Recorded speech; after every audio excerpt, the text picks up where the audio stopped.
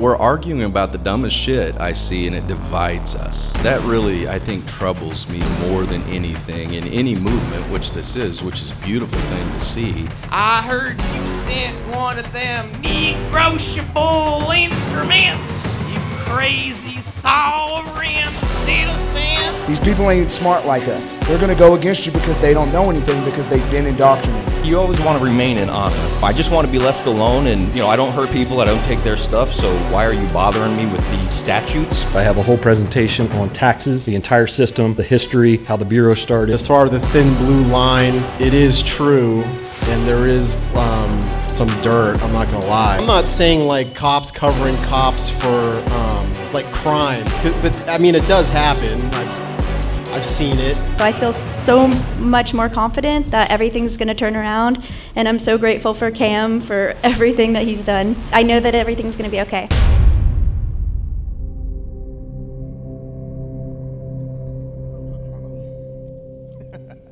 We can do a stand-up comedy routine right now. Come on, Sonny, come on up. Bring your handcuffs.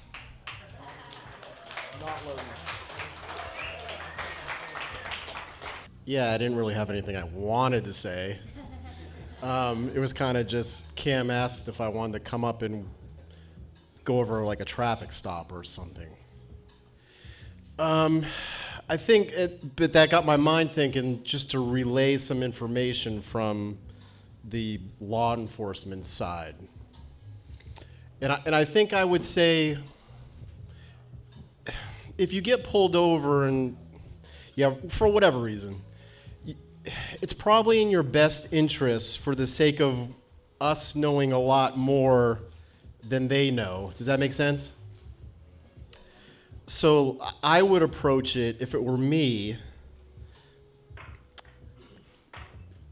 energetically. Let's say like bring be firm. I'm not saying don't be firm, but be nice and diplomatic.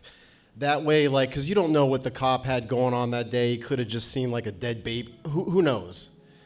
So I would say just approach it diplomatically, energetically. I don't know, maybe like shake the dude's hand. Might not happen. Ask him how his day is. I don't know. I'm just thinking what would diffuse it if I was having a bad day way back when, before I knew all this. And then, yeah, I mean, I really don't have anything planned to say. I just think it's probably in your best interest to approach it not sovereign citizen style you see on the TV, because you do want to go home, and you know what I mean. And then like Joey says, like, take care of it on the back end. Be nice, take your lump, whatever you got to do, but you can have your day in court. Take care of it on the back end. That's what I would do. So eventually, when Sonny turns in his license and all that good stuff, that's how I'm going to approach it. Like, hey, officer, whatever you want. I'm going to keep my rights in mind, but I'm not going to be combative or like, hey, I know this, you don't know this. Because at the end of the day, like if you watch when I was on Brandon's show, cops don't know even like a you-know-what hair of what you know. They get their statute book, and this is the law, and they don't know any better. I mean, I'm not like sticking up for anybody, but I am. They just don't know any. They're normal. We're normal people just like everybody else. We put our pants on the same way. We go to work. We have kids. We have families. You know what I mean? What's the average income for a police officer in America? I know it varies a bit, but what would be like a range you'd say? I think starting out at like a podunk state agency nationwide, it's maybe like 50-something thousand. I know like cities are a little, like the city I live in, it's more, but yeah, they're not making any money. They're usually working long hours, doing extra details or whatever.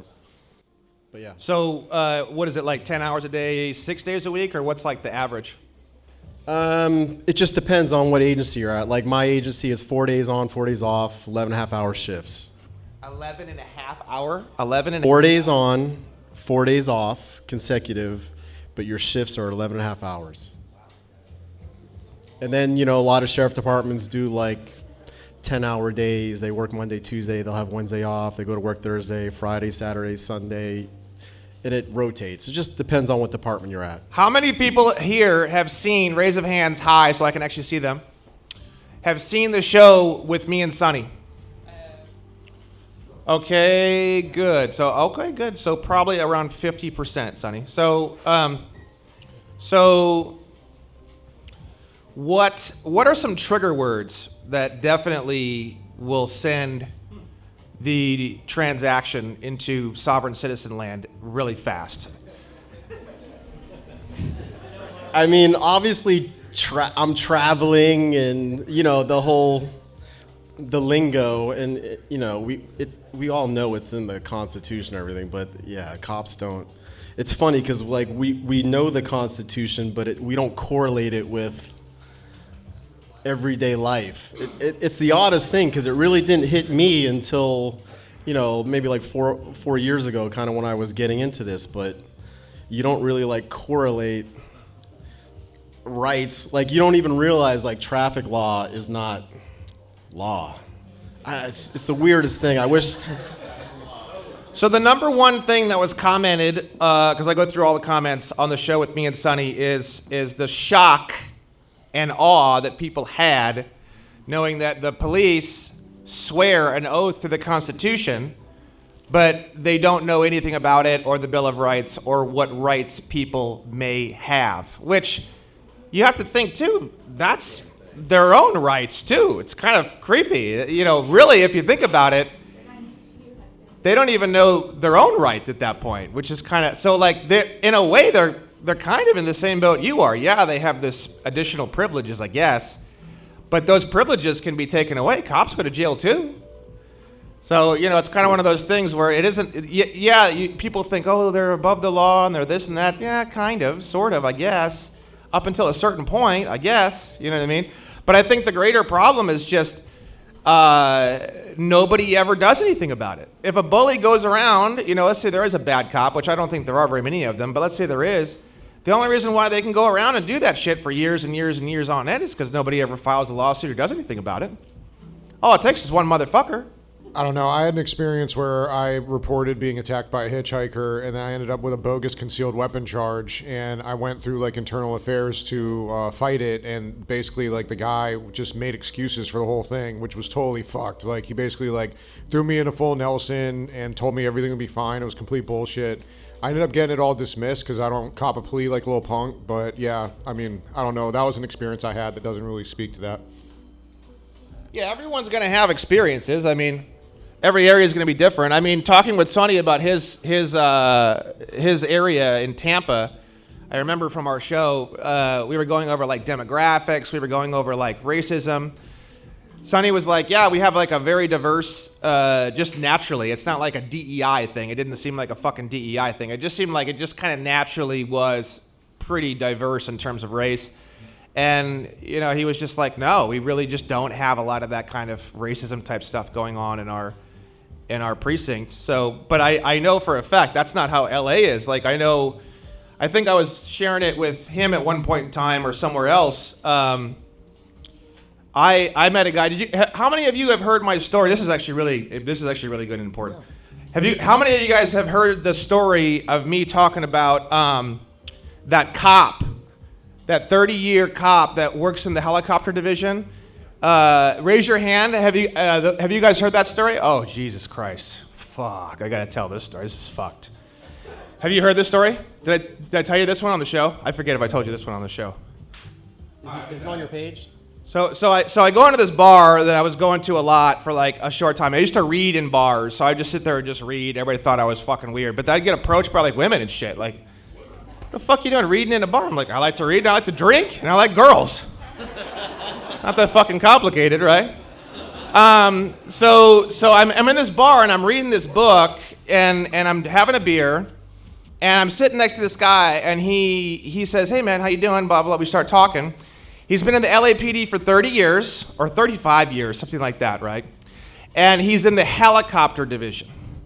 And I said, what is that, and how does that work? And he said, well, at night, he says, when you pull people over, it's like ultra high risk. And if you want to chime in on anything, you can. I don't know if it's any different or if you have anything else to say. But so what they do is the helicopter guys, they find spots where people getting pulled over, and then they just come up top, and then they just shine a light down to try to like illuminate the area so it's not as fucked up for the officer and unsafe, right? Essentially. And I'm sure they probably do like high-speed chases and stuff too, but it's probably pretty rare, right? He told me the helicopter division is sort of like a retirement sector. It's for people who have been in the force for forever, and it's essentially like a retirement type position, essentially, right? So he told me a story, and I asked him about racism. I said, what's the deal with LAPD? Everyone tells me that they're racist this. And he's like, oh, fuck yeah. Like you wouldn't fucking believe. And I go, really? And he goes, oh yeah, it's a big problem. And he goes on to tell me about, he worked down in the Inglewood area, which is like the hood, whatever you want to call it. And he worked down in that area for many, many years, and he worked with all of the big like drug lords and gang lords down in that area. And he said, Brandon, he said, a lot of those guys are actually a lot different than what you think. A lot of those guys don't want the kids to grow up to be like them. And they actually do have a concern about the area. And they're actually like, when you make a deal with them, they actually usually do follow along with whatever deal, as long as they're willing to do the deal, right? And he said that they had these contracts that they would do with the local gangs and stuff like that. Because I don't know, like, why or whatever, but like the LAPD was basically working with the gangs down there to try to figure out ways that they can kind of work together to solve some of the issues that are down there. And I think it was like 2018 or 19, there was two cops, and they were sitting in a cruiser right outside of a train station in Inglewood. Someone came up to the cruiser, killed them both, and then just walked away. And they didn't even know what happened or anything. It was like a hit, right? And I asked the cop about this. It had just happened at that time. And I said, what the hell happened with that? And he goes, oh, he said, yeah, that was basically like the end of one of those contracts that we had with one of those gangs. And I was like, okay, I guess that's how it works, huh? But it's not like, he didn't make it sound like it was like the cops were working with the gang to like do bad things. It was more like, hey, like, do your shit, but like, don't go in these areas, and like, don't go with the kids, and like, do this with the kids. And it was more like, how do we both work together to like make the community better and not so fucked up, and not like shooting each other in the fucking streets and all this, right? So, and he told me, he told me this story, which I thought was really fucking crazy. He said, I don't know how we got into the conversation, but I said, what's the most fucked up thing you've ever seen in 35 years? And he said, I got an order to go and pick up this dude's kids. And he's like, I got there, I knock on the door, and he opened the door, and he had a gun. And he said, you aren't taking my kids. And this officer, he pulled out his pistol, and he said, put it down 6 times. And the guy would not put the pistol down at all, right? And I remember asking the cop, I said, what did his face look like? What did his eyes look like? And he like started crying, and he said, the guy knew he was going to die. He knew he was going to die. And so, I don't know, 2-3 rounds in the chest, and the guy died. He told him 6 fucking times to put the gun down. He would not put it down. He shot the guy, he killed the guy. And he said, why do you think I'm in the bar every night drinking myself to death? That's what the cop said to me. He said, every night when I go to bed, I dream, I have nightmares, I don't sleep. I have nightmares, I see his face. Fucking crazy, right? And it just goes to show you, it's like, talking to this cop and listening to these things, it's just like fucking crazy. It's like, these people are not that much different, and you know, and like the amount of incompetency is the same with it's worse with the fucking lawyers, really. If you want to know, if I had to choose between a cop and a lawyer, give me a fucking bunch of cops any day of the week, honestly. I mean, hell, I'd rather, I don't know, I mean, gosh, unpoisonous snakes versus fucking lawyers. I'd probably pick the unpoisonous snakes. You know, poisonous, no. You know what I mean? Then finally, finally the bar cards win, okay? But unpoisonous snakes, I think I'd rather go with the snakes. Okay, so yeah, that's all. That's all I wanted to say. I think I talk about that in the show with Sonny. But yeah, I thought that was a really impactful conversation that I had with that cop, and it just kind of goes to show you that you don't know what people are dealing with, man. You never really know what people are dealing with. You never really know what people are struggling with, and I just think it's a good thing for us not to broadly and generally label people or each other or whatever, except bar cards. Fuck them. Even cops don't like attorneys. Thank God. Hey, we've got something in common. Look at that. Woo! That's beautiful. Yeah, dude, honestly, fuck, man, I don't even know. Like, if I had to choose between, like, just complete fucking domination by the cops and they could just do literally whatever the fuck they wanted compared to a world run by bar cards, I'd probably pick the cops, honestly. I don't know. That's a tough question. Anyways, this guy was raising his hand for a while. I'm going to give him the mic for just a second. I just wanted to say that I did go up and talk to Sonny, and I'm glad that he's here. I guess. Oh, thank you.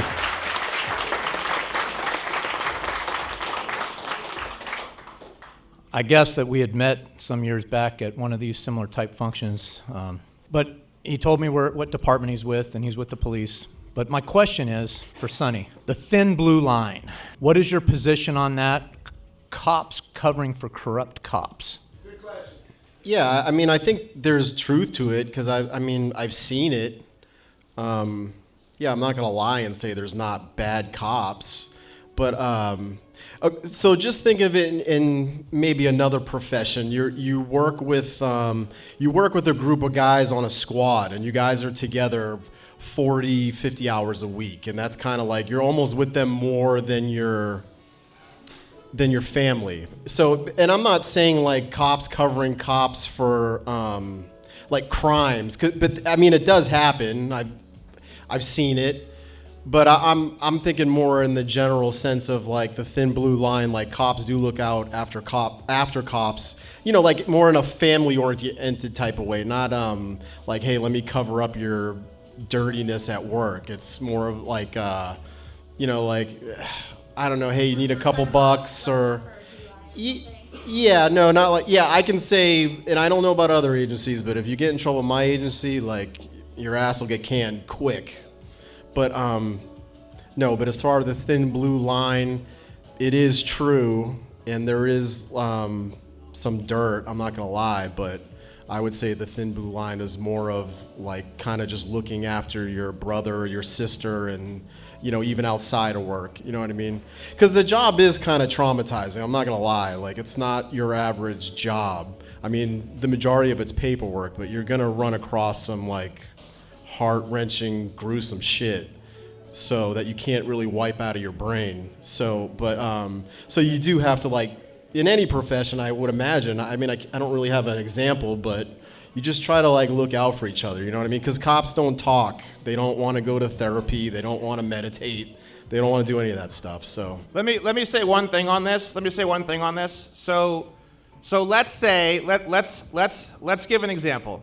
So let's say I'm a cop. And let's say I have 2 little babies that I love more than anything in the world. Like fucking Cam loves his fucking kids more than anything in the fucking world, right? So let's say we got something like that. And I've talked to a few of you in here as well who are in the same boat, who have some family court-related issues.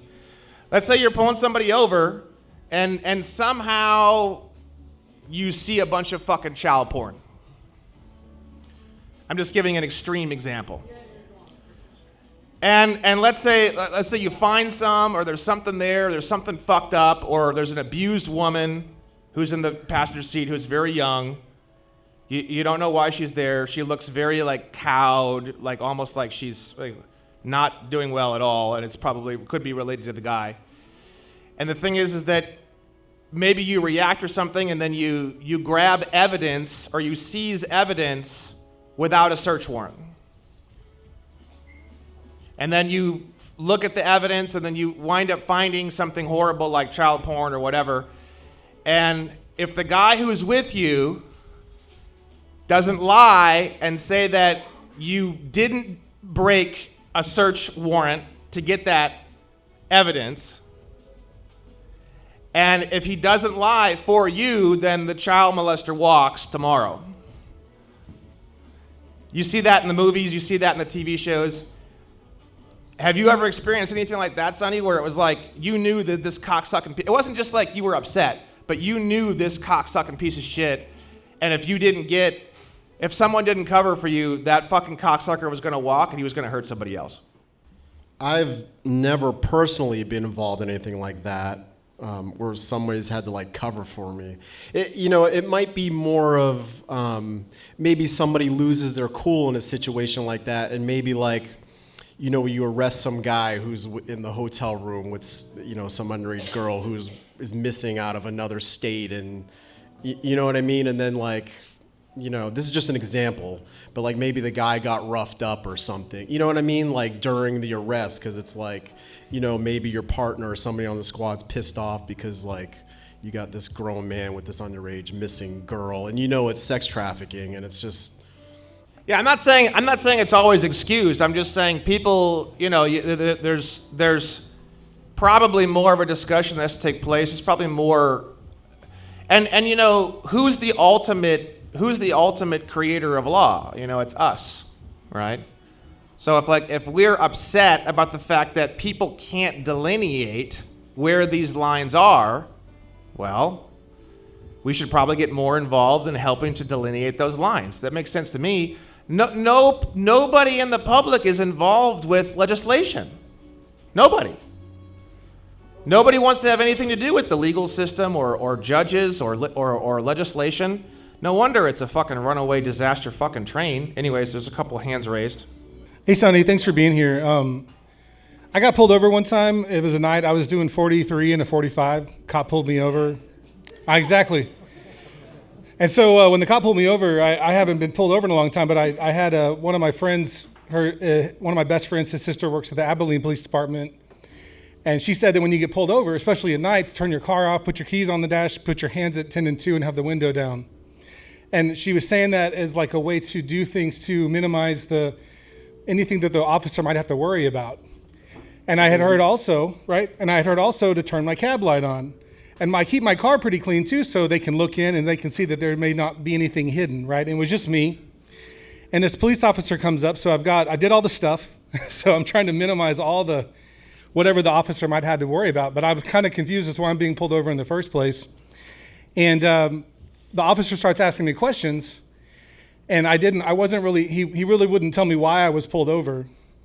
And he starts checking everything on my car, like the headlights, the tail lights, the license plate lights, the VIN number, then my registration, my insurance. He's going I'm like, what? Do I match the description? It was a Sunday night at 9:00, and I just went down to the gas station to get a soda or something, right? And I'm like, what is going on? And so I'm trying to ask this officer. And earlier Brandon said, what are some trigger words that could put you into sovereign citizen territory or land? That was funny. I have the opposite question is there anything I can do or maybe say that might actually build better rapport? Because I'm trying to chat the cop up and ask him questions and let him do his job at the same time. But there was one point where he had a little device that looked like a phone, and I kind of glanced over, and it looked like a cell phone, but it looked like maybe it was issued to him or something because it had extra stuff on it. And I kind of glanced over at it, but it had a profile of me. It looked like a web page. And I was like, I don't know what that is. And then he asked me for my phone number. And this is 6 years ago. I didn't know any of this stuff. So I was like, oh, sure. But at the same time, I'm like, if he's asking me for my phone number, it must not be in the system.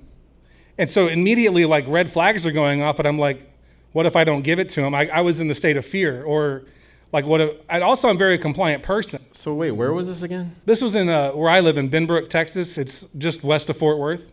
That department must have a big budget, because I have no idea what the hell what you're talking about. He put my phone number in his little device, and I could see that it looked like a web page of some sort with my address and I was like, I don't know at this point though, this guy was not giving me any he wasn't giving me any into having a rapport with him. And I just kept in my mind, I was like, what can I say to this officer that would have him give me any sort of good response? And I was going to ask you if, like, we run into an officer that doesn't want any part of a conversation, that could be having a bad day, are there words, like trigger words on the good side, though, words that would, like, if you run into an officer like that, is there any advice you might have to give us when they're giving us all, we don't want to deal with you, we're pulling you over, we're not telling you why, etc.? So from what you're explaining, it sounds like they're looking for a specific type of car or something, and it sounds like you kind of matched what they might have been looking for, and he was on high alert. I'm just giving you my, couch quarterback. I'm not even going to pretend to know. I'm just giving you a guess. But that doesn't really make sense to me, but it just sounds like you matched something that they were looking for, and they were just verifying all the information for him to either confirm that you're not who he's looking for or to confirm you are who he's looking for. But obviously you weren't. But does that make sense? So it sounds like you did everything right. It's just he was hyper-focused on making sure or verifying something. That's what it sounds like to me. I asked my friend's sister, who's a police officer in Abilene again, and she said, it sounds like he was bored. And that could be the case too. I don't. Maybe he's fresh out. I don't know. It's the same thing if you're working at a fucking office job and you got to deal with people all the time. I mean, maybe there's a couple Tuesdays where you just want to have a shot of whiskey and fucking go to sleep in the bathroom. You know what I mean? But yeah, I would say, like, it sounds like you did everything right. It's like you don't want to be too chatty because, like, the officer mindset is like, oh, this guy's like covering for something or he's trying to distract me from something. But then, like, you do want to be personable. I don't know. That's why I said in the beginning, you kind of want to, like, feel out the situation, be diplomatic, be firm, come at it from, like, a tactical, like a spiritually tactical mindset. Feel out the situation. It seems like everybody here who I've met knows what I'm talking about. Like, every situation is going to be different. You get an asshole, you might get a really nice. You could, not that I do traffic stops, but you could have got me. You know what I mean? So it just depends on the situation. But I think the three pillars are. I'm using your stuff. Just diplomatic and firm, but don't. Like I think Joey said, like if the cop's like, hey, can you step out of the car can you step out for a minute? So me personally, I would step out. Now, that's not what I'm telling you to do, because it's your right not to. I'm just saying, like, I'm gonna go home and I'm gonna take care of it on the back end when I need to. So my point is just comply, because like you're not doing anything. So just for me. Don't do what I do. If you want to, do it. But step out, be compliant, but be firm. Because obviously if they ask me to, like, search my car, I'm going to be like, no. Even though I don't have anything in there. But so I'm going to exercise my, you know what I mean? Go ahead, bring the dog. I'll wait. It'll all just go on the back end in court. So. Yep. And good point. And everything's recorded. So you have the body cam. It might take a while to get it, like one of the guys here, but have your own recording device. Listen, it's all going to take, as long as you're just come across as not a threat. And so to give the officer the warm and fuzzies, in my opinion, it's going to go fine. It's when you start like, no, you start spouting off all your knowledge and stuff, and the guy has no clue what you're fucking talking about. So just keep that shit to yourself. Use it on the back end. Smile. Don't act like Brandon. Go home. No. Yeah, don't act like me. I'm a solver. No, I'm just kidding. I had a one thing I wanted to say on that really quick too is I have a guy. I actually did a show with him. The guy, what's his name? The Thor-looking dude that I did the show with, talking about his getting pulled over and all that. I forget his name. Captain Taylor Morgan. Good guy, interesting guy. Fuck. So he went to court for one of his traffic stops. He got a jury trial, And the jury found him guilty because he's acting like a fucking crazy person. So keep in mind, you have the right to a jury. So it's almost like, you can almost think of it like you're doing a television show. And the body cam footage and your footage and everything is going to be seen by a jury, possibly, eventually. That's a whole nother massive subject, because state citizens have the right to be tried by a jury of their peers. U.S. citizens absolutely do not. So that's a whole nother story we're not going to get into right now. But my point is that if you do wind up like Captain Taylor Morgan winding up being tried by a jury of your peers, they don't understand any of this. All they see is some handsome fella who looks like Thor, who's acting fucking like a crazy sovereign citizen lunatic piece of shit, and they just find you guilty. So they don't understand anything from any direction. But if you're standing there and you're kind and you're offering a handshake and you're doing this and you're, may I ask a question, sir? Yes, sir. No, sir. I do not consent to any searches and seizures, not because I'm hiding anything, but just I enjoy the feeling of flexing my rights and my muscles. It feels good, sort of like going to the gym. I'm getting a dopamine blast just talking to you about it.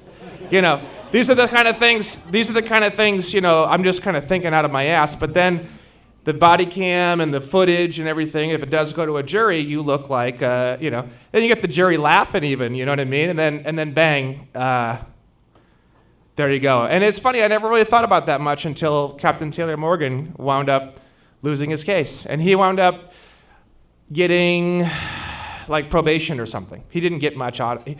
So, he went all the way, and he was nervous, and he could have gone to prison, and they were telling him, oh, you can go to prison and all this, and he wound up just getting, he was cool though. So during the proceedings, he was like, look, this whole thing's been very humbling. I understand, that I was kind of acting a fool and like this and that. And like, he really did believe that because he was pretty wild in the video. It was a different video. It wasn't the same video him and I went over in the show. It was a different one. And he was acting like, even me, I was like, Jesus Christ, bro, like chill.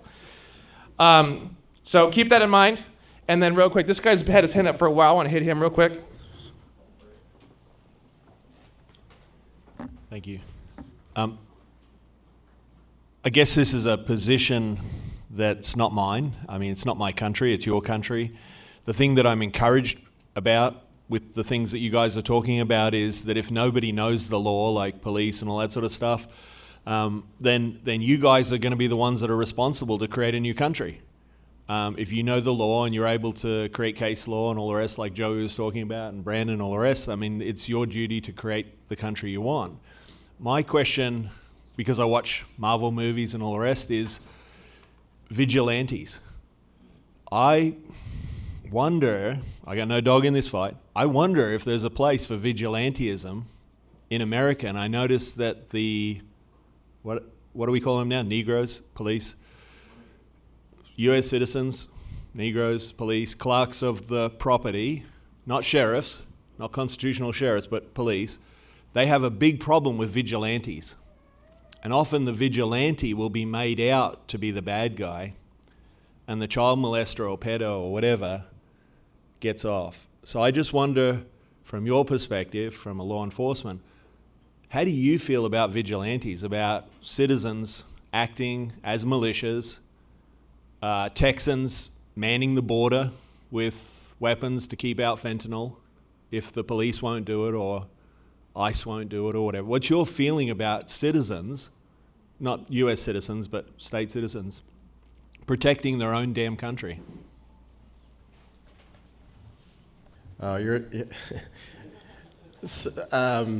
So my lens is now is like, I'm a 100% constitutionalist, so I'm on board with,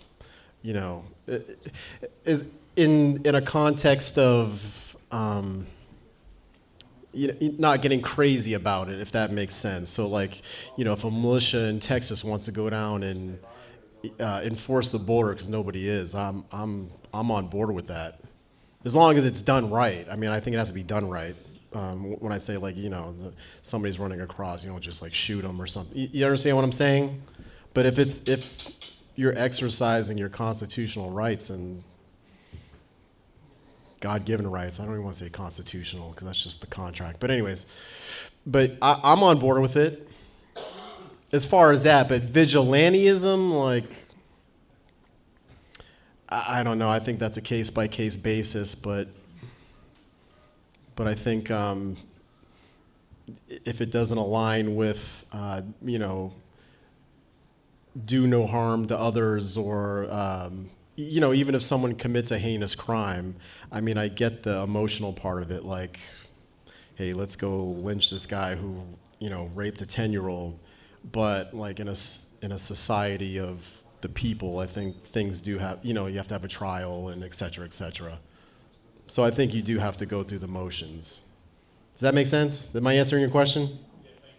What we're going to do is we're going to do Cam and Sonny are going to do something now, and then hold your questions, because, frankly, I think after this and with him, it's actually going to be better for a lot of these traffic and driving related questions. So here we go. I'm going to give it up to Cam right now. Okay, so what I want to do with you is like a traffic stop. I'm going to run through some of these do's and don'ts real quick. So I want y'all to remember that an officer is required to read you your rights before questioning or searching you if they have placed you into a custodial arrest. It's number one. They have to read them. If they don't, it's going to get suppressed. So on our first night, Friday night, we had 2 Operation Wisedome members that went to court. Sarah went to court. She had a jurisdictional hearing. She had part of her motions granted in relation to a prejudice and bias. So we got a 211 disqualification of the judge because the judge in an order stated that she was a sovereign citizen. So boom, that judge is gone. We got that granted. Then my other boy Hayden, he had caught in a DUI out of Florida. And all we really utilized was a certain statutes like 316 or something like that in relation to that if you swerve, right, that and there's nobody in the way of the swerving, so you didn't put anybody in harm or threaten them in any manner, that you can't pull somebody over just for swerving. So he went to court on Friday, had an evidentiary hearing. He questioned the officer, deposed him for an hour, and when they got done with that, the judge literally said that everything from the point of when the cop came up and shined the flashlight has to be suppressed. So we're out here winning like constantly now. We're getting a lot of good plays with all of our people in Operation Wisedome, and you can check that out too. You just got to go to Hayden DUI Florida. You'll see everything about him. So you can utilize that if you ever had any situations like that. So then, before we even get into this, I got to make some announcements. Sorry. See, I'm all over the place. All right, so what I did is I gave y'all access to Discord on Operation Wisedome for free. And I don't like to hella charge people. I'm not about that. So I just asked if y'all want to truly be part of Operation Wisedome all the way, maybe you can give a donation. We have a donation type system set up. If you don't have it, that's fine. But if you feel it in your heart and you find the value, please do so. And then we also have our traffic law reform. I don't know if y'all have seen this or not, but we currently have a petition right now with over 1,400 signatures. And what we're going to do, because we're having all this autonomous driving and everything happening, we have all these deaths that are occurring all over our nation, like I've been talking about. We're moving for a petition to kind of go in this aspect here, which is New Hampshire. So what I want to touch base on right here is this is a bill actually that was introduced in New Hampshire, and it actually passed on the lower level. So you'll see right here. We have 262 yays to 68 nays. It passed. It went to the next level. So what's really cool about this is the aspect that what you'll notice is that this House bill, I guess I'll just read just a second of it, but this bill restates the right to travel and requires the Department of Safety to provide at no cost to all non-commercial automobile and non-commercial conveyance owners a decal and identification card that state the holder is exempt from registering his or her automobile or other private conveyance under the superior authority of RSA 382-A, and it says 9-109. Does anybody know what 9-109 means? Or what it entails? Anything? It's a UCC. Does anybody know anything else about that specific code? No? Okay. It pretty much determines that your car, your automobile, is a household good. It's a household good. You need to understand that. It's very important. There are a lot of things in this world that they try to tell us we're required to have licenses and things for, but you're not looking in the right places to understand that you really don't. And you can utilize their own codes against them. That's what we do.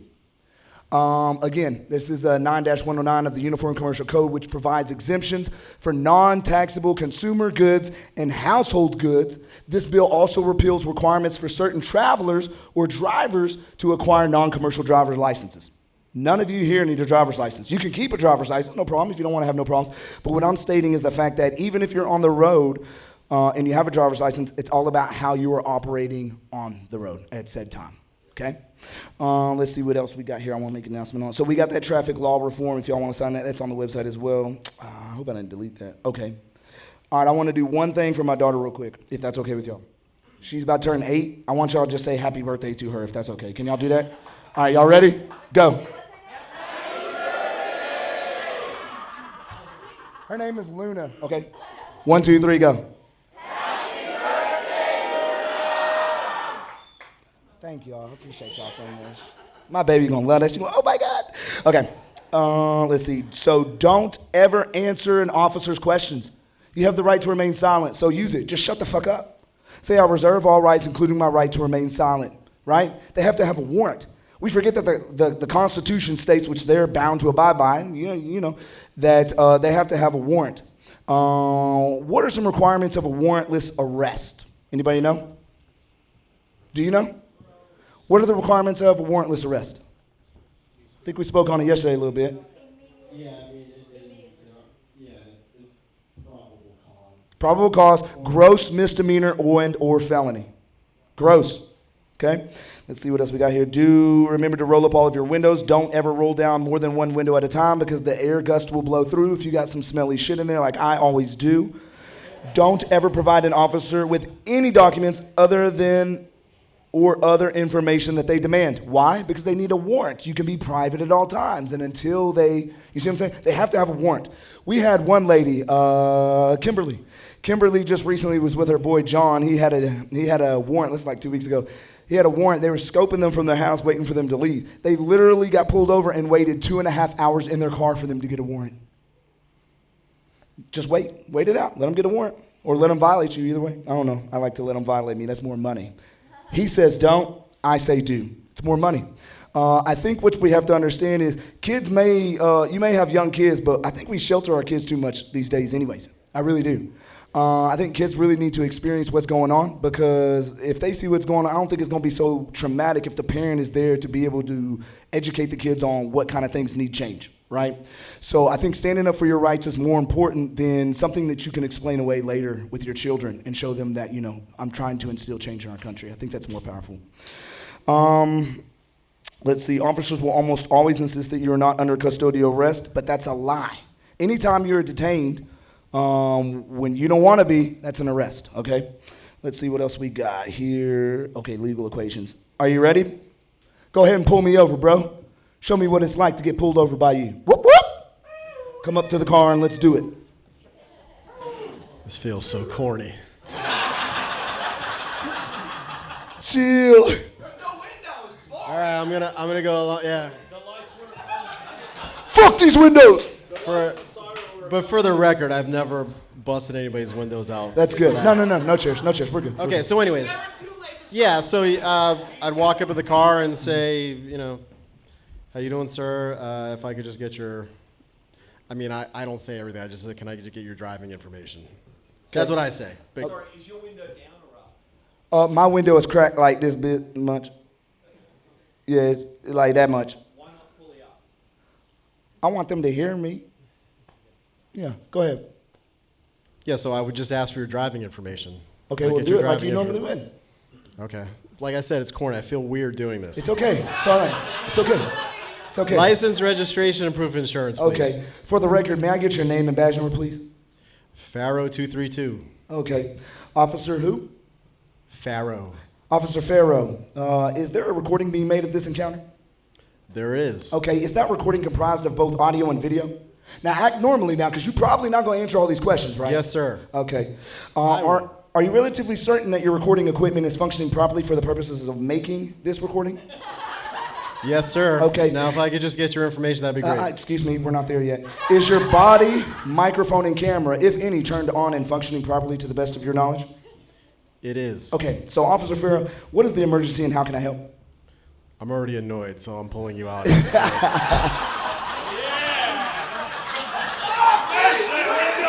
These windows about to get fucking busted right now. I swear to God. These windows are done ASAP. All right, I'm sorry. What was the next line? Okay.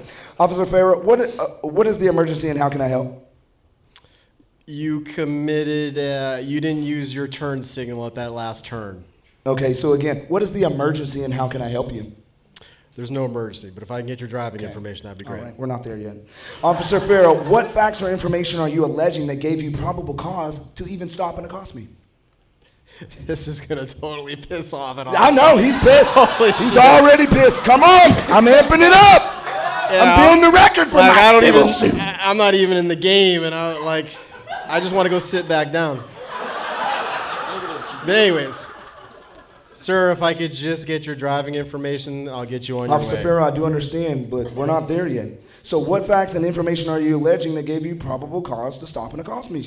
I told you what traffic infraction you committed, so therefore, by state law, I am able to get your driving information. And yes, you are being detained right now for a traffic infraction.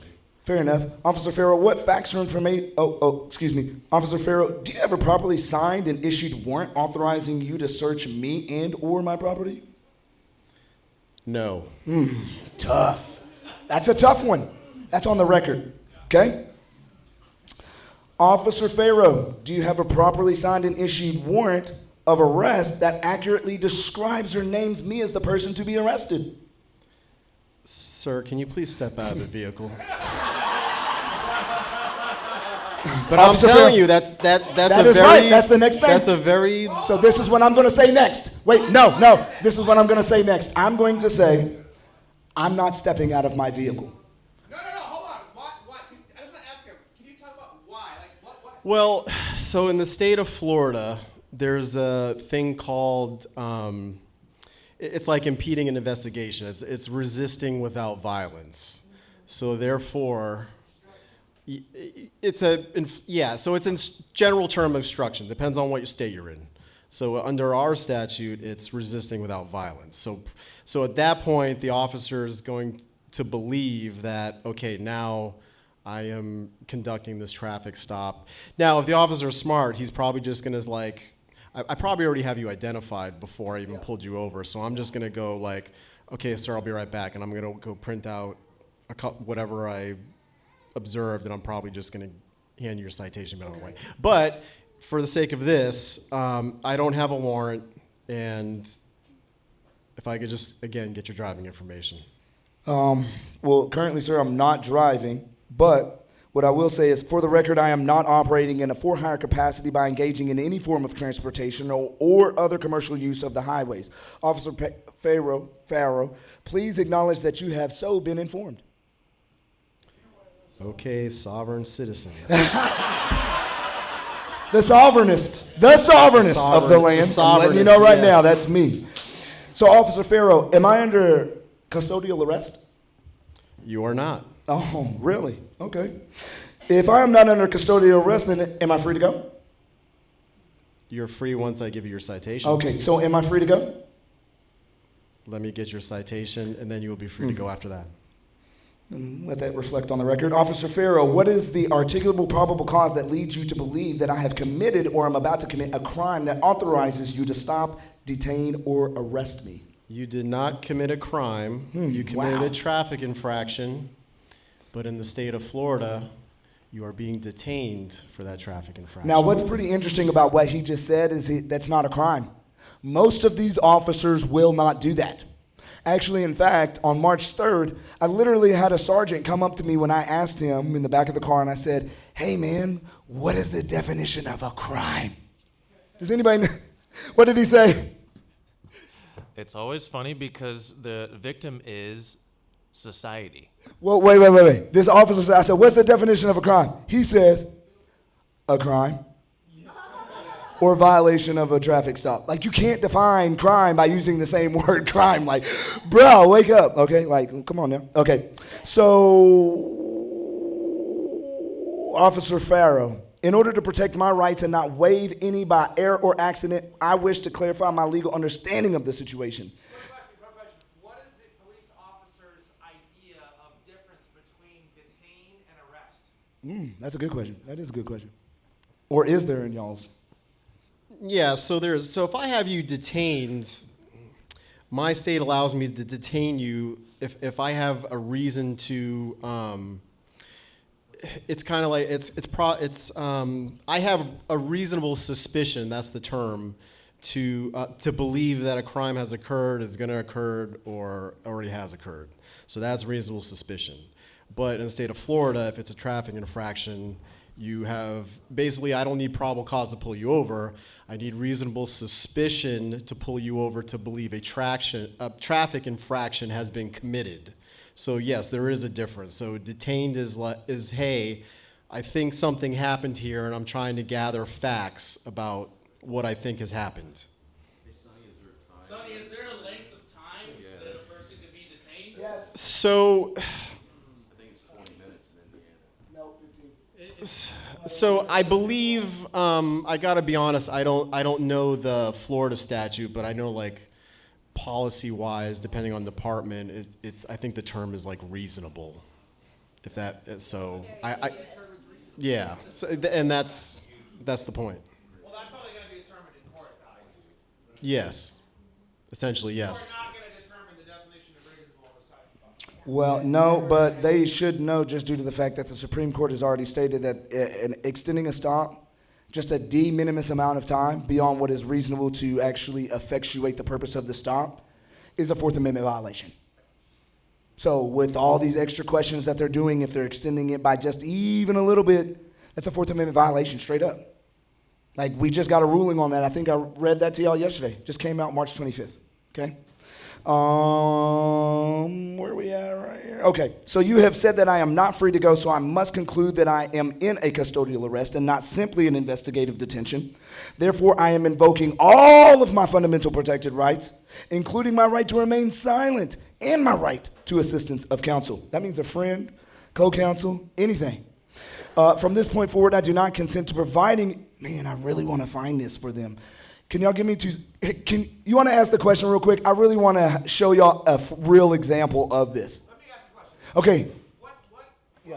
I have to find this for y'all. It's too important. What kind of experience what kind of experience or training are you guys given for people who may have or say that they have diplomatic immunity?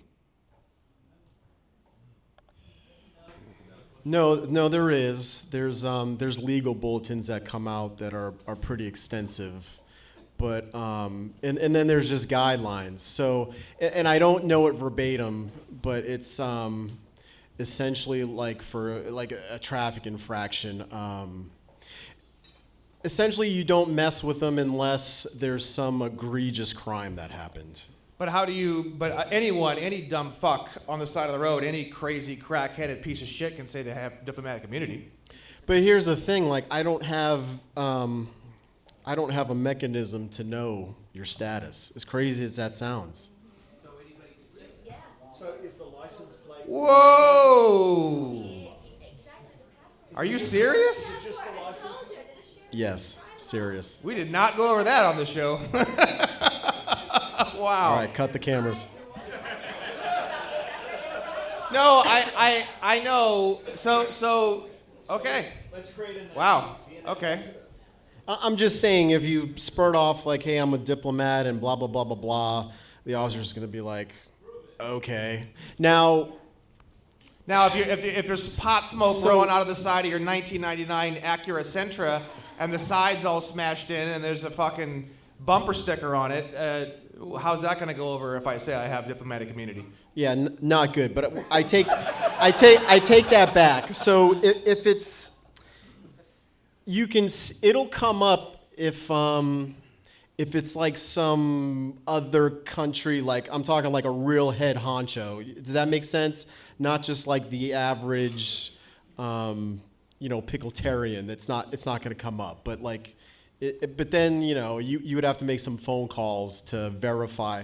Like if it's some dude that looks like he's the Chancellor of Germany or something, you're going to make a couple phone calls to try to get it verified. But other than that, the average picklitarian, no, it's not gonna pop up and be like, oh, they got diplomatic immunity. Have a nice day. Now, from your experience in 19 years, how many of those sorts of encounters have you personally experienced? Any level of diplomatic immunity or anything like that? You know, maybe a handful. It's so long ago. Usually around like, Busch Gardens, you get all the crazy like international driver's license, the certain kind of diplomat passports, and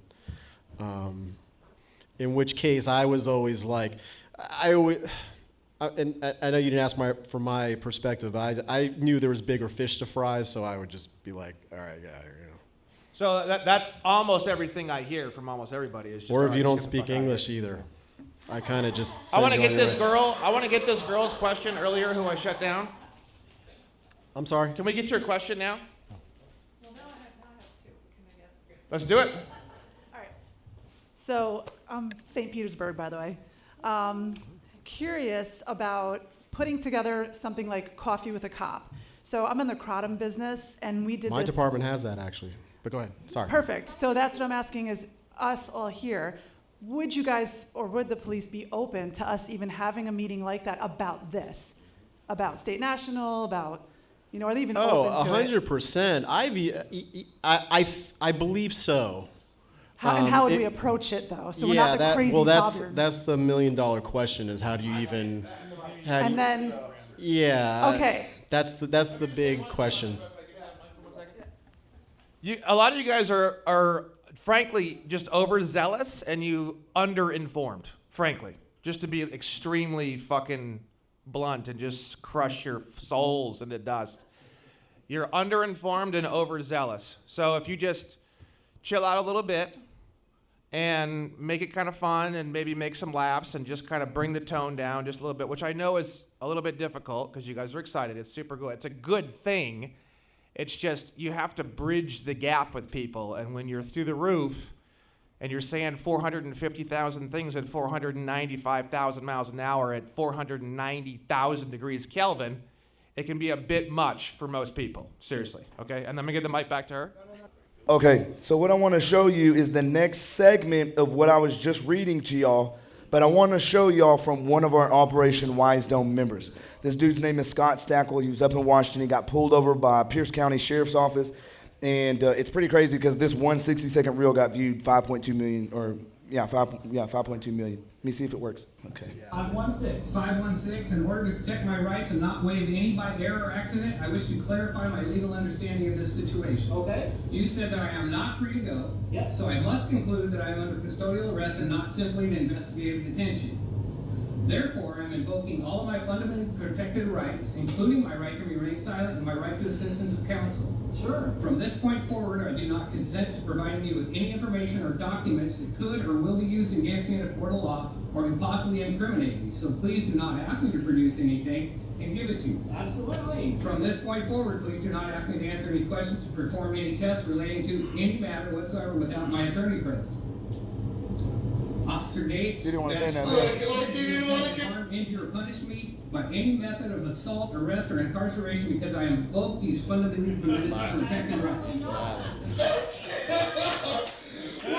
Right? It's pretty amazing, right? It's pretty amazing that the cops are sitting here being like, no, I'm not going to pull you out. I'm not going to violate your rights. That's a good cop. It's a good cop. He knows his boundaries. Yeah, and that's important. That's what we're trying to bridge. So I just kind of wanted to show that aspect. I don't want to go through the whole transcript right now as far as the traffic law reform, but I did want to show y'all at least those aspects and see how do you feel about aspects like that? Like, is that something like you would do, or are you more of, or is your department more of like, we're going to break windows?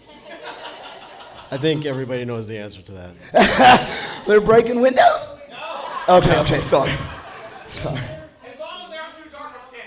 Okay. So the angriest guy, would he have broken the window? Would he have got him out? The angriest guy, would he have got him out if he did all that shit? Somewhere. I mean, yeah, somewhere in America. Because I'm already angry with him. Yeah.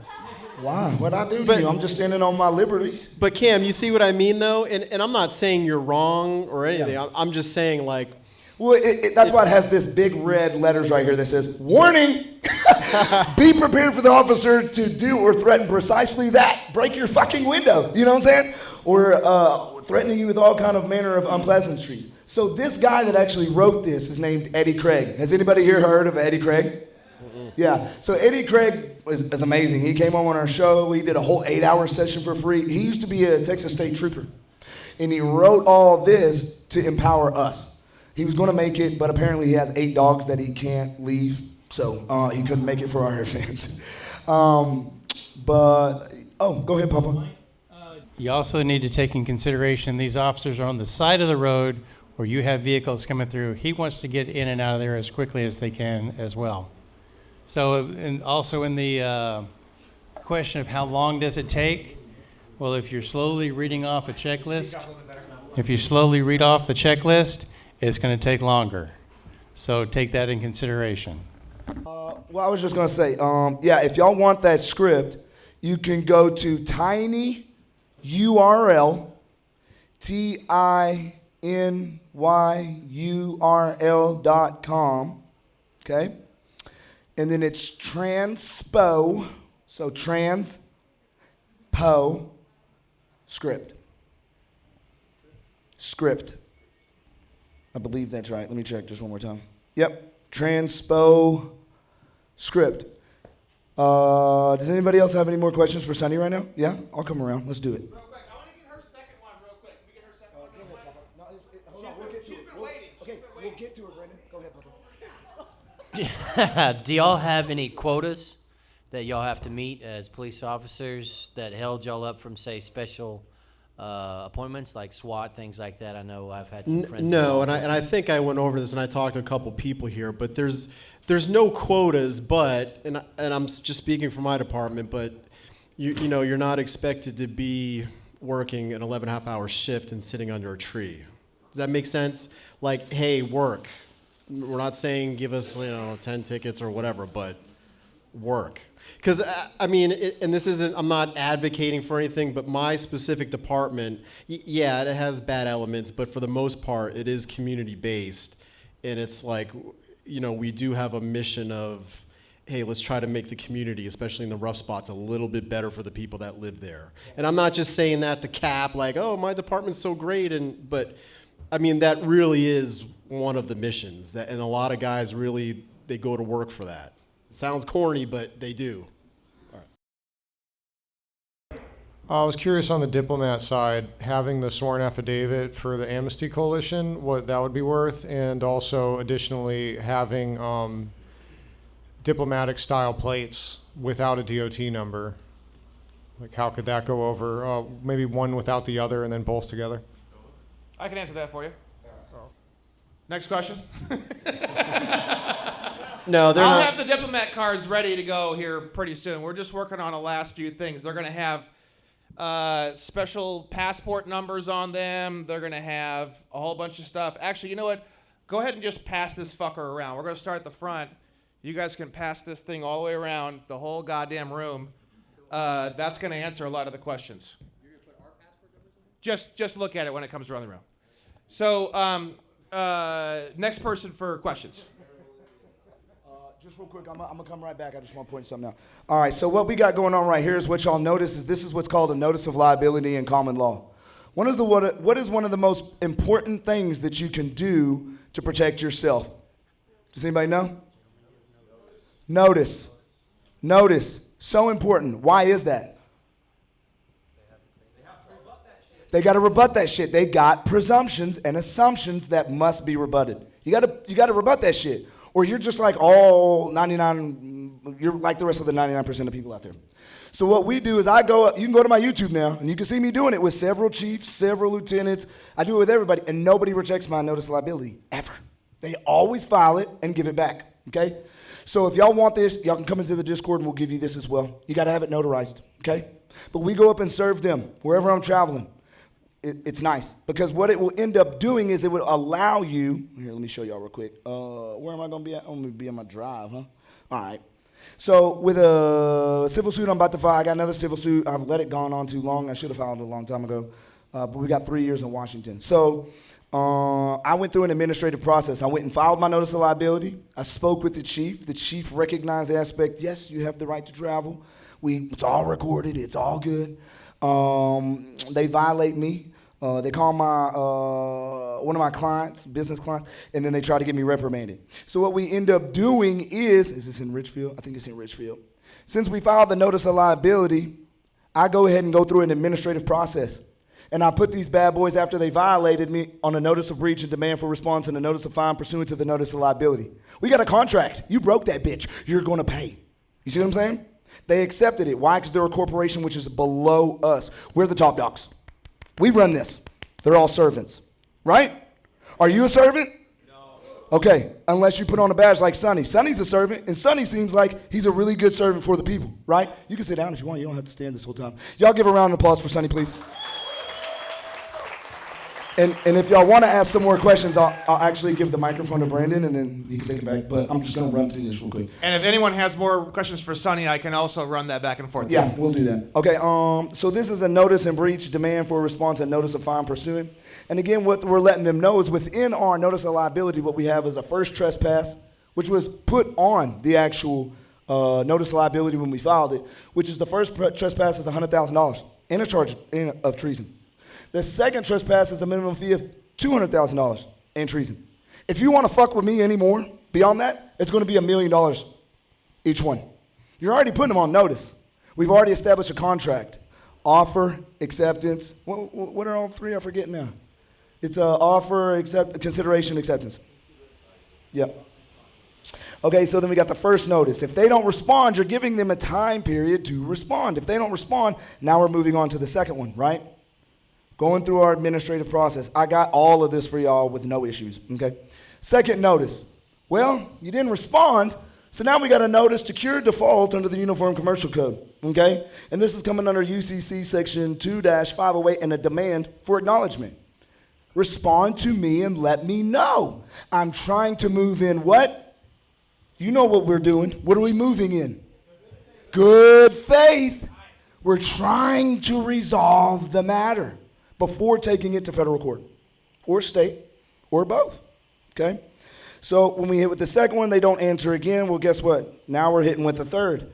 And you bad boys, this is a final notice to cure your default pursuant to UCC section 2-508 and a terminal demand for acknowledgement. Further to the notices of breach dated August 15, 2023 and of September 2021. We send it both to the chief of the police department and city attorney. Okay, letting everybody know what's going on. If they're not going to respond again, well, guess what? We just went ahead and moved forward to the insurance company and let them know what we're doing. Okay, so we make a claim with the insurance company and let them do their investigations. With this officer here, Sergeant Duran, okay, he actually got fired after I filed the insurance claim. Wait, did y'all hear me? He got fired once I filed the insurance claim. Straight up, that's how it goes. It is power. I can't believe didn't nobody clap louder. But y'all better give a clap. Fuck y'all talking about? For real. I worked hard on this shit. Okay. Then, of course, we're doing our intent notice to sue. Okay? Now, like I said, I'm a little far behind, October. But it's because all these people have fucking been draining me to do all their goddamn paperwork. I can't even get the next suit filed, right? But again, what we end up doing is now we're doing our notice of intent to sue. Like homeboy was talking about yesterday, okay? This is what we do. We do it. So I wanted to show y'all that. That's an administrative process there on just one thing. Y'all got some more questions for Sonny though, right? Yeah? All right, let me run back. Let's run around. I like to move around and be engaging. Yeah, let's do it. Come on. Come on, we're doing it. Yeah, sorry to trouble you, Sonny, but can we get Joe Brandon Williams pulled over here? Oh, Brandon Joe Williams pull over? They want to see a Brandon Joe Williams pull over. They want to see a Brandon Joe Williams pull over. Get your ass up here. Sonny, get your fucking ass up here! Sonny. Yeah, get your ass up. We're making it fun today. This is going to be real short, so. Yeah, just break his windows. This is not my No, event. well, it's funny. Before we start this, obviously, so before, when it comes to the 14th Amendment, I'm in a completely different position than these two are. I think with this, I think Cam is in a completely different position than where me and Joey are. I think me and Joey are in alignment on this one more so. I want to be his friend. I want to leave. I don't want to deal with any fucking bullshit. I'm not going to file anything. It's going to be the easiest, simplest fucking thing in the world, and I'll show you guys right now. I'm not affiliated with this event, by the way. People watching at home. Oh, hi, officer.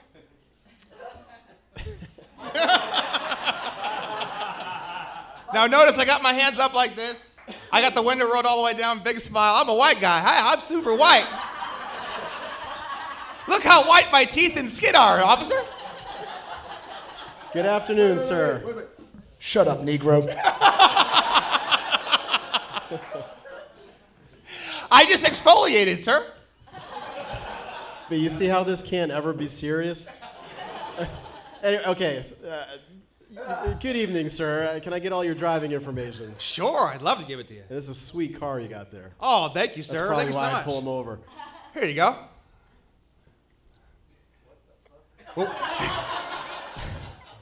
Sir, driver's license. Do you have a driver's license? I'm not allowed to have a driver's license, actually. In order to get a driver's license, I have to be a U.S. citizen or resident alien, and I am neither. All right, that's great.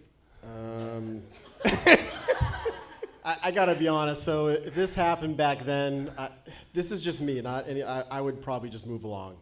I would just be like, all right, have a good day. I'm being serious. I would just be like, have a good day, sir. Yeah. Or depending on what was going on, I would probably just be like, okay, and I would just start printing out whatever I was gonna give them. To be honest with you. Would you ask any questions like, well, you're a resident, if you're here or whatever, would you? No, you wouldn't get it either? cops don't know that stuff. I mean, well, yeah, I would be like, well, where do you live? Are you a Florida resident? Blah, blah, blah. Sadly, sir, I'm not. I'm actually not allowed to be a resident, so I'm actually technically what's called a non-resident alien. So I'm kind of like just a visitor, essentially, from another country. But I'm doing it under like a diplomatic umbrella. So then I would be like, well, what's your address? I couldn't give you an address, officer. The reason why is because if I did, it's sort of like trying to establish residency, and I feel like I would be basically like giving you false information because I couldn't have a residency even if I wanted to have one. It would be essentially fraud for me to give you an address and tell you that I'm a resident when I'm really not. Do you have a body cam on right now, sir? I do. Yeah, so the thing is that anything, and I'm assuming anything I say can and will be used against me in prosecution. Is that correct, sir? Yes. Yeah, so if I told you I was a resident, I'd be going to prison. So at this point, I would get his license or his card, and I would say, okay, sir, just sit tight for a second for me. And I would be back running his stuff because he sounds like a psycho, if that happens. So, and then I would probably come back either with or without citations. Yeah. And then I would be like, but now I'm trying to think of like, I don't have an address for you. So now knowing what back then, that would probably be an issue. So you can't give a citation until you establish residency. You can't give a ticket until you've established residency. So long story short, if this was me back then, he would just be sent on his way because that's just something I don't want to get into and tie up an hour or two of my time. Now I have a clean car. There isn't shit all over the floor. There isn't dirty old rat fucking infested God knows what. The car isn't all fucked up and crushed, and there's not smoke and fucking pot smoke barreling out of the fucking windows. My window was all the way down, and I had my hands at 10 and 2, and I was telling him, sir, and being kind to the officer. And just let you know, what would probably happen is, would get his stuff, run them, and then I would verify the VIN. I would go and get the VIN and write it down and run the car and make sure it's not stolen, all that good stuff. So I left some stuff out, but you'd be there. That would make things even more confusing because my car's under a trust in South Dakota, so it would come up as a trust name. And then what would you do if it came up as a trust name on the? Then you'd really be fucking over. That would be no issue. It'd be more of like, hey, is this car stolen or something? But how often do you run a car and a trust comes up on the computer? I mean, pretty much every rental car agency is under a trust. Really? Showing that camera off. But okay. Yeah, I didn't know that. Okay. There is trust, LLC. Does the trustee name come up on a trust? No. This is just for the registration. This is just like I'm reading your registration. Yeah, but if you pull me over and a trust pops up and you say, are you the registered owner? and I say I'm the trustee of the trust, does it say the trustee's information on the computer? No, that's not gonna. It's just who's the car registered to? The Blasey trust. Blah Trust. That's it. And it's gonna have the. So how the can PO you box or verify? the How business would you address. verify that I'm a trustee, or would you even ask that question? No, you would never ask that question. And then at that point, like, well, this isn't the registered owner of the vehicle. But you know it's a trust. Yeah. So how can you verify that I'm a trustee or not? It doesn't make any sense to me. I know because you're way above, but cops are looking So for how very would a specific cop things. handle that? So he doesn't even understand trustees or anything, but he sees a trust. So he's got to think, registered owner, like how would he bridge the gap between there's a trust on the computer and there's a human being in the car? How do I find out if they're the registered owner, the RO? How would you? Or do they even have those conversations? Well, it would in their come head? up stolen, but it's not even. And I'm speaking for me. It's not on my radar. I don't care because it doesn't apply to my everyday duties. So you would just let, by that point, you just be like, get the unless fuck it out of came here. up stolen. Basically. Okay. Have Okay. a great day. I don't care who the trustee is. I got a good question. So the whole thing only Hold on. took 2 minutes. Okay, so I got a question. Everybody always wants to know, I'm sure everybody wants to know this. In the computer system, is there a do not detain? Never seen that. Never seen it. But that's a state system, right? Never seen it. Okay, now look at what's on the screen. Okay, look at what's on the screen. This is more applicable to your do not detain. I'm going to read it for you. Non-resident violator compact. As of the publication of the following, states are not members of the non-resident violator compact, and persons holding a driver's license from the following states should not be issued an appearance ticket for any violation. Alaska, Montana, California, Oregon, Michigan, Wisconsin. There's a reason why I keep those dead plates, Oregon plates on my car. There's 6 states that are not part of the violator compact. Has anybody ever heard of the AAMVA? Yes. No. Show of hands of anybody beyond the people that know me that have heard of the AAMVA. Wow. That's insane. Okay. So the AAMVA is actually a private member association that literally makes all of the laws and statutes and policies for every municipal police department and or sheriff's police department. If you go look up AAMVA on YouTube, they literally have promotional videos talking about, yeah, the sheriff's office down in Florida, Broward County, they're number 1 this year for the most arrests, right? They're promoting this shit. Yes, it's that bad. It's pretty bad. Now, the AAMVA actually dictates what the DMV does. So it's a non-governmental association that is dictating government associations. Isn't that wild? Private member association, not linked with the government, taking over and dictating what goes on in our country. Don't you think that's a little foul? I'm sure there's people from certain associations that would love to see those fucking windows broken, right? It's the whole goal, it's the whole agenda to keep us enslaved, right? So these things are kind of important too. So this non-resident violator compact is pretty important because maybe you just want to go get a driver's license from one of these states. Well, if you did, it looks like you're protected from never getting issued an appearance ticket. And you can go check this up all you want. I know it's just a small screenshot, but this is real. This is legit, okay? What do you mean, what is it? If I have a California... If you have a driver's license from any of these states have not agreed or put themselves into the compact. What's a compact? Agreement between all the states. Everybody, all these states have come together to make a compact that, hey, we're going to help each other out. If like Texas is over here in this state and you're violating, then we'll work with you in the ticket system and all that, right? But if you're a member of any of these states with your driver's license, which I don't get in contract, I'm not going to waive up my rights for a fucking privilege. I don't need the fucking privilege. I do what I want, right?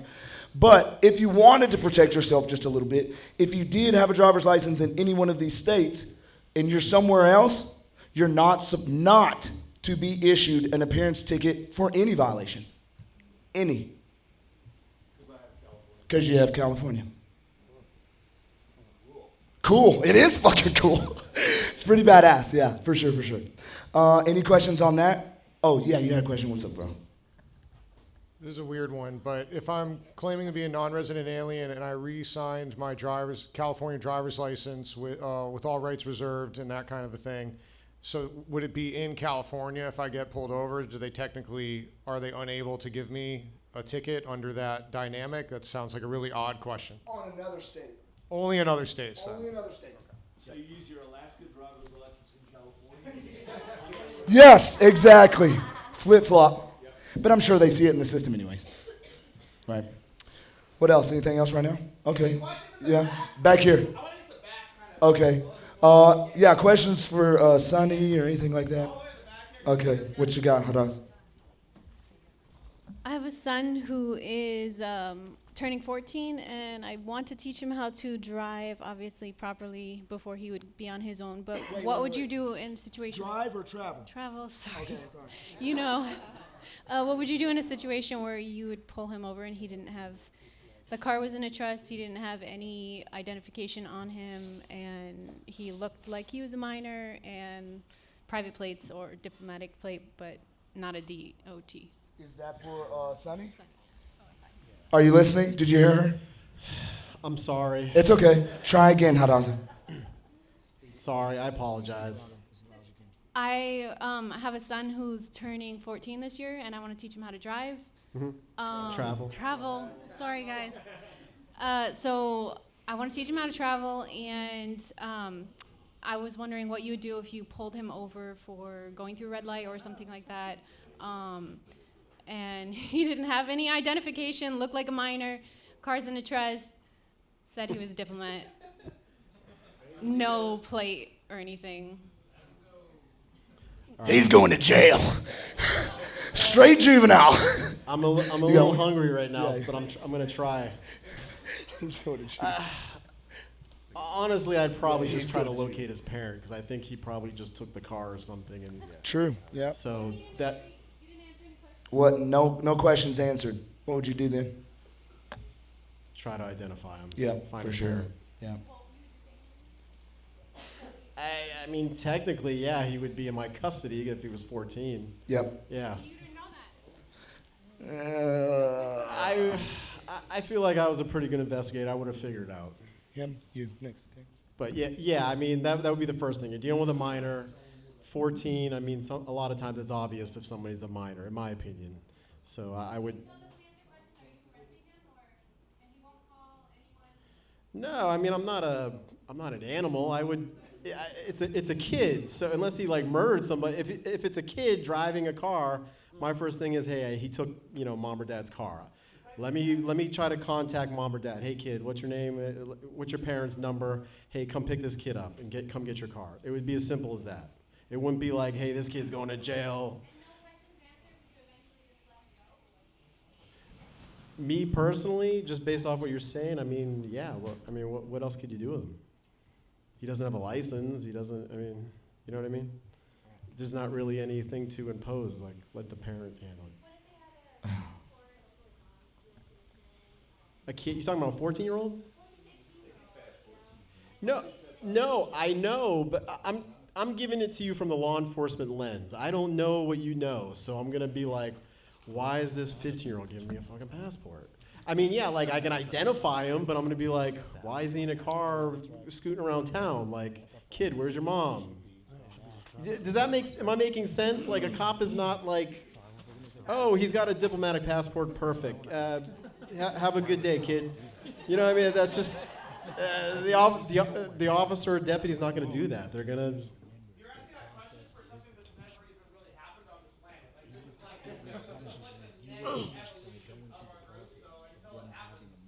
yeah, I'm just letting you know what would happen. I mean, maybe in 20 years, different. I don't know.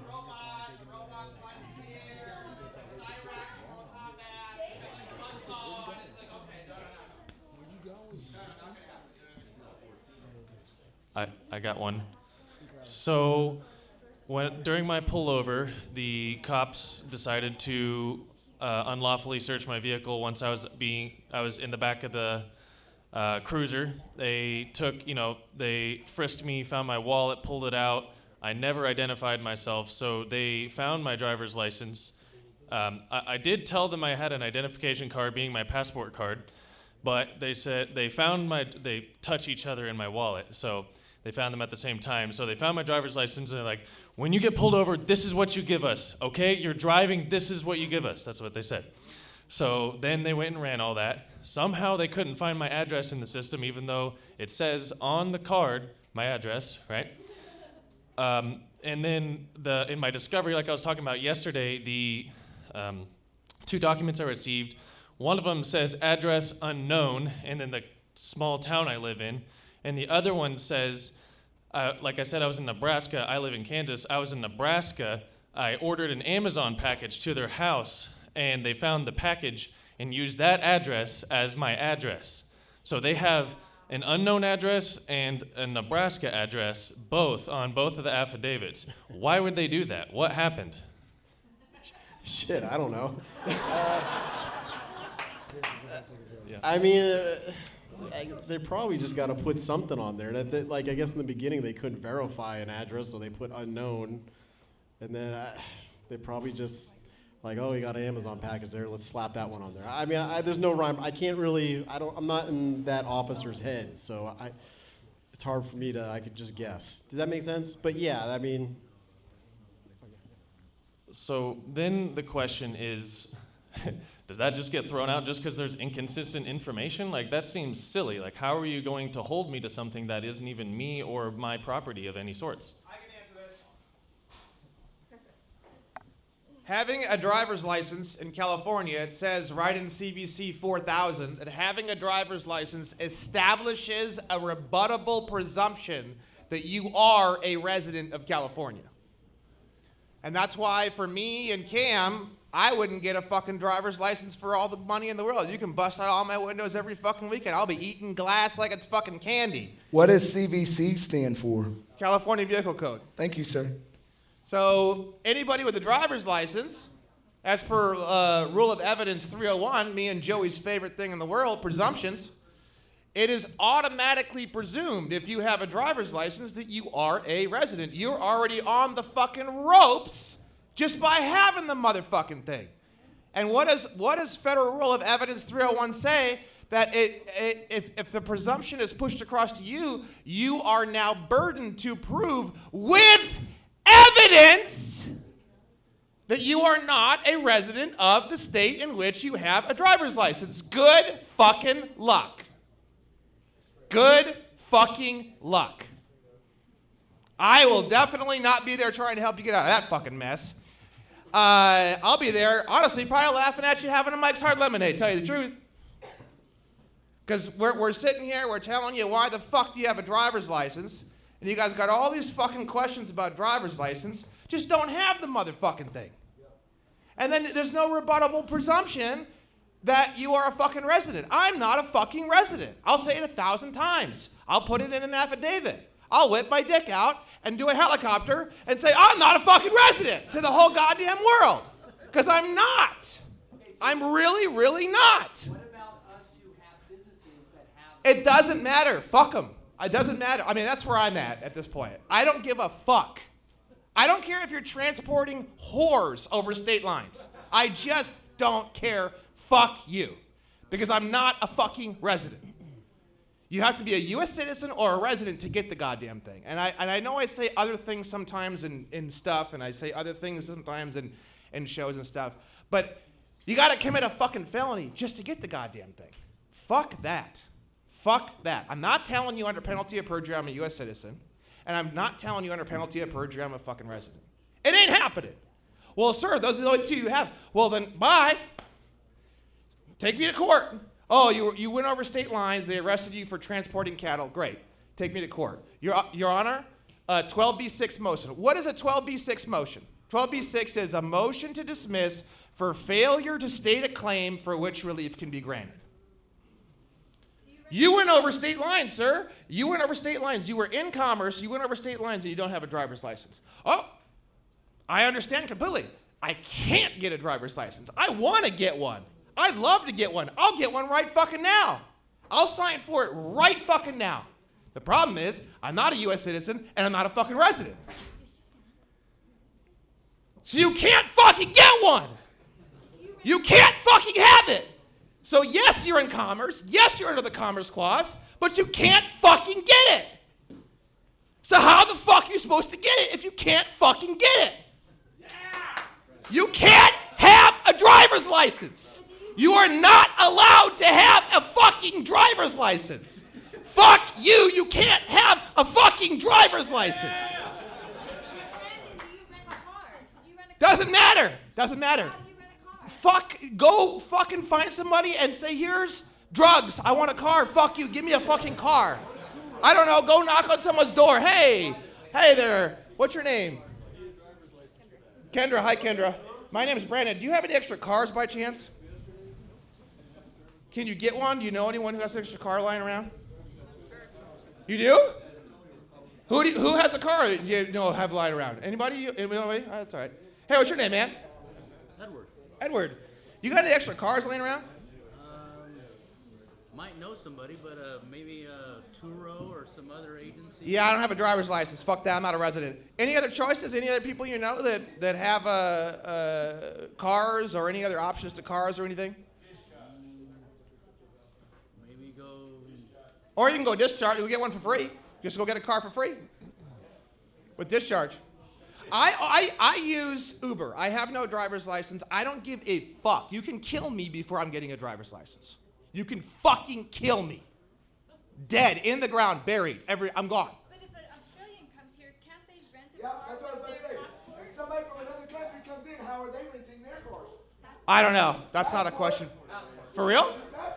Well, I don't know much about that. That's a whole nother thing. So, if there's more information about that, great. Maybe that's an option. With your diplomatic passport, have you tried to rent a car with a work permit? No. Has anyone tried to rent a car with a passport? Anybody with their hand up? This guy's got his hand up. Oh, shit. Actually, this is a great question. Let me get both of you guys on here. The question is, can you rent a car with a passport? Here we go. Oh, you're waiting? Yeah, I am. I'll wait over here. So I am an assistant general manager for U-Haul. Okay. So our system requires that we input information, and if you give us an international driver's license, whether it's a piece of paper you created, whether it's licensed with a country that exists or not, it doesn't matter. Anything. Yeah. You could go online, you could get a card printed out that says I'm from Pickletaria. It doesn't matter. If you submit that to us, we don't have a reason to reject it. It's likely not going to get rejected, and you're going to get the rental. That's huge. Well, there you go. Wow. That's huge. I guess a Pickletaria driver's license is currently in the works. Let me get one more. I want to talk to this guy real quick. I want to talk to this guy about this. Same thing. Same question. I want to see what this is actually fascinating, even me. So let's hear this. That's massive. So there's an association for international driving license, and so I take the Australian passport and I take the grey little card, which has like little fancy stamps on it, and I can rent anything anywhere. And the other thing is, I've worked with the Australian Embassy, is when you have a diplomatic plate, they don't stop you. Just go. So in other words, you can make your own motherfucking driver's license. And that's legal. You can do that. But if you go get one, you're a fucking felon. And I don't want to see it. I don't want to hear about it because I don't want to be involved in felonies. I'm not interested. So what do we do with that? How do we get rid of it? Burn it? I went in, it took me 10 minutes. I was in and out of the DMV in 10 fucking minutes. What's your question? They gave me a little sheet of paper. They said, why are you turning this thing in? I said, I'm not a resident of any of the 50 states or the District of Columbia. They said, okay, and they took it away. That was it. He still has his question. But let's ask him. Sonny and possibly Sonny, this one's for you. Sorry to interrupt. Possibly Cameron as well. So I just a little background. Back in late October, I actually did get pulled over, and it was for a headlight being out, and it was quite interesting because the state trooper was ahead of me, and I was behind him, and we turned onto the highway and whatnot, and he slowed down to pull over myself, and so I pulled into the gas station because I'm the kind of guy who will take you another 20 minutes down the road and possibly turn my hazard lights on because I'm not the kind of guy who likes to pull over on the side of the highway. So I've led a couple police officers, state troopers, whatnot, down the street just because for my safety, and I do consider theirs as well, I do that for them. My question lies, though, is, you know, when it comes to, I guess, search of information, I don't carry a driver's license. I carry my passport, and that's what I provided to the state trooper. You know, and I was just coming into Cameron stuff, and so I didn't want to provide anything, but because of the sake of just trying to get things going through, I gave him my passport. How can they identify whether you have a warrant or not if you do not provide any of that information until they say, okay, well, you're being detained or you're being arrested, and then from what I understand, you'll provide the information and then they'll be able to determine whether you have a warrant or not. But prior to providing any information, like let's say I said, well, you know, here's my name and date of birth, would they be able to pull whether you have a warrant from that? Or Yes. Okay. So at that point in time, then they would just move forward with the arrest because there is a warrant, or because they say that there's a warrant, or is that something that we say, okay, well, can you please provide the warrant? No, because if I'm looking and I see you have a warrant, I already have the warrant. I mean, I have to verify it. Yeah, you have to confirm it, right? I have to confirm it, but yes, I'll already know all that information. And not all warrants are confirmed. No, they're not. So how would they move forward if it's an unconfirmed warrant? I would let you go. Yeah, issue your tickets and let go. So Oh, that's interesting. Do we ask them whether it's confirmed or not? No, you're gonna know if you'll be in the back of the car if it's confirmed. If it's not, you're still gonna be. Well, that's why I asked, because when I'm not being a dick. I'm being serious. Right. Because out of my experience, they said I had a warrant, but they didn't. They're like, well, we don't know why. We don't. It's just here. It's just on the computer, but we don't know why he has a warrant. You know, and I spent 5 days in jail because it was over the weekend or whatever, and I was calm and cool about it, and because you know after learning all the stuff. But at the end of the day, what was it for? If you don't mind me asking, was it like my warrant itself? Yeah. So it was issued based off of child support. You know, that's something else that that's different. child support. That's not. That's not criminal. That's like a. Okay, but go ahead. I'm sorry. And so, you know, which is all cleared up and good to go. But at the end of the day, you know, my question was just in curiosity. Well, you guys don't know what the warrant is for, but you're telling me I have one, and I asked, well, what are we doing here? And they're like, well, we don't know. We already got you. We're taking you in. Well, depending on the state, but like they probably don't want. They just say a warrant because they don't want to explain. Usually, it's like what child support. It's like called a writ of. What is it? I'm sorry, I've been out of the traffic game a while. It's a writ of something, so it's not like a warrant, but it's like a pickup because you got to go to the judge wants to see you and you got to go to court. And there'll be like some generic explanation there, like sometimes it'll say like failure to pay child support or whatever reason. But yeah, exactly. It's like a writ of something. Is it habeas corpus? Doesn't matter. Anyways, the point is that it'll be some generic reason. That's why they probably didn't tell you right away, and they don't want to explain what a writ is because they probably don't know. So. All right. Very well. Yeah. All right. Thank you. Yeah. Because I didn't know whatever that shit was. All right, so there's a lot of people also signing a form to surrender their driver's license. And we've heard various things about what comes back in the system when they get pulled over, like it being suspended, and we don't know if people's information stays in the system after they surrender their license. I can answer this one. I've actually done it. It's in my course, the actual printout. I got the printout from the actual DMV on this, and you can actually see I show the actual printout of the entire account of the driver's license. You can pay $5, and you can get a full account print off of your entire history of your driver's license. On mine, it says like surrendered by owner, and then below that it says expired. So it says both on there. It's probably different state by state, and It's not a question that most people are going to be able to answer because most reports I've gotten, the DMV people, many of them who have been there for 20 or 25 years, has never ever seen someone come in and surrender their fucking license. No, absolutely fucking not. Absolutely fucking not. Like, I know a lot of people say a lot of different things on this. That's the biggest fucking absolutely not I could ever absolutely not under the fucking sun, moon, and fucking stars. Ever. Every contract in the planet, you want to go in and clearly say, fuck you, fuck this, and you want evidence that you did it. Fuck you, fuck this, and I want evidence that you did it. That way it's crystal clear. Otherwise, what does 301 say? Bunch of fucking presumption. Oh, presumption. Oh, it's expired. Well, this and the presumption that. Oh, it's fucking.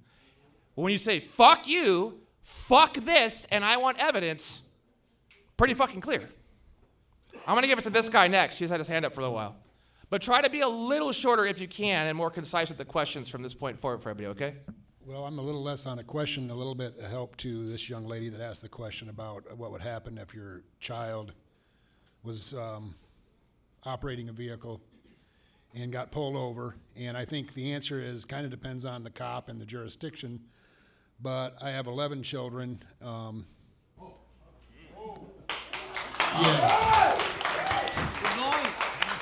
None of which have Social Security numbers or birth certificates. So, that's amazing. Three of which make a regular practice of getting pulled over. 8 of them travel. I've got a 21-year-old son who thinks that you probably should get pulled over about every 4 to 6 weeks. And we could say that he is probably not the most, he doesn't have the most tact, let's put it that way. He has roughly got 8 to 10 citations written against him. He got pulled over 2 weeks ago. And he calls me because he's got a tail light out. He doesn't have plates on the car, and he doesn't have insurance on the car. Well, he has insurance, but he doesn't have the paper. The vehicles for all my children are in a trust that I formed 20 years ago. And anyway, so I'm thinking, okay, well, I know he's got at least 8 unpaid tickets over a span of 4 years. So whether those unpaid tickets have gone into arrest warrants that are confirmed or unconfirmed, we're about to find out, right? They won't. So go I'm into thinking warrants. he's 25 minutes from me. It's midnight because he can never get pulled over during the day. He has to get pulled over when his father's asleep. So I'm getting up out of bed and trying to figure, okay, how do I get to where my son is? Because I'm going to help assist with this issue. Long story short, they write him another ticket. They can clearly see that he's got 8 to 10 tickets unpaid, undressed, didn't ever show up for him. And newbie cop is got him in cuffs in the back of the car. And she called the main station, and whoever was on duty told her to let him go. So another ticket that won't be paid. And I have one of my sons has been pulled over twice, and he's never been even issued a warning, let alone a ticket. He's a little more pleasant to deal with than the younger one. So I got to tell this story, and I'll keep it short. 10, 11 years ago, I get pulled over. I'm in one of my company vehicles, and it's over 10,000 pounds, so it's regular. It would register as a commercial vehicle. I have plates that go to nowhere. That's a whole other story. But I have plates that are from Missouri, which I'm not in and have never lived in. And these plates go to nowhere. And he pulls me over. And the reason is because there are more cops that know what's going on than what most of us think of. I can give you 100 dirty cop stories, but this is an interesting one. He says, I need to write you a citation because you do not have this vehicle registered, which was true. And I said, don't worry about it. I understand the Queen needs her money. And he looked at me and he says, what'd you say? I said, I understand the Queen needs her money.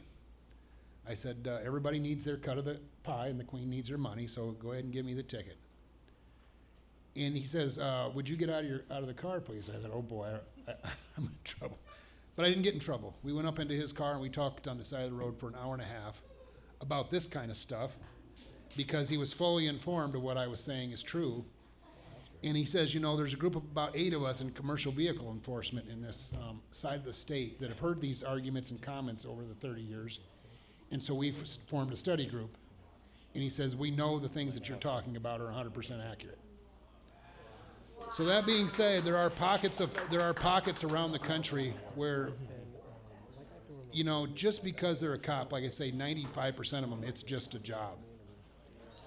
But when you're in an issue of constant potential conflict, you have a motive to figure out if these people are crazy or if they know what they're talking about. And so I think there are more people out there that are in law enforcement, as we would call them, that do have an interest and are aware of the way things really are. What state was that?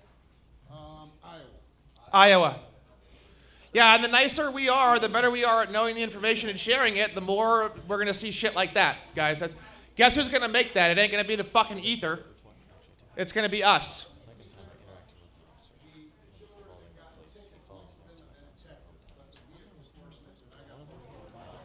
He was pulled over in Iowa, but a lot of the tickets he's gotten were in Texas. And to tell you the truth, me and Joey have horror stories of Texas, and I've heard more horror stories from Texas than any other state. So, I actually, the farther I go into crazy-ass legal shit, the more I love the liberals, I'll tell you right now. But anyways, let's get some more. I'm enjoying the questions. Are we cool with questions? Cam, where's Cam? Where's Cameron? I still don't see him. Oh, there he is. Are we cool with questions? We cool? Okay, good. Just want to make sure I'm not. Wait. It's break time. What kind of break? It really is 15-minute break time. 15-minute break? No, fuck these people. We're going to keep them prisoner. One more question, and then we'll do a break. Hey everyone, for rental cars, I did try recently for this event renting a car with my passport on Turo, and they didn't like it. They really wanted the driver's license. So Turo called me up and says, okay, you have 2.5 hours before we report the vehicle stolen. I rented it out of San Antonio. Luckily, I left my driver's license in California. Somebody was able to take a picture, send it over, right? I sent it to a guy, talked to him on the phone, the guy whom I rented it from. And he was very cordial. He said, like, hey, man, you don't deserve this. I get you. Just don't get caught, right? And he talked to Turo, straightened it out. So for Turo, they don't like it. So you're saying you got the car with the passport? I got the car with no identification. How's that? Yes. So how does that? So I never used Turo before, so and I have a custom Android, so it's de-Googled. But I couldn't use the app. I just used the web app. I input my information, and there's no picture of an ID uploaded. And I find a car. A lot of people, they kind of just use lockboxes and like automatic text. So I get an automatic text, it has the instructions, go over, lockbox on the window, I take the car, and everything's good. Until they're like, oh, we need you to upload your driver's license. And then I sent the passport, holding the passport card, and then it just kind of went downhill from there. But yeah, Turo doesn't like it, so that's a quick one right there. For Sonny, I do have a question. My car on Thanksgiving, unfortunately, was broken into on my property. And when I called the sheriffs, they really wanted to see my ID. Where's Sonny? Ah, oh, dang it. Okay, well. All right, I'll hold on that one. So you didn't, like, the upload button to upload a picture, it was like there, but it wasn't required to submit the form? Correct. On the web app, there's you could on your profile like upload it at any point, but in order to actually book something, you don't need that. So I think you could couple this strategy with the gentleman over there who said like any international permits, right? And for me, de-Google's phone. I talked to Turo support. They said just upload it on the Messenger, right? On the Messenger portion of the website that they have, and that works. What did you say to them? So they said there's blah blah blah, and you said all I have is a passport. I want to upload a passport. And then what did they say? And then what did you say? You said it went downhill from there, but what was actually said?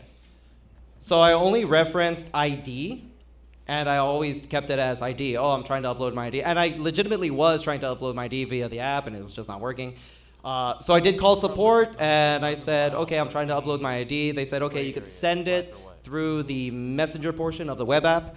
And I said, just to clarify, because it's a recorded call on their end, it's like, okay, so the whole purpose is to verify that I'm the human being taking the car just in case anything happens, right? At that point, an ID is sufficient. So never use the word driver's license on my end. So in other words, you can get a car with a fucking passport and put the fucking passport in. When they call you, say, I'm a foreign diplomat, all I've got is a fucking passport. I want to rent a car. And then they say no, and then you say, well, why the fuck is that? What are you guys operating off of? And then let me speak to your supervisor and be kind, and that's it. That's all you can do. But basically, I get fucking pissed off with this fucking stupid goddamn question, honestly. Because the thing is what I hear is, oh, Brandon, I can't rent a car, so I'm going to be a fucking felon. I'm going to commit felonies because it's a little bit of an inconvenience when I occasionally go somewhere I can't rent a fucking car.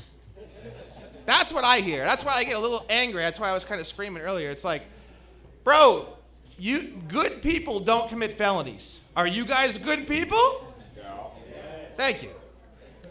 So I'm actually in your corner, but I realize that it's difficult to operate out in the world without a driver's license. So I rescinded my contract with the DMV and gave them notice of my non-resident, non-domiciled. I'm not any of these things, but because they're my servants, I told them that I'm holding their property and I want to treat that property honorably, and I will give it back to you in exchange for your documentation to me that I can travel exempt, privately, and safely. And I'm keeping it so I can avoid conflict with your other officers and agencies. So I'm a big advocate for making your own law because you've rebutted the presumption of having the office or agency of the driver, because that's a thing with the agency that gave it to you. But you should probably do that with notice to your governor and secretary of state that you're operating in that capacity. So if you notice those three agencies, you're creating your own law with them, and you can still hold the card in your wallet, and you've rebutted the presumption. Now let me ask you guys a question. If you have a driver's license and it creates a rebuttable presumption that you are a resident of a state, and you now are saddled or butt-fucked with having to provide evidence against that rebuttable presumption, what kind of things or items would be considered evidence? Does anyone even know the answer to the fucking question? Affidavit. Thank you. Wow, okay. Raise of hands. How many people knew the answer was affidavit? Raise of hands. Yeah, it's why you're all fucked. Like 10% of you, right? So if you're not writing an affidavit, you aren't providing evidence to rebut the presumption. So if you have a driver's license, you are a resident. You are. And you're not, so then now you're a fucking felon because now you're lying there under penalty of perjury too. You're fucked any way you look at it. Oh, I want to commit felony so I can rent a fucking car. Oh. It's disgusting, frankly. It's fucking disgusting. Are you gonna let that? Pisses me off. I Uber. It is definitely a little bit of a pain in the ass. I Uber a lot. I meet some cool people. Joey Kimbrough, anything you want to say on any of this? I haven't heard from Joey in a while, and I'm getting a little bit depressed about it. I Uber a lot too, but I can tell you that now has changed just from the discussion we've had here in the last half hour. I'm rolling up in this, and I hope we do this again next year. I don't know how all you guys feel about this, but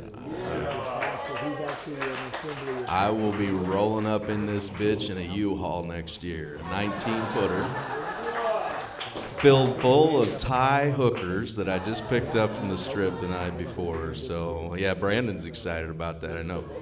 But honestly, I think we're all out there researching, and that is the coolest shit, just to hear that, you know, the experiences, we're back to that again, of all of us testing it out, at least those ones of us that are testing it out. The rental car thing, that's a concern of mine as well, because I've rescinded my license with the state of Indiana, cut that contract. We all know the ones that I've kept. I'm pretty vocal about that, but that I agree with Brandon. If there's one thing that I could say is citation versus misdemeanor versus felony are three different things, and you're hearing Officer Sonny, God love him, citations are all he's handing you on the side of the road. He's not handing you misdemeanors or felonies. You may be committing a felony because you have a driver's license, but that's not going to be handled there on the side of the road. He's giving you a citation.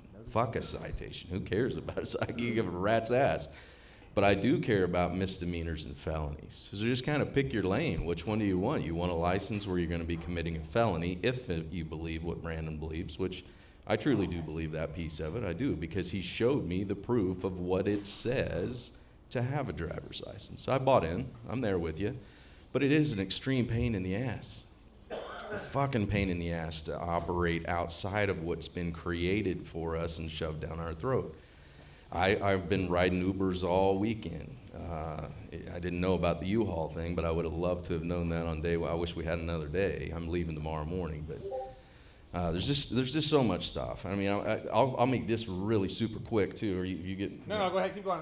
So this morning I'm pissed off, and I'm going to tell you. It sounds like I'm high maintenance because every day I start being pissed off, right? I've already told you. You got to shift that, man. I'm 54. I'm learning still. I'm a dumbass. You got a stupid fuck, you got a crazy fuck, and you got a gimpy fuck with 5 toes. I mean, what do you expect from those 3 people? I've got it on my shirt. I'm Crazy Joe. Hey, who want to place a bet on me and Joey doing a foot race outside? How about that? Who got their money on me? Yeah, straight up, nigga, what's up? Yeah. Oh boy, I don't know about that. That was a well rebutted. Well rebutted. So that was a well rebutted presumption there, Cam. Well rebutted. So pissed off was what I just said. I want to tell you why I was high maintenance today, at least. I went to get my daily chicken sandwich, spicy chicken. And these motherfucking Christians that decide to shut shit down on a Sunday at my Chick-fil-A. There's where my wife would say, honey, it's Chick-fil-A. Fuck you, it's Chick-fil-A. I'm pissed right now. So anyway, I go through that. Then I hop in Julio's car. The motherfucker can't speak a lick of what I speak in the Midwest. So now I've got that language barrier issue going on. So now I'm really pissed off. And then I'm always asking, what is it that, that I'm supposed to be doing, So now I'm looking at it through that other set of eyes that I keep telling you guys about. And I have now a Japanese girlfriend. So she handed me one of Cam's cards that says, hand this to somebody you admire. Wow. And I don't think it was because I'm extremely good looking or hung like a baby donkey. I truly don't think she was hitting on me. Could be. Were you hitting on me? You were, fuck yes. Don't tell my wife, 190 you fuckers, somebody, don't say it. But I have a Japanese girlfriend now, and I'm saying that with all the gratitude in the world. That's what I was looking for, and that's what it hit me. And I hope you guys look at it through that set of eyes too, because it would have been really easy to be shitty about my spicy chicken sandwich or the fact that I can't communicate with somebody when I'm wanting to. So anyway, that's kind of my 10 cents on that. But yeah, I got some other stuff for later on, kind of to wrap up my mindset. I know we've been hit with a fire hose of all kinds of craziness, man. I mean, and we're all in our lanes, and we're all doing really cool stuff. Love to take 1 second and just give an extreme thanks. I hope you guys will join me with Cam and Brandon, who invited me, and ultimately you guys too. I think this has been awesome and eye-opening for me, at least. Yeah. So on the other side of that, I mean, and I won't keep rambling on this time. There's other stuff that I want to share later on, which, you know, I think we can wrap things up. But yeah, I wasn't even on the bill. I wasn't even, Brandon invited me, I think it's probably about a month ago. And here's another lesson that I learned. You know, at 54, being a corporate monster of 25 years, I'm this guy. And I didn't get a chance to do that. So, you know, my wife and I were talking about it. I said, I think these two fucking idiots are, there's where I went. I started judging. These two dumb motherfuckers don't have an agenda, blah, blah, blah, blah, blah. And I kept asking Brandon, where's the agenda, bro? What's up? And I literally rolled into town and and I've been freestyling, but that's the coolest thing that now I know I was supposed to do, because it had to come from the heart.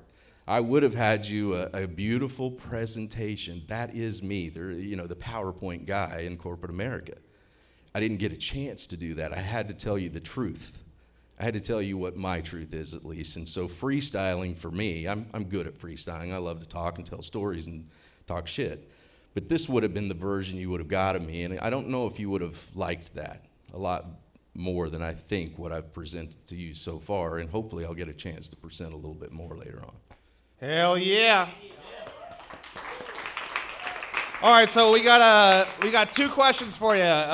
You have two options. A is a break, maybe 15 minutes. B is we keep going with personalized questions. So raise your hand if you want a 15-minute break. Okay, put your hands down. Raise your hand if you want to keep going on personalized questions. All right, personalized questions wins by a small margin. If you need to go to the bathroom, go for it on your own. If you want to get some coffee, just kind of mosey around, but we're going to do some more questions. Fuck your democracy, bro. Hell yeah. This is a constitutional republic. Get rid of your fucking driver's license. Talk to me next week. Who's next on the questions? I want to get some people back here. Anybody back here with questions? Oh, yeah. Oh, did anybody see my card? Did anybody not see my diplomatic card? So these will be available soon. We're still working on the last stupid little fucking things. It's really annoying, actually. So, real quick, this passport card, for all you guys that have seen it, it is notary compliant. In order to be notary compliant, it has to have the signature on the back. So we created like a little signature strip. That's why it's there. In order to be notary compliant, we had to put that strip there. So you're going to be able to use that with a notary and actually get documents notarized using that, and that it is I-9 compliant as well. If you read the anti-discrimination notice at the top of the I-9 and you read any more information about it, the I-9 says that no employer can request for you to actually show any of the documents that you are using on the I-9. But if you wanted to show it, you can, but it becomes completely optional. Each one, because in order to be I-9 compliant, each one has to have an individual passport number.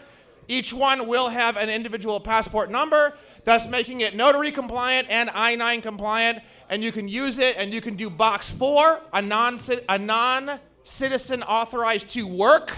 And then below that, you're going to put that passport number into where it says foreign passport number. And like I said, that'll be available soon, okay? Next question. I'm going to hit this guy real quick. Oh, I didn't even recognize you. Sorry, what's up, man? Hey, I don't have a question. I just want to say real quick thank you for Brandon and Cam and including me in the conversation, and everybody that I've met here. You guys seriously are awesome. That's all I wanted to say. Thank you for embracing me or whatever it is. We love you. Thanks for being here. It's been awesome. I wish we had more cops. It'd be cool if we started getting like judges and retired judges and shit. Boy, that's when you know we're really fucking doing it. All right, who's next? Questions? Someone who hasn't been able to ask yet. I want to get some new people.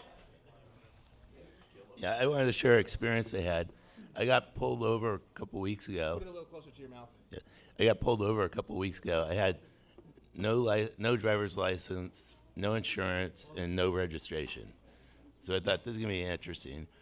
He asked for a driver's license. Be a little louder. We're going to switch. Okay. Yeah, right there. There we go. So I told him I didn't have a driver's license and that I'm not driving, not operating in commerce. He looked at me kind of weird. And then I said that I'm self-insured, and I handed him my common law passport as the ID. He went, he's back there about 20 minutes in his car. He comes back with a warning for an illegal lane change, and I signed it. Instead of my name, I wrote "without prejudice." So I didn't sign it. Hell yeah. Yeah, it all starts. I mean, you got to think. Everybody's trying. We're all trying to be perfect on the first shot.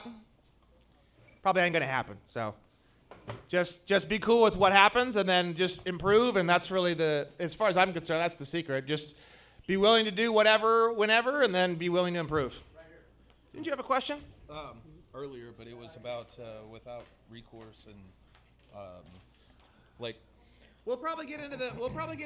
I know a lot of you guys have a lot of financial questions. I think what I'll probably do is I'll probably hit that with Joey a little bit later, maybe even after lunch. We'll do like a financial entire section, but I think I'll probably want to do that with Joey, and I think it'll probably be a little bit later.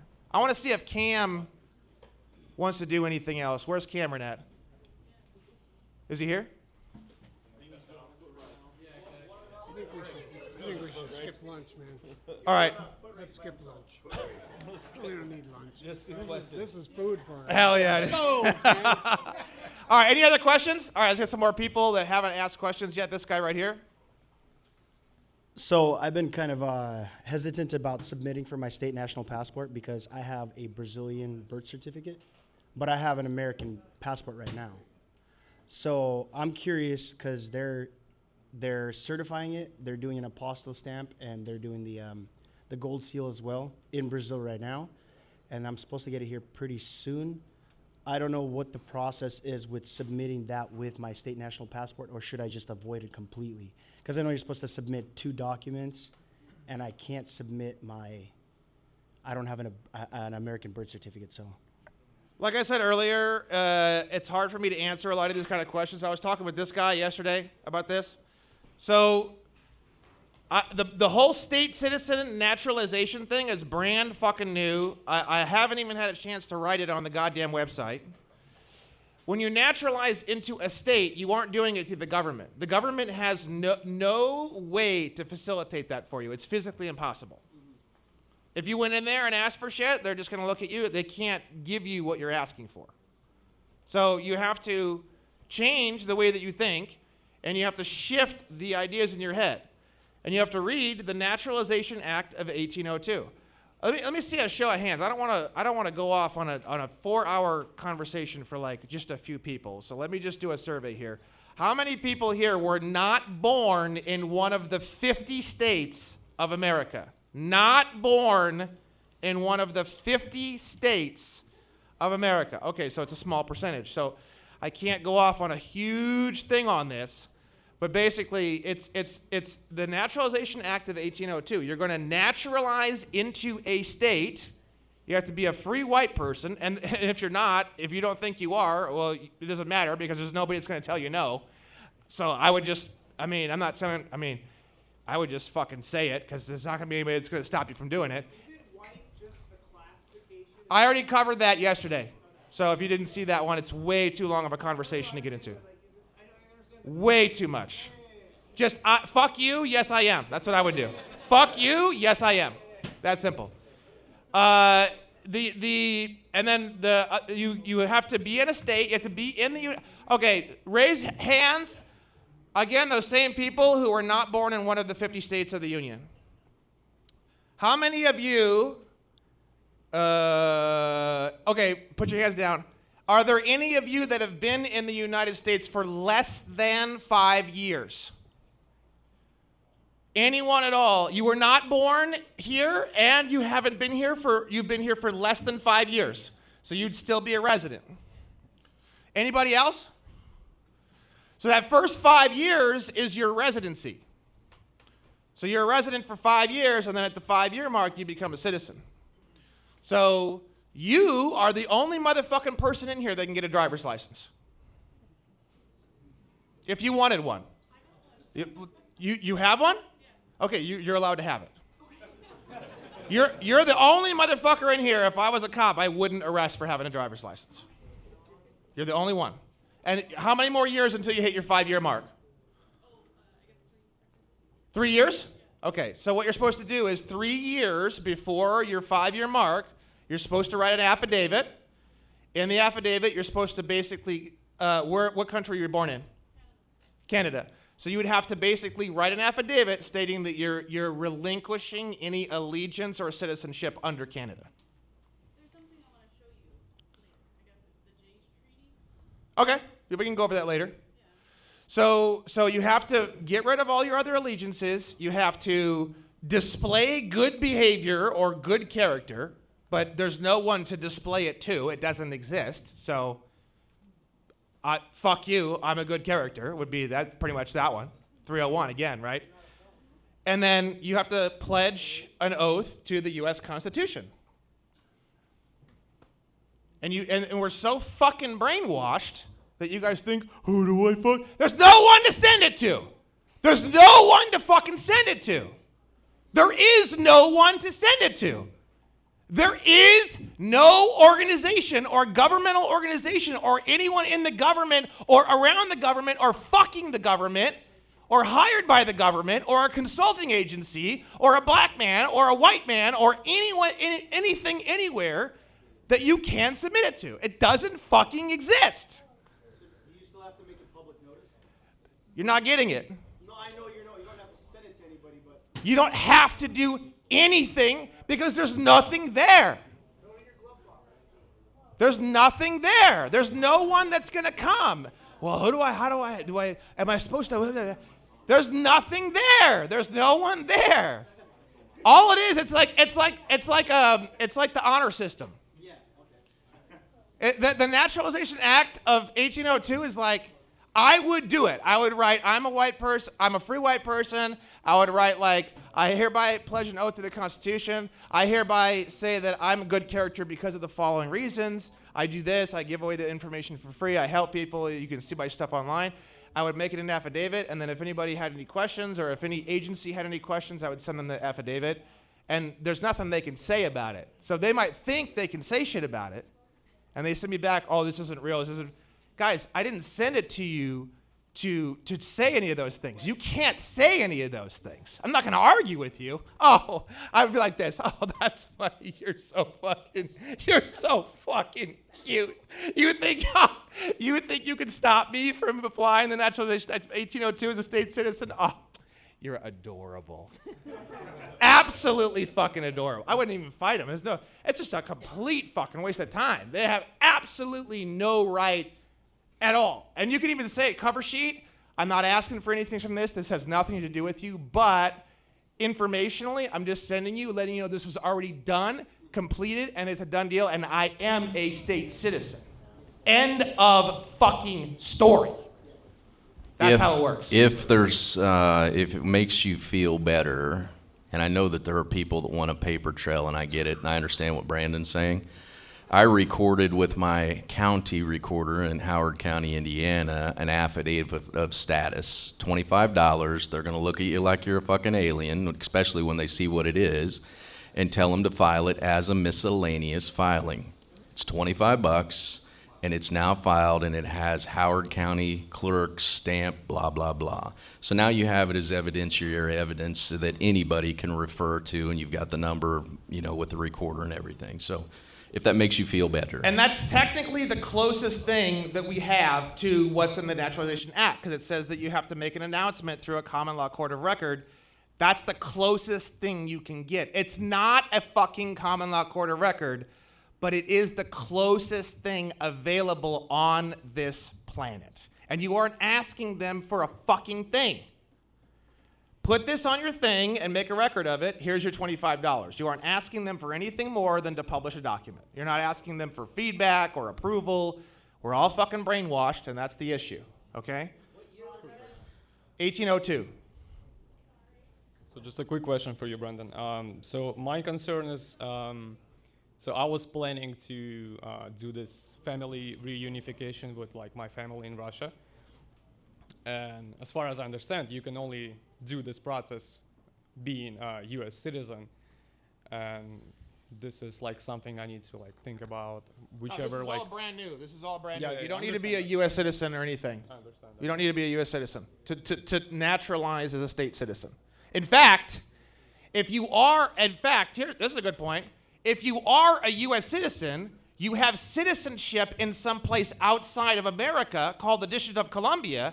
You would, if you were naturalizing as a state citizen, you would have to get rid of your U.S. citizenship in order to become a state citizen.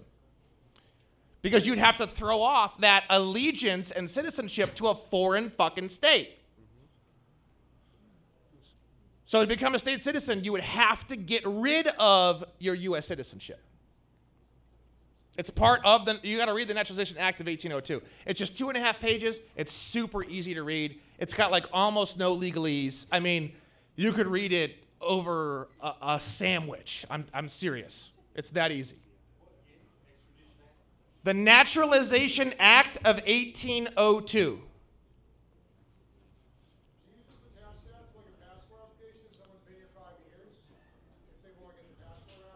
None of anything. No. That question would be the same as, once I become naturalized as a state citizen, can I go to Russia and get a passport? You just asked me that same question. You don't realize it, but that's what you just asked me. Can I go to France and get a passport once I naturalize as a state citizen? The answer is no. Exactly. That's the same thing. A U.S. passport is done through the District of Columbia, which is an entirely different country outside of America. So you can't go to a country outside of America to get a passport to a completely different nation that you have no naturalization into. That's the answer to the question. You would make your own fucking passport. Some of the assemblies have done that, by the way. No. The last time a state issued a passport was like 1856. You can look that up too. I have a U.S. passport, but it's not mine. It's my sole proprietorship's. I can't have a U.S. passport. If I try to get a U.S. passport, zoop, going straight to prison. That, I'm not going to, I was talking to some guys earlier. You don't know who's on the birth certificate, no one else does. So, the definition of a live birth, if you look it up in 1 USC 8, it says anything that comes out of the mother that has any sign of life or heartbeat or pulsation of the muscles at all. So the umbilical cord is a live birth. The placenta is a live birth. All sorts of fucking live births. And you say, oh, that's me on the fucking birth certificate. You have no evidence to support that, and no one else does either. So who the fuck's on the goddamn birth certificate? You don't know, I don't know, and no one else does. And you can't prove it, and neither can they. Not a fucking soul can prove shit. So fuck them. Any other questions? So you've said in the past something to the effect of, well, the naturalization process could be done on a napkin, right? You could just write, I naturalize, right? Do you know anyone who's done that successfully? Because I have some friends in other places that are interested in that process. Obviously, I don't want them to be citizens, but they do, so. Well, I'm gonna write all this down and put it on the treatise, I think, because it's gonna be a bonus section on the treatise page. If you were born in one of the 50 states, you don't ever naturalize. You're native born. If you were born in one of the 50 states, which we should talk about more now because it's more applicable for most people in here. If you were born in one of the 50 states, wherever you are is your fucking domicile. I'm pretty much domiciled in fucking Texas right now. I am a citizen of Texas while I'm here. When I go back to California, I'll be back under California citizenship. I don't need to serve out a fucking residency in Texas. Because the Naturalization Act, that was the whole point of it. It's like, well, people should be able to go from California to Arizona without having to completely renaturalize and do another 5 years. So the whole point of the Naturalization Act was to make a compact to where it's like, no. If you're in any of these things for 5 years, 1 year in the state of wherever you're at, you'll get the citizenship, and then once you're in, you're in. That was kind of the whole point of it when you read it. So if you're born in one of the 50 states, you are pretty much a citizen of a state wherever you are. And I know I've done a few shows where I said something different, but I've been trying to figure this out for a long time. This is it, I'm telling you. I mean, we'll see if it changes more, but I know for right now, I know this is it, and I'm going to be releasing more information on it very soon. Any other questions? Let's get this guy here. Yeah, so I'm familiar with something like a declaration of domicile. Would that have any benefit or effect for any standing? No, you're either naturalized or you're native born. If you're neither, like the young lady right here, you're a resident.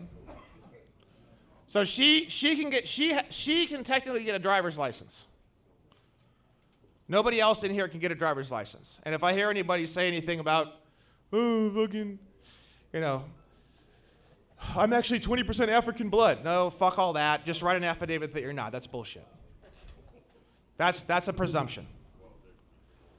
And if someone wants to fucking go in and prove that you're of 20% African blood, I guarantee you all the DOJ guys that I'm working with, they're all fucking liberals. It's never gonna happen.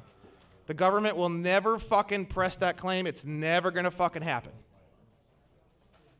So I'm in the beginning stages of all of this, and I do a lot of international traveling.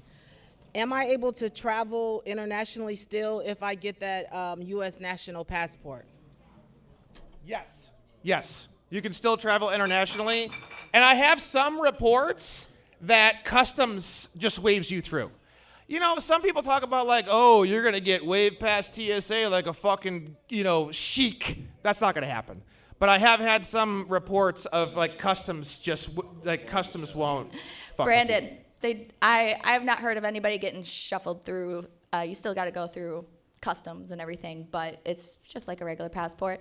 One thing though, if you want to opt out of the new biometrics picture, do not put your ID in the thing because then they will force you to take that picture. But just tell them, just walk up and don't get in front of the camera and just say, hey, I'm opting out. And they always just let you through.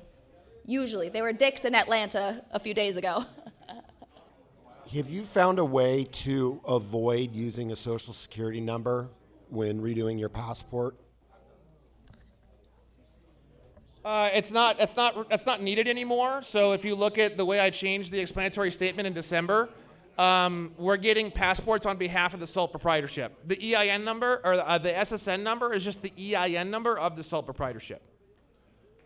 And since I did that in December, not a single issue, not a single stop, not a single additional question needed, not a single fucking problem. Approval, 100% since December. Explanatory statement. It's on, have you done my course?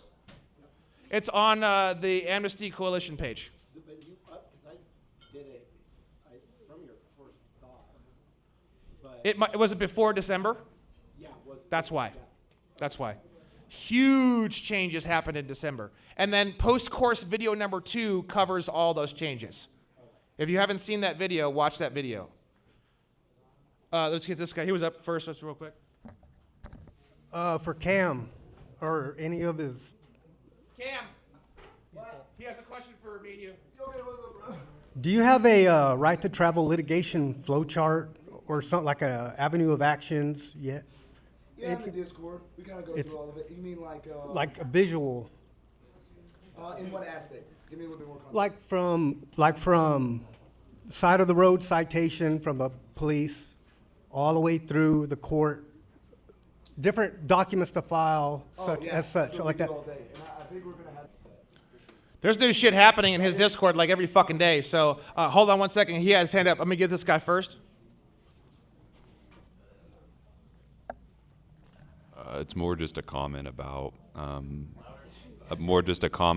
U-Haul again. One of the fun things is that if you go delinquent on your payments, if you don't pay for your rental, it goes into a system that's called promissory note system. So I've actually been able to kind of teach some of my coworkers about it because they're like, what does that even mean? And I can go into detail about what that means. You also have to sign on the paperwork electronically or otherwise, and I know plenty of people now who even sign without prejudice or without recourse and have been doing it for years to protect them from the arbitration clause on the contract. Very cool. Has anyone not seen my diplomatic Amnesty Coalition card. When I came here, I had several issues that I've been working on. You're going to talk into the black part of it. Oh, the black part. Okay, when I came here, I had several issues, and so this question is addressed to all of you, Cameron and Brandon. And I have I filed, one of my friends filed, was dealing with a foreclosure petition. And I suggested that she do certain things. Now, as I'm learning some of the things that has been done with the traffic citations and different strategies, I can see how that could possibly help the situation. What I did, my strategy was, I knew she was not, that the judge, she would not get a remedy in the local district court. The judge was going to give the house to the bank. And I also knew that I couldn't get the case from the local district court into the U.S. District Court. So we had her file a Chapter 7 petition to get into the federal court. Once it was in federal court, then we filed a petition to withdraw from bankruptcy and file it into an Article 3 U.S. District Court, because there were constitutional issues that the bankruptcy court did not have jurisdiction to deal with. Yep. They actually accepted that. Yep. And the trustee and the judge in bankruptcy court filed the petition into U.S. District Court. Now, we all know that there are no Article 3 courts in the U.S. District. So what they do is they trick you and they put it into an Article 4, Section 3, and let you believe you're in an Article 3 court. Now, so I was going to ask you, some of the stuff you're doing with traffic tickets, I can see we can use to help in this situation. So I'd like to talk to both of you at some point. Yeah, you can't, there is no, I don't think there is any Article 3 courts. There's just a goddamn sole proprietorship that has the same name as you, and it's inside of this stupid-ass system. That's it. You basically don't exist, essentially. You're just like a fucking battery or something. I don't know. You don't even exist. You don't exist. You're a state citizen, and the state citizen has a U.S. citizen. It's that simple. You are a state citizen. You are absolutely not a resident unless you're doing a residency like she is. She's the only one that I've seen so far in this entire event that's actually doing a fucking residency. So she would be the only one who wouldn't be a felon for having a driver's license. Every other motherfucker in here who has a driver's license that's not her is a felon, as far as I'm concerned. Hey, can I, just for a second, this is from my understanding, here's where I want to learn. I hear people say things like we're not in Article 3 courts. Who in the fuck's, what do you mean? Congress set up all of our courts, state, federal, and thereafter, they're all Article 3 courts. So now we're going to argue about that amongst us. And here again, there's that presumption, and somebody's actually pushing that bullshit down the road. Tell me why I'm not in an Article 3 court. Every fucking court I've ever been in my life has been an Article 3 court. That's somebody who sold you that bullshit that wants you to believe it. And it maybe is not bullshit.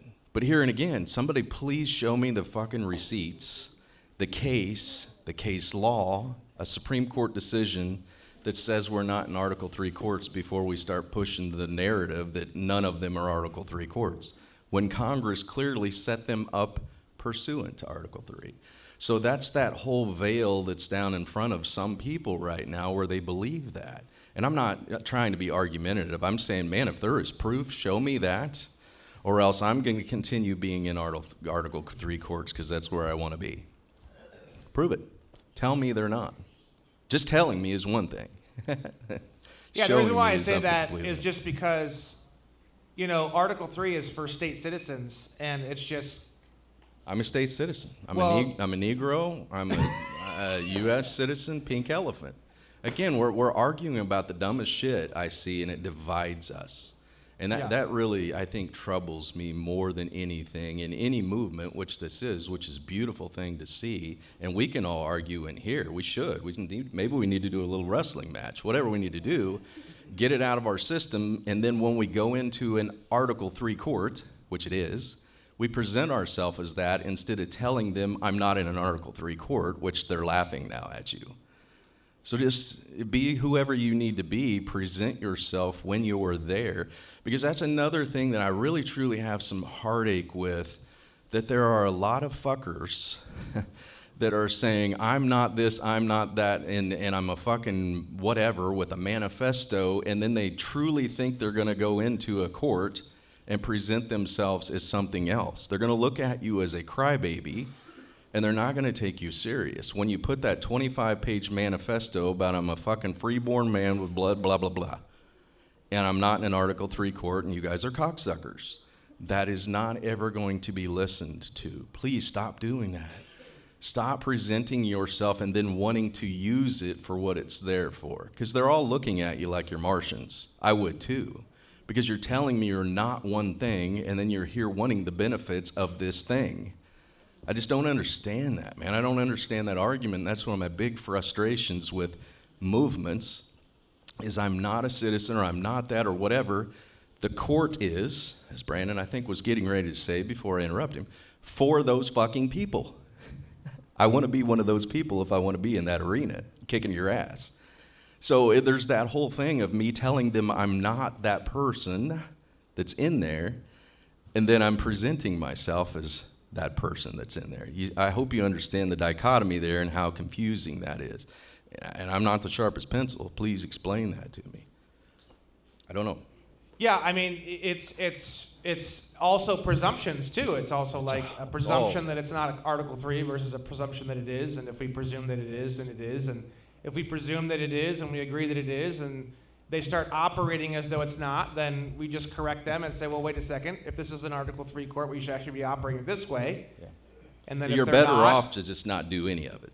Yeah. But don't go in there with the manifesto and say I'm not this, and then you're presenting yourself as something else. Just go in and beat the living fuck out of them, period. With what your claims are, not with a bunch of horse shit that they're not going to listen to. That's it. And we've seen that. Definitely the two of us have seen that. They'll completely ignore your claims for what you want relief off of because you're telling them you're Puff the fucking Magic Dragon. I hope you get that. So you're in there telling them you're something and trying to present claims against something that you want relief for, and they're never going to give it to you, and they're laughing the whole fucking time because you think it's not an Article 3 court and you're Puff the Magic Dragon. Go in there. Don't tell them what you are. Play the whole game and let them focus on your true claims that you have relief that you can get for. Because we all want to go right there. We want to tell them who we are. We all know we're children of God. We know we have inalienable rights. So all of those things, we don't have to get in all huffy in front of them and tell them who we are and what we are. Kind of like what Brandon was saying on, a slight tangent about the license. He feels very passionate about that. I equally feel the same way about court. All these fucking melon heads are going in there just blabbering off stupid shit they saw on a YouTube video, and these guys are looking at you like, what the fuck is going on, bro? And they never get to your claims because you're fighting for the next 8 months telling them you're not Puff the Magic Dragon in a fucking Article 4 court. Please stop doing that. Start going in and killing them with the procedural component that actually gets you to the claims that you want relief off of. So I think Cam pointed it out really well, I believe, the other day when he said there are 3 things that we're focused on: life, liberty, and the pursuit of happiness. And if you're old as dirt like I am, there was something else that I think we've lost now in our school systems in particular. One nation. Not 52 fucking micronations, one nation under God. It's the only motherfucker I'm under. Sorry, not any courts or any of that other bullshit. Indivisible. What are we trying to do right now? Divide ourselves, with liberty. Hope you understand what that means. And justice for all. Somebody in the back a minute ago said, fuck your democracy. Yes. every time I hear these melon heads that start saying Trump is trying to destroy our democracy, I'm the guy that's raising up and saying, fuck yes he is, and I'm here with him. Because democracy is the dumbest fucking thing on the planet. Republic, you just heard me say it. One republic, that's it, that's one nation. And I just don't understand that people don't understand what a democracy is.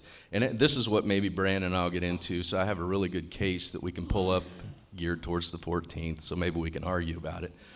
But if I said something about gay marriage, and we divided this group because of that, it's probably going to be about a 60-40 split. The democracy, i.e. the 60%, is going to kill all the motherfuckers like me right out here that don't believe in that.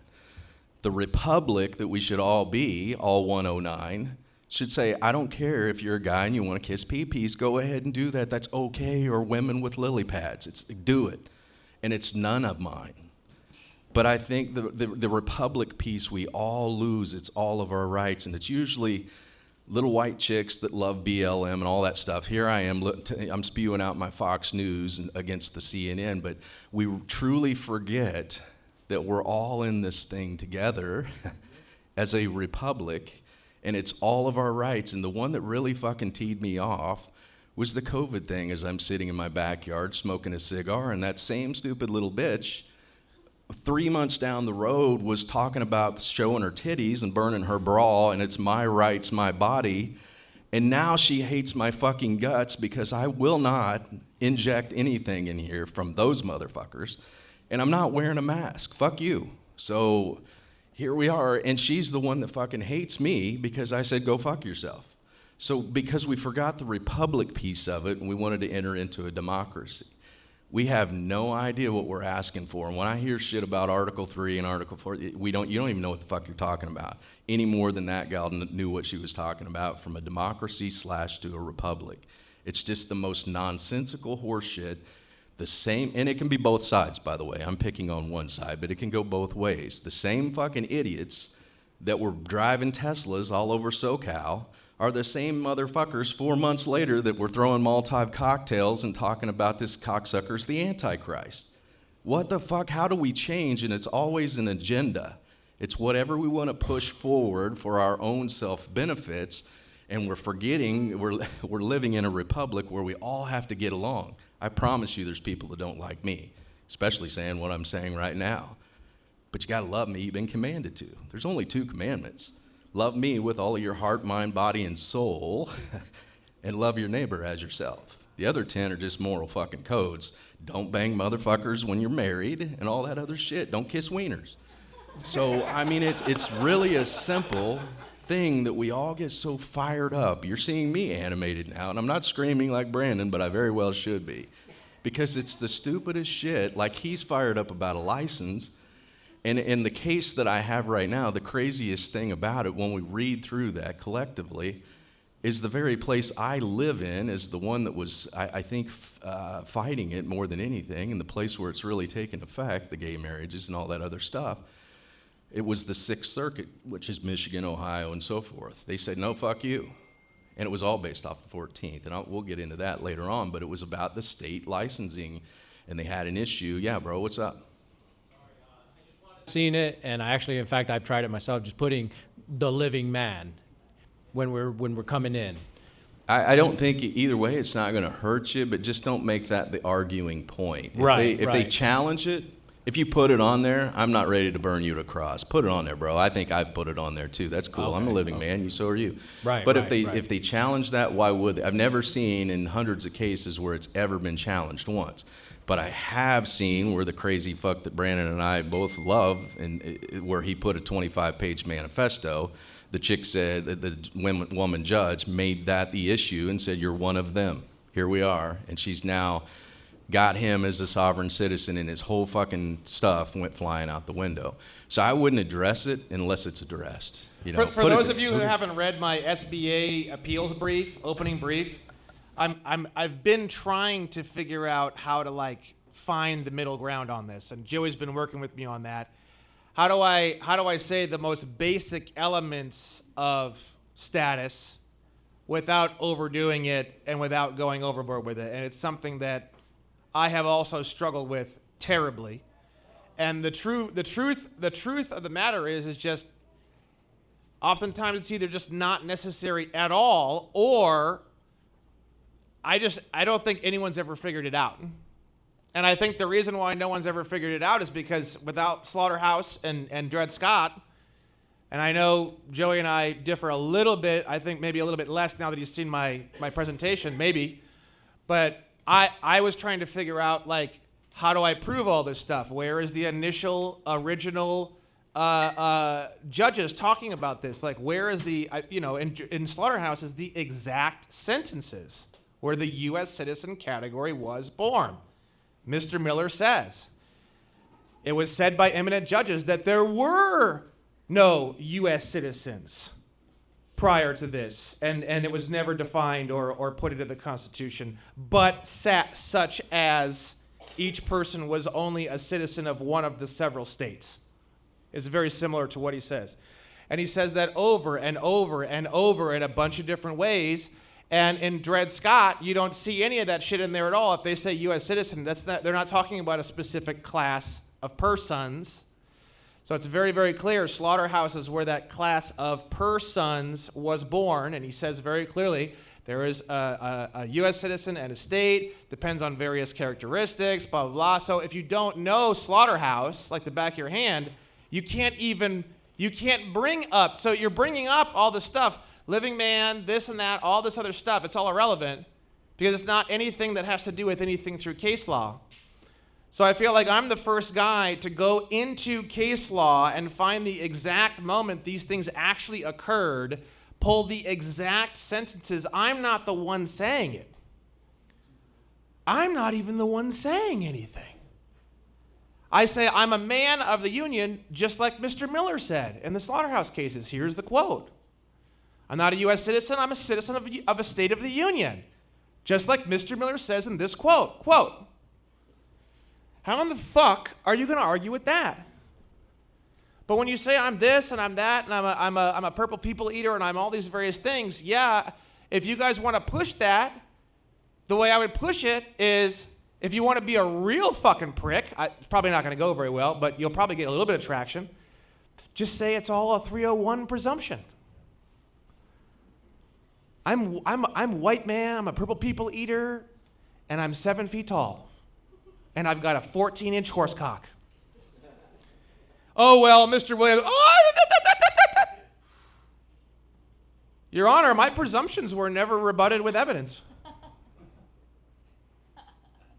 Drop your pants. 3 is Now, real quick, a lot of you guys came here for financial and discharge-related things, as we talked about earlier. Also, at the same time, very few of you have done anything. Now, keep in mind, every single question, pretty much, not every single one, but most of them, since I've been here, you guys have privately been talking to me, are all finance and discharge related. You are playing the video game for the first time on the hardest setting. And that's okay. You can fire up a video game right now, put it on nightmare difficulty, and get your ass handed to you all day, all night, every fucking day until the day you die, no problem. If you want to do it, do it.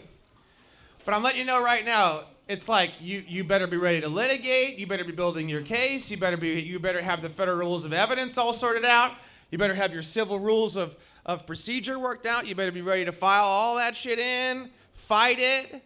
You better know all your procedure and everything. That's discharge. Discharge is a body of actions and activities. And the IRS is super easy, and a couple other things are super easy. The IRS, you could practically piss in the snow, and that one's done. Besides that, everything else is really, really going to be the full gamut. You need to know everything. You need to work through everything. I disagree. Well, she can disagree all she wants. She can disagree until the cows come home.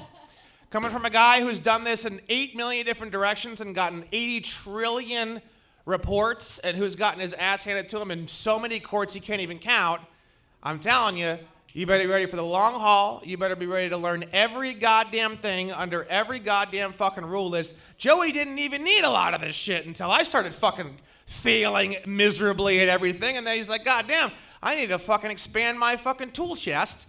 And he's the one who went out and figured out about Federal Rule of Evidence 301 and presumptions. He's the one who figured out about the rule of professional conduct 3.7, where an attorney can't operate as an advocate and a witness at the same time. He's the one who did all that shit. I'm the one who brought it to you guys and started talking about it because I'm the one with the big mouth. He's the one who figured it all out. So keep in mind, and I'm sure him or I are going to figure out more shit and more shit and more shit and more shit and more shit and more shit. If I got to be a fucking triple black belt in every motherfucking martial arts that's ever existed since the dawn of fucking humanity to win a goddamn discharge case, so be it. The problem is, you guys are brand new, and you guys have these questions, and it's driving me a little crazy. How do I tap out fucking Joe Rogan in 5 minutes? That's a journey, my friend. That's a journey. I'll be the first one to tell you it can be done. I'm not telling you it can't be done. I'm not telling you don't do it. In fact, I will christen your ship myself. And if you're a hot chick, I'll spank your ass myself, okay? I'll never tell you can't do it. The problem is if you think it's going to take 5 minutes, and in actual fact it's going to take 15 years, it's going to be a rough ride. It's going to be a fucking rough ride. You're not going to be a happy camper. So with that said, I haven't done a whole lot with the discharge stuff. I haven't answered a whole lot of questions on that, and I've been sort of avoiding that because I get these questions and I'm just like, Jesus fuck. You guys need to review the material like another 400 times. I'm sorry. It's just the way it is. I don't know how else to really softball it more than that. If you can't draw out the entire UCC flowchart yourself with no notes immediately and instantly, you probably don't get it. Frankly. If you were in a prison cell and I gave you a piece of paper and a pen and I said draw out the UCC 3 flowchart from memory and you have 15 minutes to do so, if you were able to do that, you probably wouldn't be asking me these kinds of questions. Just to be honest. So with that said, I'm willing to open up the floor for some of those sort of related questions. Just know that if it's something that's just absolutely ridiculous, and it's something that I hammer in video number 4 or video number 3 of A Journey into UCC 3 in extensive detail, I might just either not answer it or give you a very short answer. But I know that's what a lot of you guys want. So with that said, let's go ahead and open up the floor for questions. Now the questions could be on anything. It could be on Joey stuff, it could be on credit, it could be on finance, it could be on driving versus traveling, trusts. I know a couple of people have asked me about trusts. Trusts are simple.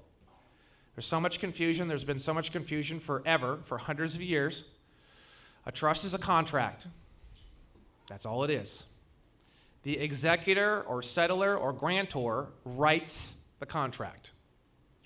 The trustee operates the contract that the grantor, executor, or settler created to benefit the beneficiary using whatever assets were put into the trust. Those assets are called the res of the trust, R-E-S. And that is it.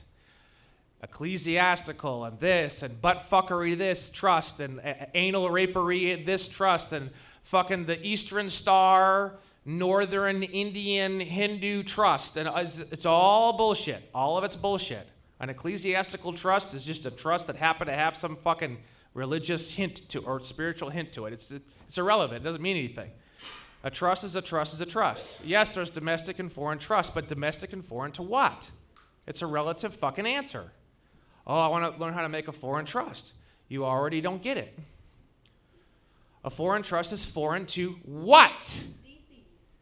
Well, no. Foreign trust, if you're a state citizen, then as a state citizen, a foreign trust would be a trust outside of the state in which you have citizenship. So as a state citizen, as a Californian, for me, my definition of a foreign trust would be a trust that's outside of California. But in terms of the United States Code, their definition of a foreign trust is something that's outside of the District of Columbia or one of her insular possessions or U.S. territories or whatever.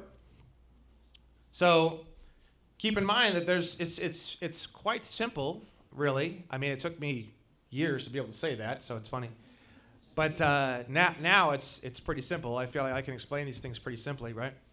So you have a domestic trust and a foreign trust. That's it.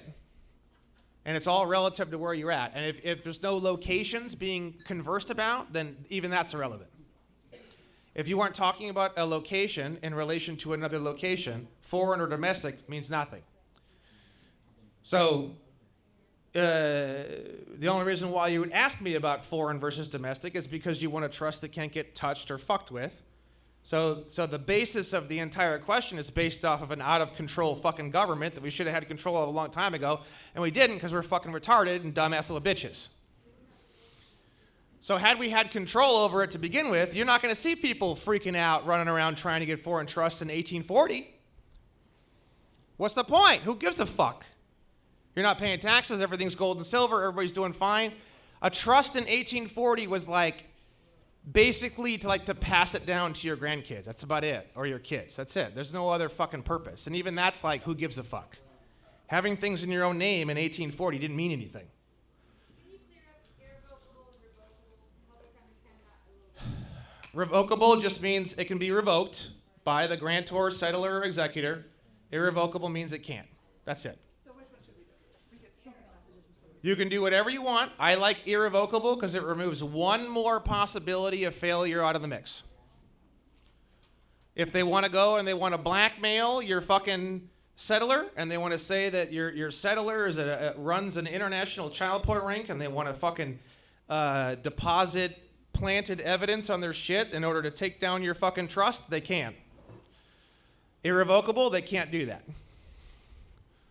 So I like irrevocable because it's just I want to take out every single point of failure in everything I do in life, including my car, including my business, including this, including my platform, everywhere. I want to remove as many possible areas of failure as could possibly be there. With irrevocable, you're just removing one more possible zone of failure.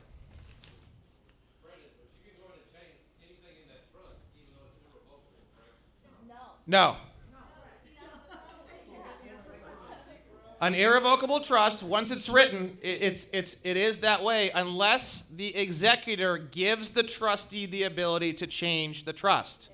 And if they do that, they can say, the executor hereby declares the trustee may only change the place of domicile or naturalization of the trust and may change no other articles or things in the trust. If that's the case, if the executor writes that the trustee may only do certain things within the trust, then the trustee may only do those certain explicit things within the trust forever. If the executor allows the trustee to do whatever the fuck they want, then there you go. They can do whatever the fuck they want. Which is exactly how I have mine written up. So with what Brandon's saying, I'm irrevocable as well. I'll never do anything other than irrevocable.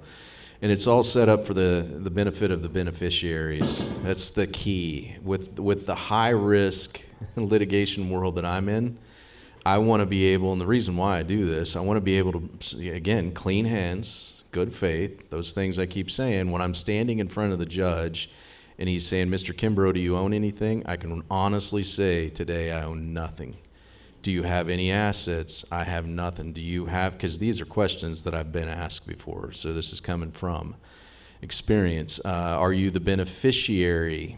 There's key words that they're using there of any insurance policies, this, that, and the other. So the only thing that we've talked about extensively, that Exhibit A is yours. Nobody in this fucking world sees the Exhibit A on a trust, and I handle a lot of trust for family members with pour-over wills attached to those. So the Exhibit A is what we're referencing. We're not putting fucking property addresses and I got 3 coins and 6 rings and all that other shit. It is on the Exhibit A. Now I'm talking about in the trust and the will itself as to who the beneficiaries are. That's okay. Jacob, McKenzie, and Colton. So it's never going to be, my wife and I are the trustees. Now where we differ a little bit here, that's okay, because again, we're Indiana trust law. I've set my stuff up, even though it is irrevocable, and it's in my wife's name to protect anything that we do if I go to Crazyville in litigation, is we do have the ability to sell the house. It's got to be as the fiduciaries for the beneficiaries, and that's really what you got to wrap your head around.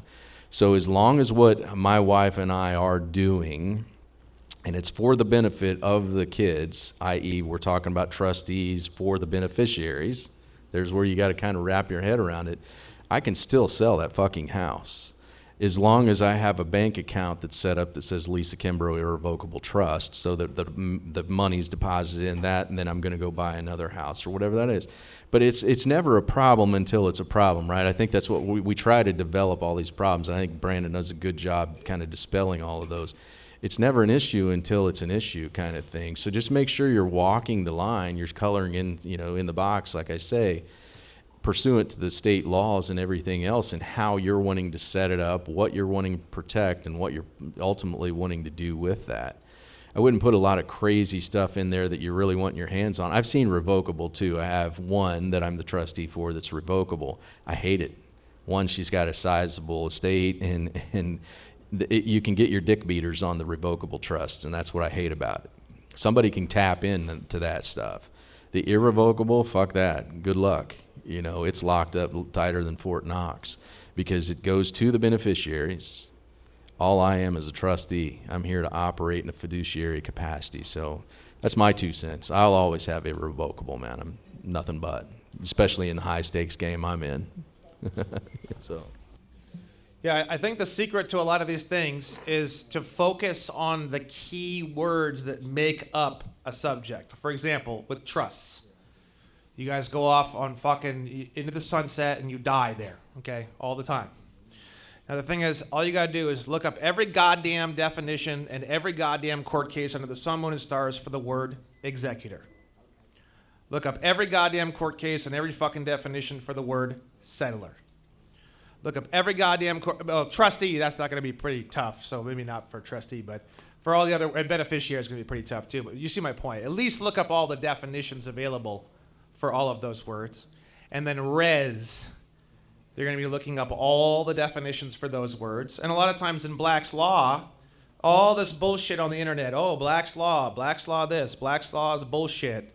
Old versions are bullshit. That's all. I've never seen any of that, even with the bar cards. And the bar cards will jerk you off any way they can. In a bad way, really bad way, with fucking sandpaper gloves, really. I mean, so the thing is that in Black's Law, it's all case law.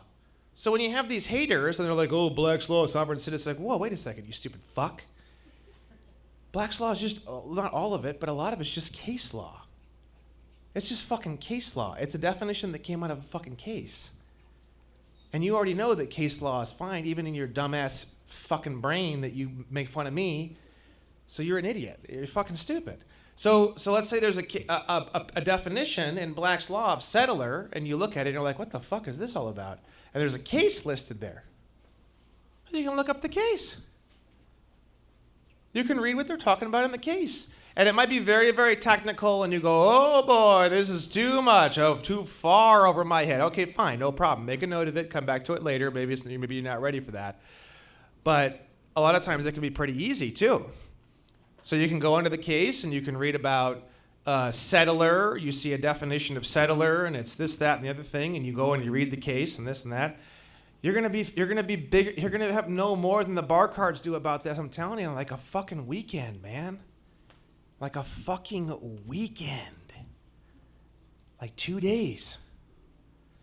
All you need is settler, executor, grantor, res, trustee, beneficiary. Just those. That's it. Ecclesiastical, cocksuckery, Eastern Star, blah, blah, all that shit. Just throw all that shit out. Everything.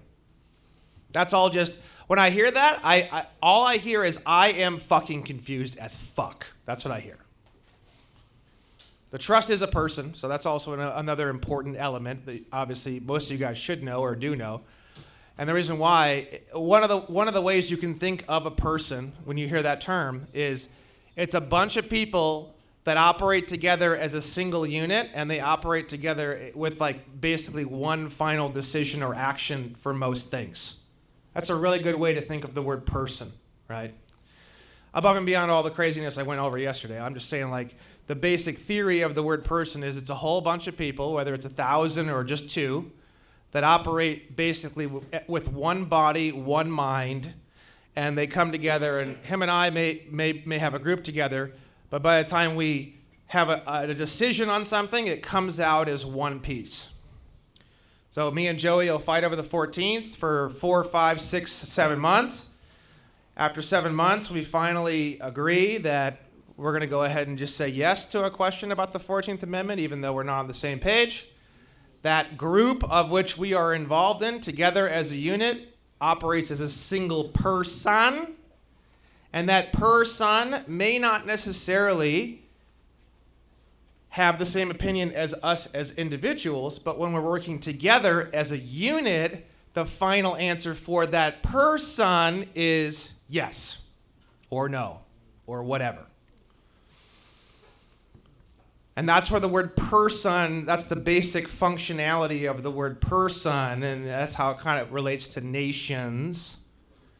Nation is a person if it operates as one unit that winds up with decisions or ideas as to certain things, right? So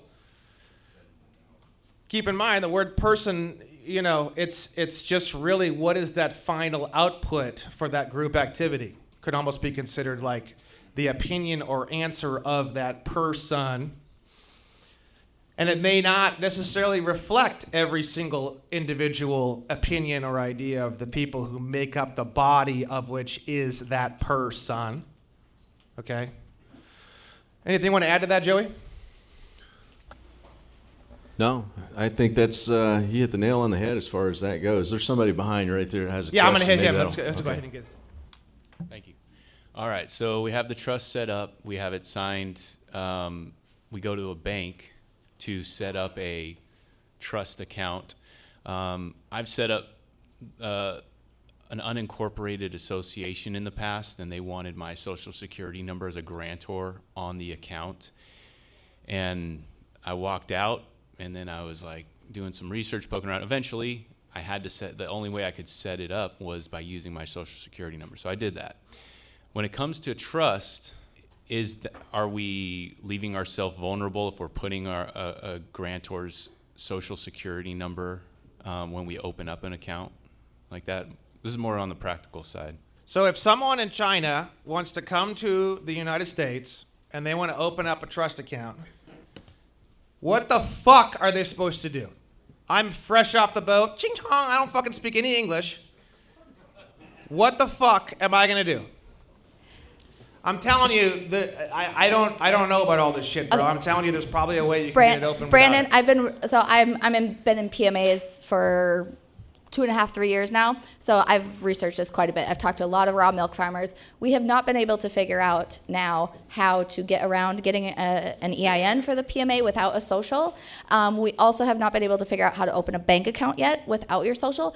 But when you open your bank account for your PMA or trust, there is a form that you sign that says, I am not the owner of these funds. I am just I'm just the trustee. So one of my mentors, they've gone into his bank account that he's the trustee for 4 times. They have gone and garnished garnished money out of his bank accounts. He has gotten it reversed because he is only a signee on the account. He does not own those funds. So even if they do something, usually he's gotten it reversed really quickly. So you are not the owner of those funds, and you can still legit say that. So I don't have a problem giving my social anymore for that situation because it's still out of my name. So when you do discharge anything, there's nothing in your name, and you look like a really bad defendant, and they're less likely to take you to court. Yeah, and I just don't think it fucking matters, because the thing is it's the social security number is an EIN number for a sole proprietorship, which comes from 26 CFR 301.7701-11. So it's an EIN number for 2 types of entities. and all of you should already know the answer to this, but what are the two types of entities that are the only types of entities that an SSN can apply to? Does anyone know the answer? Sole proprietor and the trust estate. Bingo! This guy got it. You almost had it. So there's only two types of entities, and you can verify this under box 9A on the SS4 form. There's only two types of entities, and you can correlate that to 26 CFR 301.7701-11. And there are only two types of entities that can have a social security number. One is a sole proprietorship. Two is an estate. And if you look on the SS4 where it says estate, it says SSN of decedent, which means dead person.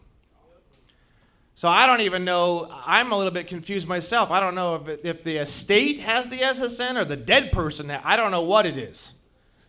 We're not going to get into that right now because I have no way of confirming any of the information, so I'm not going to do it. So an estate, it says SSN of decedent. So does that mean that an SSN can only apply to a sole proprietorship or a dead sole proprietorship? I don't know. I don't know. I don't think it fucking matters. So the SSN is, and I think that's where this whole like dead entity, dead person, I'm not a dead person, all this kind of information came from out of this whole conversation, but I've just never seen anyone cohesively talk about any of this, so I'm not sure how the fuck they came to those conclusions anyways.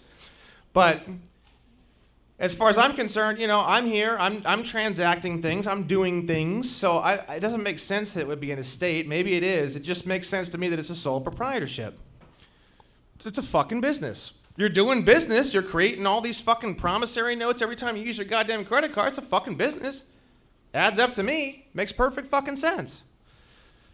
So the sole proprietorship is just a fucking number that represents, the social security number is just a number that represents a business that has your name. So, you know, if you want to think about it that way, you're pretty much just the agent for everything. And the reason why you're the agent for everything is because our world is gone. Our world is gone. It doesn't exist. Our world has completely disappeared. Our world is what it says in the Naturalization Act of 1802, a common law court of record. The closest thing, as far as I can tell, that we have to that is something like the county recorder, or like Joey said earlier, just fucking presume that it is, say that it is, and if no one fucking stops you, then bang, you've got yourself a common law court of record. I don't know. Fuck it. That's the closest you can get, at least. If it's not, like if you go down all the definitions, you say, no, Brandon, it's not. Well, that's the closest you can get. I don't know how you can get any closer. And we have people in the assemblies and stuff like that who have tried to put this shit together, and they always fucking explode into flames all the time, these fucking assemblies. That's why I never got involved in any of them. They turn into fucking nuclear bombs every 6 months. So, I mean, you've never seen me involved in any assembly because all I've ever seen from those goddamn things is fucking internal strife and warfare. I don't need to be the father. I don't need Maury to tell me, you are the father of some fucking assembly, and have to play dad all day and keep everybody from killing each other. If they want to kill each other, fuck it. Yeah, I'll be on the sidelines smoking a cigar with Joey and having a fucking Mike's Hard Lemonade. So I was working for this douchebag a few years ago, and I was trying to figure out what to do with it when I found your first course. And so basically I worked managing a grow scene, doing like 3 people's work arguably, with a repetitive stress injury in my shoulders. He never gave me workman's comp. He always said he was going to bring the paperwork. He lives in Tahoe, and I'm out in the fucking mountain managing this whole thing. 7 greenhouses, 2,000 plants. It was fucking nuts. So anyways, right before fires hit, thank God I quit then, he fucking like ends up firing me, and I'm like, dude, like I'm injured, like I can't keep doing this shit. And then, so I fucking left. And he's like, oh, well, you quit, so I'm not going to pay you. So he owes me like $30,000 easily. I tried going through like the state system for the injury and for the wages, and he has all these fucking LLCs and all this bullshit like set up. But I know where he lives. I have his fucking address and all this shit. on a fucked up note, like I do a comedy set where I talk about like working for a guy, you know, named Dan Vincent, and now his name sounds like venison. When he sees titties, he's like a deer in the headlights and all this shit, right? And I'm like, I think your wife would like my comedy. Maybe you should fucking pay me before I put this on a fucking internet. So I don't know. That's like kind of where I'm fucking heading with this, because I'm like really pissed about it still. I don't know if there's any other kind of remedy you would suggest. Yeah, there's remedy in that. It's all the same. You know, I'm going to start probably giving you guys the same answer. I think me and Joey should just start giving you guys the same answer and over again, which is just Rule 301 presumptions. Fuck you. This is your LLC. Fuck you. This is the LLC you had that fucked me over. Fuck you. The LLC's in fucking Nevada, even though it's not. Fuck you. I have a fucking 14-inch horsecock. Fuck you. I'll see you in court. That's what the bar cards do. That's what all the fucking bar cards do. I would add to that to build the file. Build your evidentiary file, send it across, certified signature required, and then go from there, man. I mean, if that's the thing that I think I felt the emotional charge there, and I get it. And I've been on the other side of that too as that employer in the state of Indiana. And usually when they reached out to me, the Consumer Protection Division, I don't want to make it sound like I was fucking crazy and trying to treat everybody like Egyptian, slaves, but I had one of those pop up. It wasn't $30K. It was just like a few weeks of overtime. But when I got the letter from the Indiana Attorney General Consumer Protection Division, I paid the fucking few $100s that it was. It wasn't anything. Yours is $30K. So I don't know if you've went the route far enough. You said you got the state involved. I get it. I'm going to hold you to that. But use that as a resource as you're building, your evidentiary piece. But I would also take the emotion out of it. Just list the declaration of facts. Make sure your brother gets a copy of them, i.e. the asshole. And then now you have the grounds for the future litigation if he doesn't get his head out of his ass. Now, me and you are kindred spirits. I get it. The whole comedy act. There's the defamation piece that could be. If I'm coming back at you on the other side, I'm saying, I just be cool with that a little bit, maybe. I get it. If you get your $30,000 worth of pound of flesh is what you're looking for there, then maybe we call it even. But if I'm him, I'm going to go, hey, man, this fucking, I'm going to be a little bitch, and this guy's talking shit about me, and it's cost me $300,000. That'd be my counterclaim. You hear that a lot from Brandon, and I agree with that too, by the way. I'm going to come back at you with a counterclaim. I'm going to tell you every time you presented that set. If we're talking candidly as a group, we should be talking like this. And then now, all of a sudden, your 30 stacks looks like my 300 stacks is a little bit bigger, and we're negotiating, and it's no big. So I'm all about building evidence, rubbing their nose in the carpet, and then when I have to, file, which I never want to file. That's crazy enough, which I always do file, because I know everybody's not going to operate like you or I are going to moving forward. So let him know, man. Here's what you owe me, bro. Tack a few bucks onto it too, because you want to get his wife a titty job or whatever you want to do, and then have fun with that. But just you got something there. It's real, because guess who it's real to? It's your truth. So just build out your truth how you want. When I say my stuff, it's my truth. I guarantee it.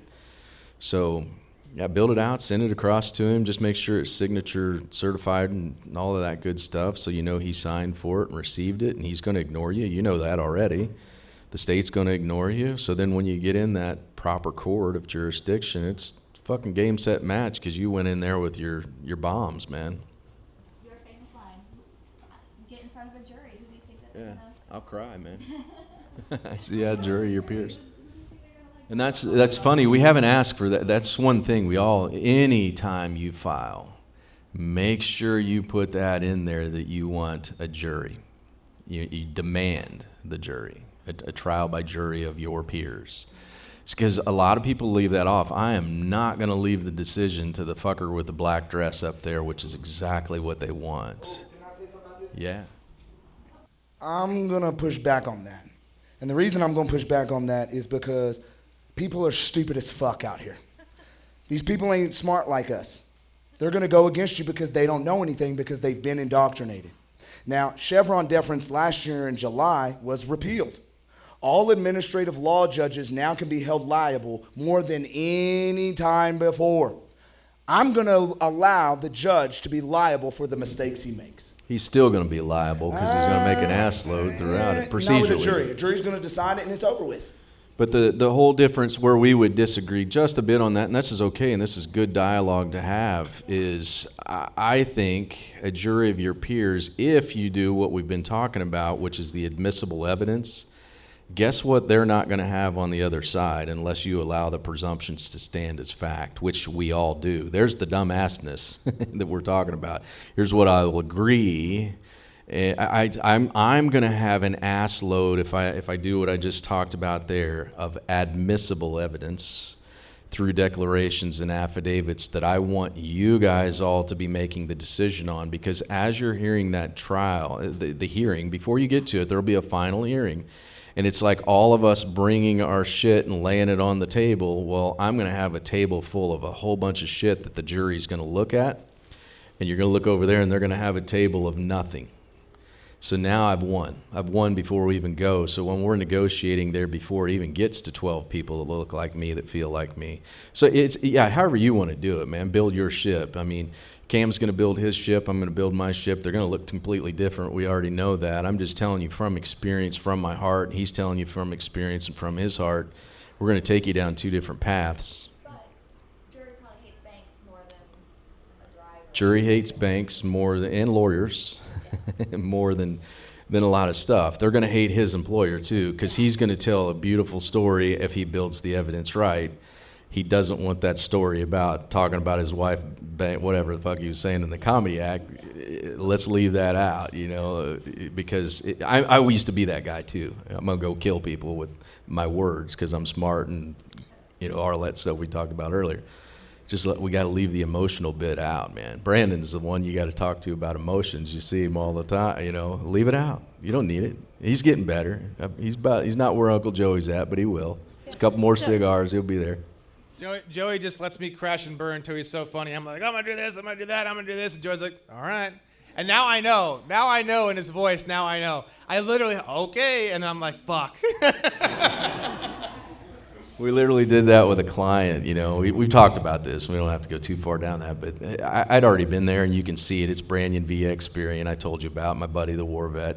And you'll see up there where I'm being threatened, stay out of this, and it was all because I'm Joey Kimbrough, attorney in fact, and I'm, you know, all that bullshit that I guess who else we hear that from now? And I'm like, bro, don't do it.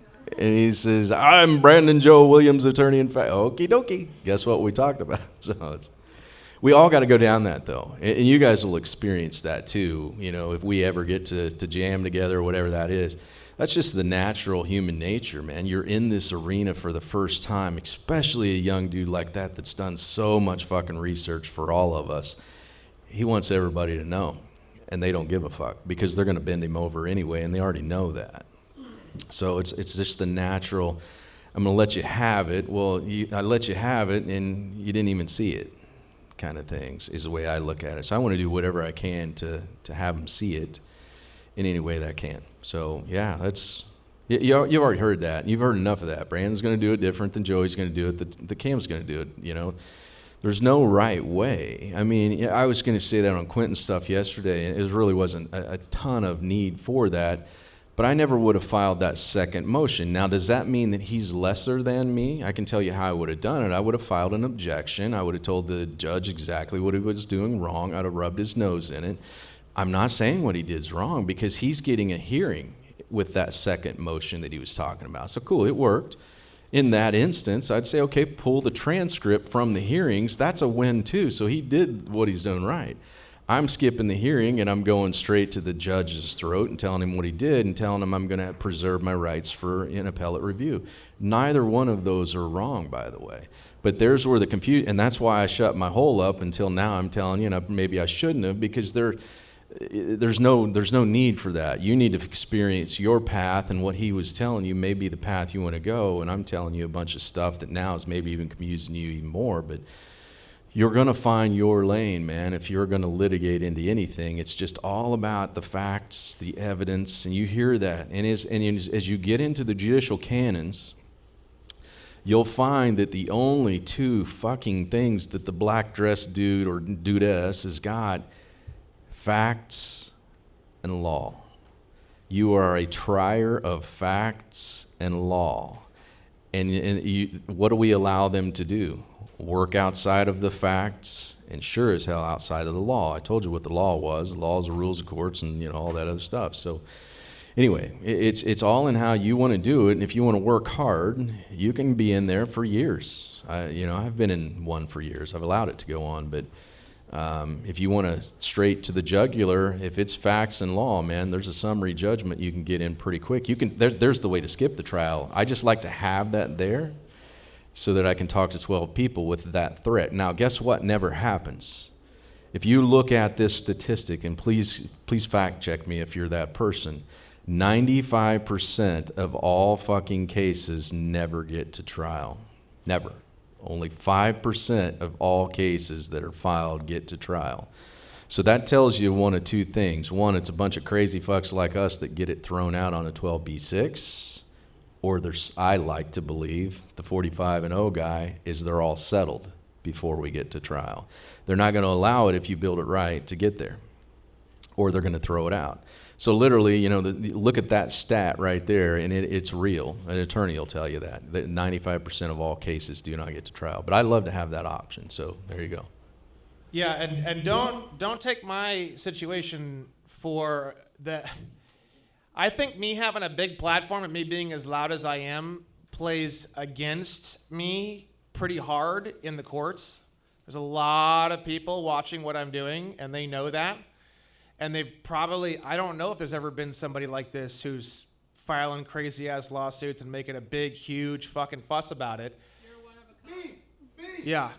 So this guy over here, right? But his platform's new and it exploded over fucking night. But I mean, like before us, and I'm sure you could probably, if you dug around, I'm just saying there's been very few people. So don't take, we got a guy, Gabriel Green. He put in this mess, kind of a mess of a complaint, and the judge, I couldn't believe it. Shit that he didn't even clearly ask for. Like, if I did anything within 4,000 miles of what Gabriel did, they'd throw me out of a closed window. They wouldn't even open it first. And they're just feeding this guy what he needs and saying, oh yeah, come on through. Helping him. And I'm over here just like, and Gabriel emails us and he's like, oh man, I don't know, I'm kind of upset and blah, blah, blah. I'm like, upset about what the fuck are you upset about? What in the fuck are you upset about? Oh, well, they dismissed some of my claims. I'm like, yeah, but they've got all these other ones that they're giving you, or this other one that they're giving you. And they're just handing it to him. It's unfucking believable. So just keep in mind, don't look at my shit as a reference point. You can get information from it, but I really don't think anyone's gonna have as hard of a time as I'm having. I really don't. I joke and I say things, and don't go into it thinking it's gonna be a walk in the park, but also I wouldn't think it's gonna be as hard as what I'm fucking going through, honestly. I promise you it's not. Yeah, I'm trying to convert the whole thing over, so it's. Let me do a little fact check to a brother here too. Since we're all here as one family. So, I was on that call with the two Minnesota attorneys where this particular young man says, I got a fucking platform of 35,000 people, and I'd be glad to send you. So he was on there just letting the attorneys have it, too. So he brings on a lot of his own pain. Don't let him fool you. Who, me? You're the young man that I'm referring to. Oh, shit, I totally wasn't. With the Minnesota case where Herte and Robert Kuba were on there, and you said, I got a fucking platform, you watch this, I'll send an email out and blah. You go ahead and file a fucking complaint against me. Okay, so there's this dumb bitch, Barcard.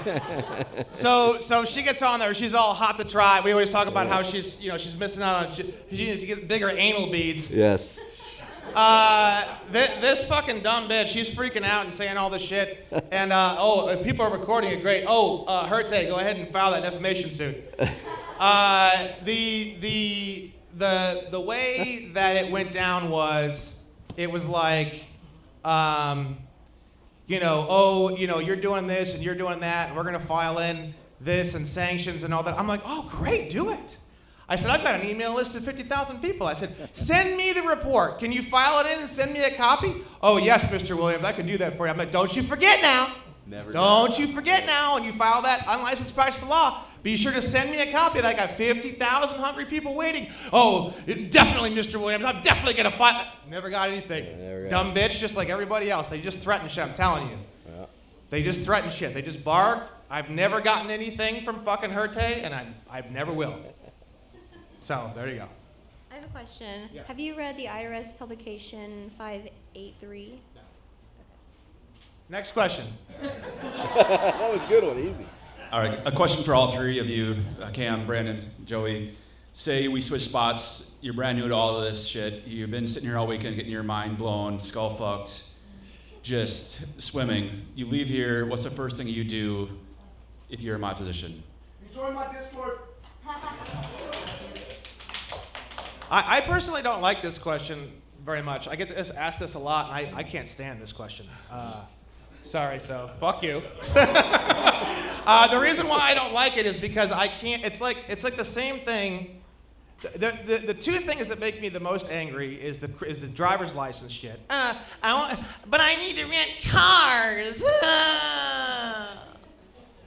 But I need to rent cars. Fuck you and fuck your cars. Okay? That's the first thing that pisses me off. The second thing that pisses me off is when people say, how do I endorse an instrument? Well, I don't know. I'm not the fucking holder. I have no fucking idea. I have no fucking clue. That's the answer. Oh, well, why don't you go get a driver's license?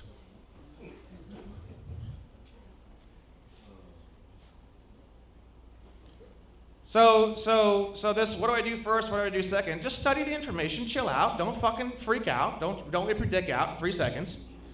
Treat this stuff the same way you treat a woman. Don't whip your dick out in 6 seconds.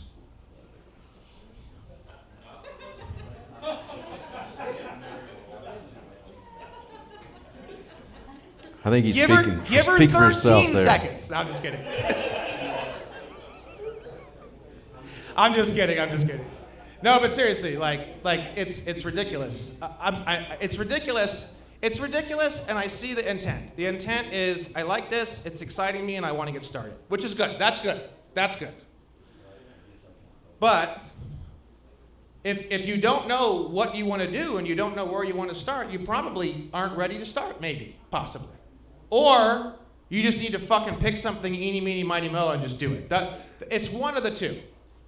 If the idea of taking any action makes you shake so hard that it's like going to fracture the bones of your body, you should probably take a deep breath and step back for a minute. Revoke your voter license. No risk to that. Yeah, things like voter licenses, opening a trust, or doing a passport, if you can't do those, maybe you should just go get a driver's license. How about that? I'm going to start using that as a way to really fuck with people. I'm not going to say you're a piece of shit cunt. I'm going to say, you look like a guy who's got a driver's license. That's even worse. You look like a guy who's got a fucking unexpired fucking driver's license. You know what I'm talking about? Yeah, so that's it for me. Whatever Joey wants to say on that. Well, I was going to say, I would agree with Cam. I think one of the things you should do if you're interested in driving, we've been beating that to death. I think I needed to join his Discord. I'm not a part of it right now, but I'm very interested in what Cam's got to say there. I see the work that they're doing. I appreciate that, and I need to learn more because there will be a time when Uncle Joey gets pulled over. I promise you that, just the way that I drive. I do not have a license, so I know that I need that resource more than anything. So to answer your question, wherever you're going to go, whatever you're going to do, I operate a lot of stuff outside of credit. Credit's my space. That's where I'm going to die on that hill because I love it. It's truly what I'm passionate about. It's where I have the record. I have a few other ones outside of that with commercial stuff and everything else that I'm definitely in, but that's me, myself. I'm not taking anybody on that ride because I don't want to be responsible for telling you something I haven't proved myself. But if you're interested in going down that path, here's my offer for you as far as the credit piece, austincreditfix.com. austincreditfix.com. You'll see a landing page that I put there, and that's going to be a full immersion. This isn't me filling out forms for people and holding their dicks like I've done with all of my clients in the past. This is truly you becoming the fisherman that I believe that I am right now. It's truly changed my life, and if whether it's 6, 7 figures, whatever your mind will take you to, or whether you just want your shit cleaned up, you're going to see a little form on there, and what that form is going to generate is a Calendly conversation. Say the URL again. austincreditfix.com. It's just a landing page I put together before I flew out here, literally an hour and a half before I went to bed that night. So it's nothing extensive, not a lot of stuff. You'll see a cartoon character, Pro Say Joe, that's me. So just a little form. It's going to get you a Calendly link. I'm just trying to figure out where you're at. If this is something you're interested in, I'd love to take the journey with you. It's something I've not done. It's me changing from the guy that's creating everything for people at a very high price to somebody that truly wants to walk the journey and hold hands and take you all the way from the initial disputing part of it all the way through the credit and getting everything discharged. Or if, as you'll see on there, if you want to go after damages, what I'm signing up for is 12 months of a journey with you, essentially. So if that's something you're interested in, great. It'll get you a 45-minute conversation with me on the house. I really want to find out where your fucking head's at. If that's something that you wanted to do, right now I'm saying 10 people probably, because I've given a lot of people my cell number and email. And, I want it. I was equating this to somebody earlier. I want that full immersion to be where it's literally like my wife, if she texted or emailed me, is probably the only person on this earth that I would answer right now. I want that to be something that I actually can give you. So I'm going to limit it at 10 right now is what I have in my mind going on that journey. So if you're interested, great. If not, that's okay too. I have this feeling I'm probably going to be putting out a lot of free content. There's already some stuff that I'm working on in my mind. But if somebody wants to take the journey, man, I'm all about it right now. I'm kind of all in, and I really want to go in teach mode on the stuff that I know, and that would be the way that I could do it.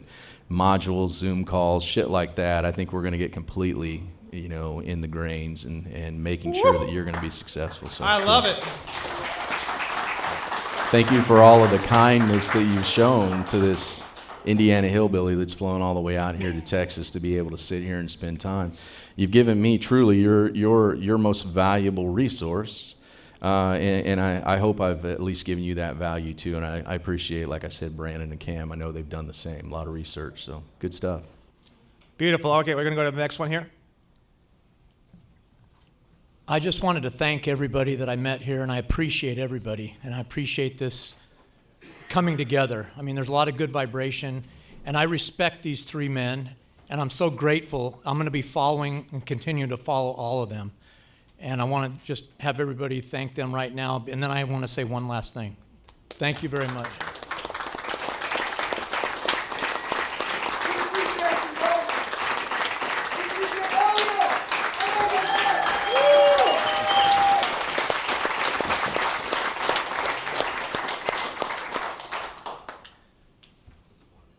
As far as the process and the courts and the different approaches, everybody has a different one, and I've tried a lot of different ones, and I know what doesn't work because I haven't had much success, unfortunately, and I'm going to be reaching out for some assistance moving forward. But with respect to the Constitution, no doubt about it, it's very important. We got to start using it more, and I think it is going to continue to be more relevant as we move forward from here forward.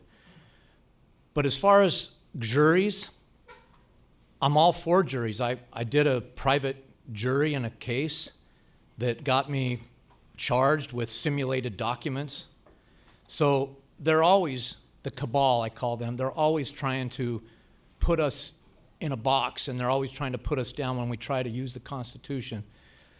With that being said, I do believe juries are important, but I've seen a lot of people that had juries that the facts and the evidence was clearly on their side, and unfortunately, our peers aren't really our peers, and they're so dumbed down that they don't even understand how to apply facts and evidence.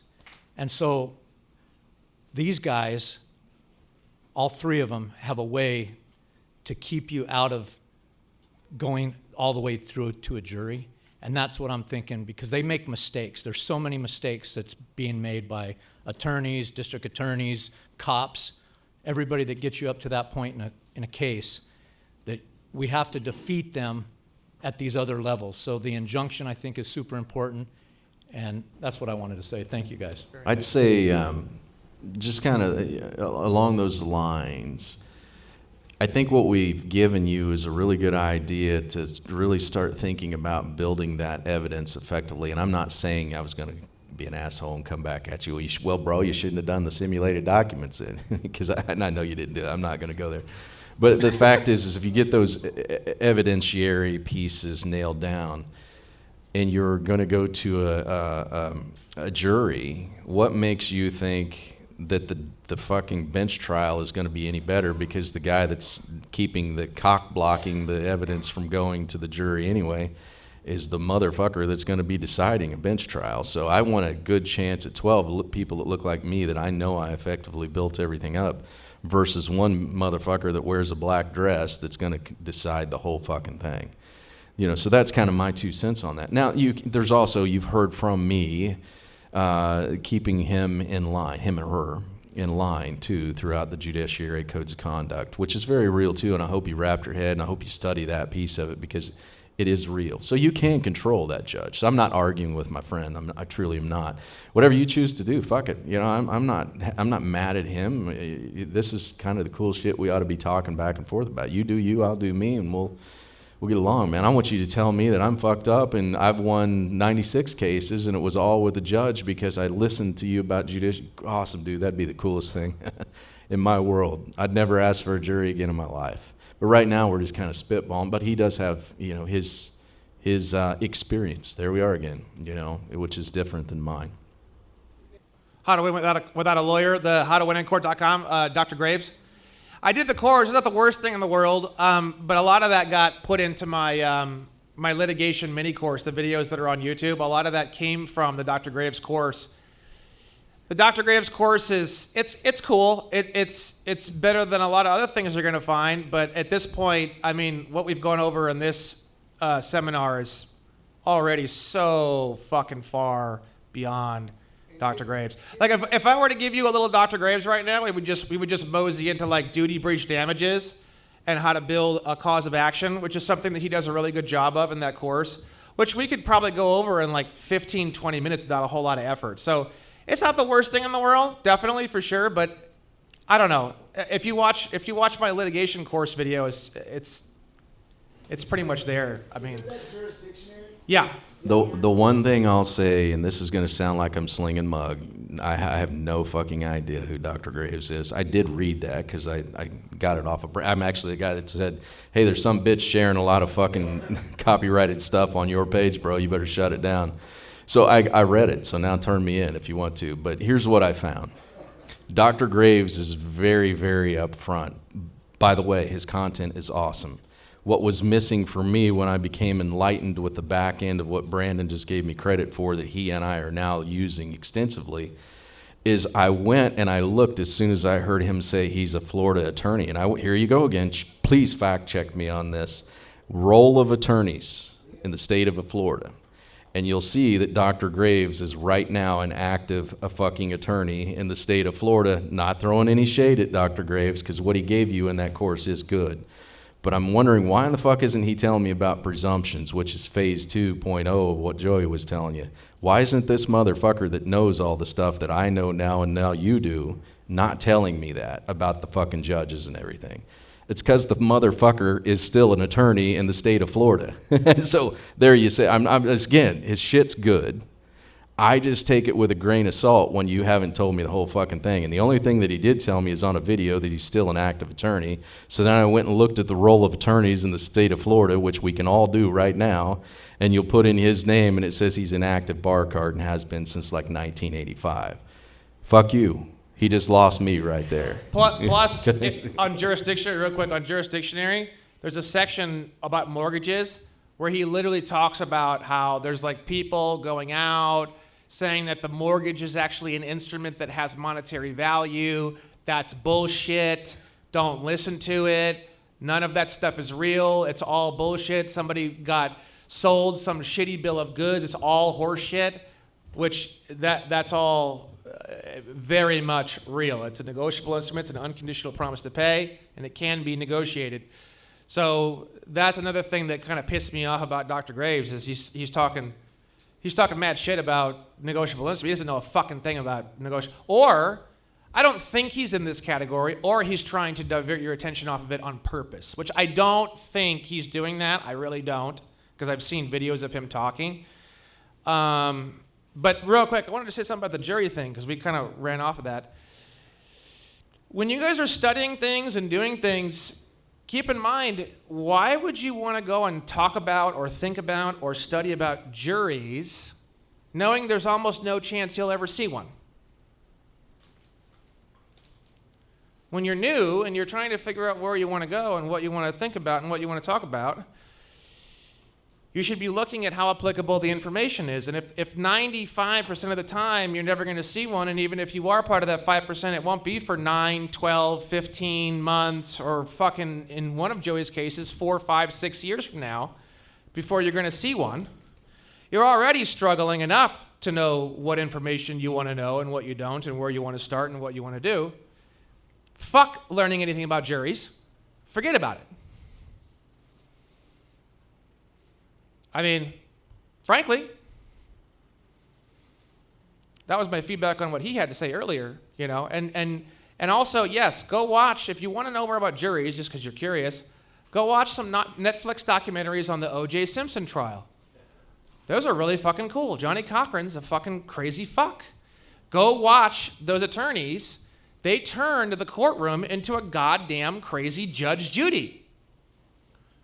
And they're driving the emotions of the jury. They're fucking pounding on the table. And fucking, yeah, you can't, it's unbelievable. They turned the reason why the OJ case won, the reason why OJ won his case is because there was all this racial stuff that was going on at that time. So Johnny Cochran and his boys converted the whole case into a racist argument, which was the most, it's like as insane as the fucking slaughterhouse cases. And that's how they won the OJ case. By like literally all these presumptions got thrown across about race and racism that I swear to God had absolutely nothing to do with the situation at all whatsoever. They didn't rebut and handle those presumptions. Thus, the case became something racist. There was so much racial tension at that time. That's how he won the case. If you watch the documentaries, it's really fascinating. So with juries, you're just going to get up there and song and dance and punch the table, and you're going to become a preacher, basically, if you want to win over a jury, which is fucking Joey's favorite class of human beings. So, you know, you know, he was mentioning earlier, you know, juries, you know, they can't understand, they can't do facts, they can't, of course. But show me someone who can. Not to suck you off, but I think most people in this room are probably quite a bit more intelligent than your typical human being. So, being smart in a word like this does have its downsides, my friends, and the downside is you become fucking lonely and you can't talk to anyone. Hence, that's why you're here.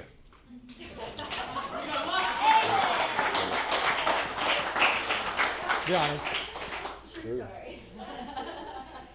So with that said, we'll get some more questions here.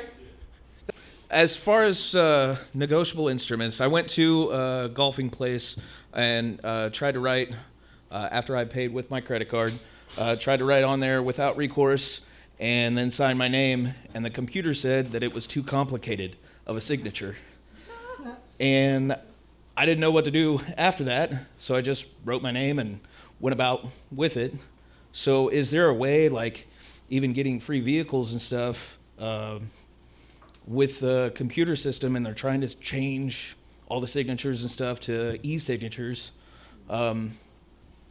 to be able to write without recourse, without prejudice, and keep your everything intact, I guess. Well, there's a couple of things to that. I mean, first and foremost, yeah, of course, you can re-sign it over and over and over again. Oh, the computer didn't take it. Oh, what a bummer. Sign it the same fucking way. Okay. Oh, the computer didn't take it. Oh, what a bummer, man. That sucks. Sign it the same fucking way. Didn't work. Oh, damn, something wrong with the computer system. Let me try it again. Sign it the same fucking way. Just keep doing it until make them fucking say something. Yeah.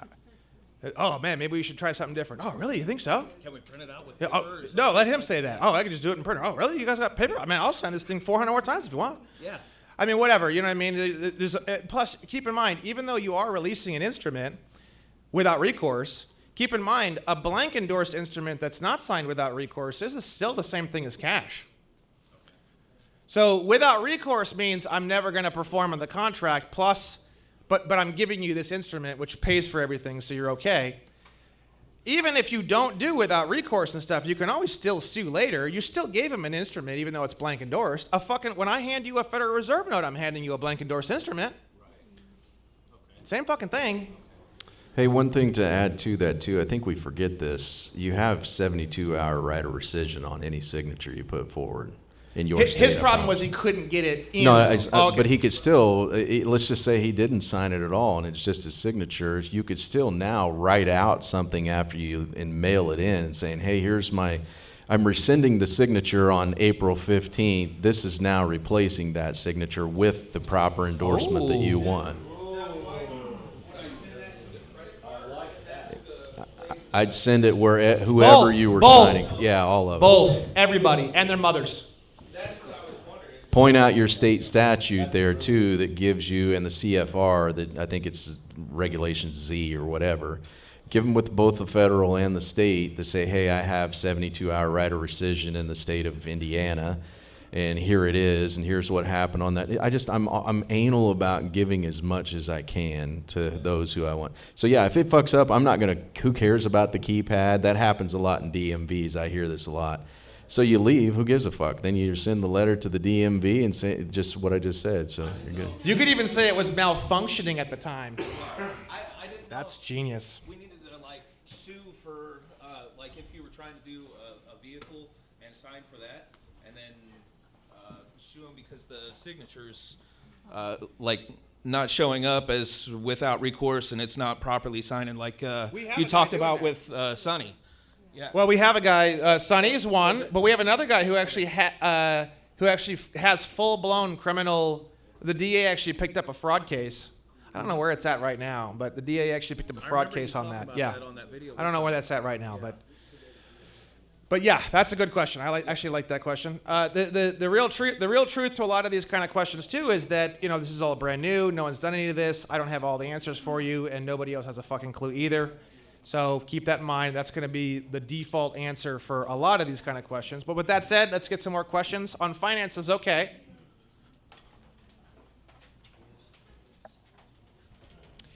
Yeah, so I have a question about, it has to do with my family case, but I talked to you yesterday, Brandon, and you're like, I'm just going to fucking sue everyone. And I was like, he's a fucking lunatic. But I sat with that. I knew the truth in that. I just had considered taking my case, but I just didn't know the pathway. And the statutory 1983 and 85 lawsuit just didn't really make sense to me. And so I was having a chat with ChatGPT, and what it helped me see was a lot of the landmark Supreme Court cases. Not only did they start off pro se, but they were constitutional tort complaints. Oh, cool. But outside of those cases, I don't know anyone that's doing anything like that. And I'm just kind of open to Joey, Brandon, anyone else who might have some experience around that. Give me an overview. I was up here flirting with a good-looking young lady, bro. You cock-blocked me if I even started listening to you. So I don't think I understand that. So the question is. There wasn't really a question there, my friend. So the question is for one, do any of you have any experience going down that path? Because when I asked you about the federal thing, when it comes to family court, you're like, I don't know anyone. But I was just curious, maybe Joey, you have some when it comes to constitutional tort claims. There's a tort claim for just about anything you want. So you're talking about family court issues? No, it's deprivation of rights under the Constitution, because my son was never naturalized. He was no birth certificate, no social security number, born at home. Mom takes off after 3 months, and social security number, birth certificate, vaccination, the whole thing. And I'm just like, I'm not in the system, haven't been. And I'm like, and then she took me to court. I did go to court. They ordered me to give him away or give him back within like an hour or two, because I was under threat and duress. They threatened the police would come. And so I never consented anything. There's no AOP, there's no birth certificate, there's no legal acknowledgement that I'm the legalized father. And so that's where the constitutional claim comes from. So it comes before any statute, and it's pure Constitution. Yeah. And Yeah, I'm so just it's deprivation curious- of rights. You said it right there, 42 U.S.C. 1983. But when they came for you is what I like to look at, and what were the grounds for the reasoning as to why they came for you. That's the thing a lot of people cannot articulate. So they had to have, they just don't rip fucking kids out of people's arms without some type of statutory authority or otherwise. And then that's where the 1983 comes in. They're doing it under color of law, and when you can wrap your head around that, that's where you get them, 9 times out of 9. Yeah. Here, wait, one comment. So, yes, I agree, but under Texas statute, if their child or my son is under 3, they literally have discretion to do whatever the fuck they want to do. And there is no evidence of harm, no nothing. They just said, hey, you do not have rights, but I have natural rights. But the statutes are in direct conflict with constitutional law, and that's where lies the problem, because I have to get out of the family court into federal court in order for them to see that, because like literally they're like fucking Walmart workers that like they don't know anything about the fucking law I know other that. than the statute law. We've been in Texas courts. We know 100% about that. So what I heard you just say is you're going to remove it to federal court, knowing now what. That's what I said. Yeah. Family court. For anyone, has Fuck anyone that. in here seen the documentary Divorce Corp? Divorce Corp, like corporation. That's a fucking shame. That is a goddamn shame. Everybody with notepads of any size, shape, or whatever, write down the documentary Divorce Corp.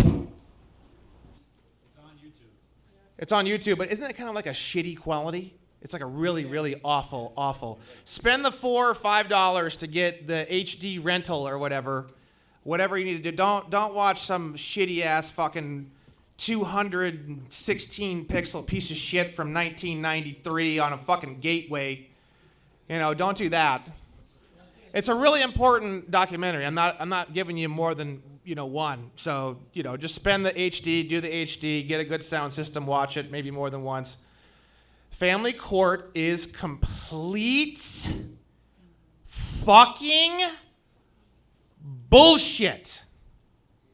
Every minute you spend inside of it, you literally might as well fucking kill yourself. I'm not kidding. I'm literally not even joking. Just hang yourself.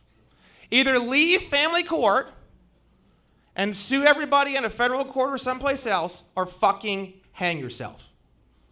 I'm serious. When you see Divorce Corp, you'll see what I'm talking about. It's literally not even fucking real. And people always say, oh, well, federal court's not real either. Fine. Even if I accepted that, which I don't know if I do, I don't know how I feel about that. Family court is not even a real court within what some people may think is all just fake courts already. Even the court, which is real or fake, says that family courts aren't even real. So why in the... If Uncle Bob, missing his teeth, said, come on down to my fucking tough shed, I got a jury,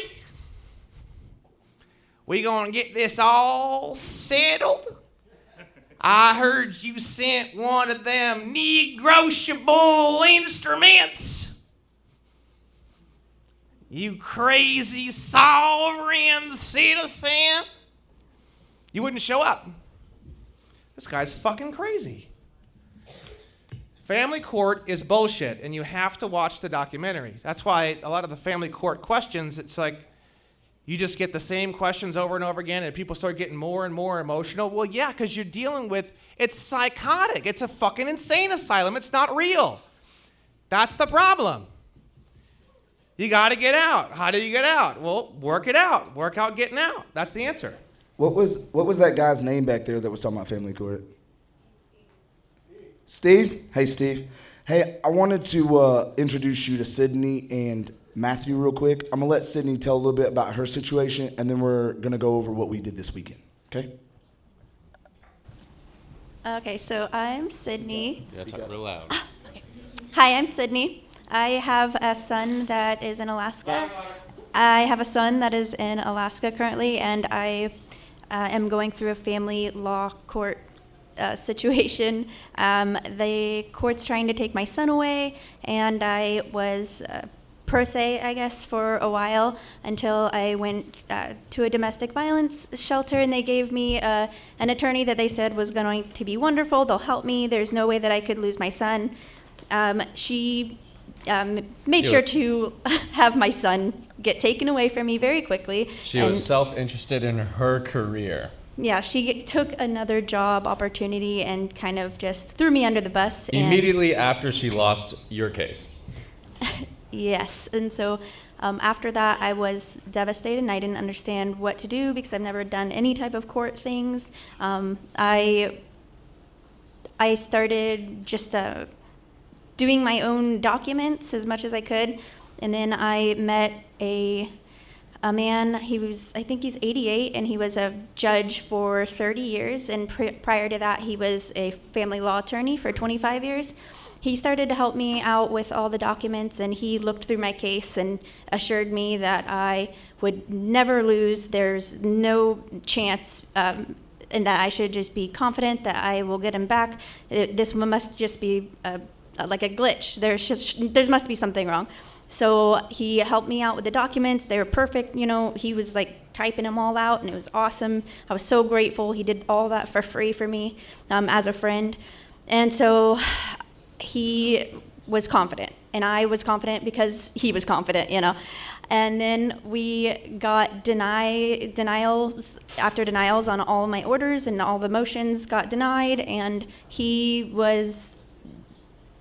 couldn't even comprehend that. He said that he was embarrassed to ever even be a judge at that point.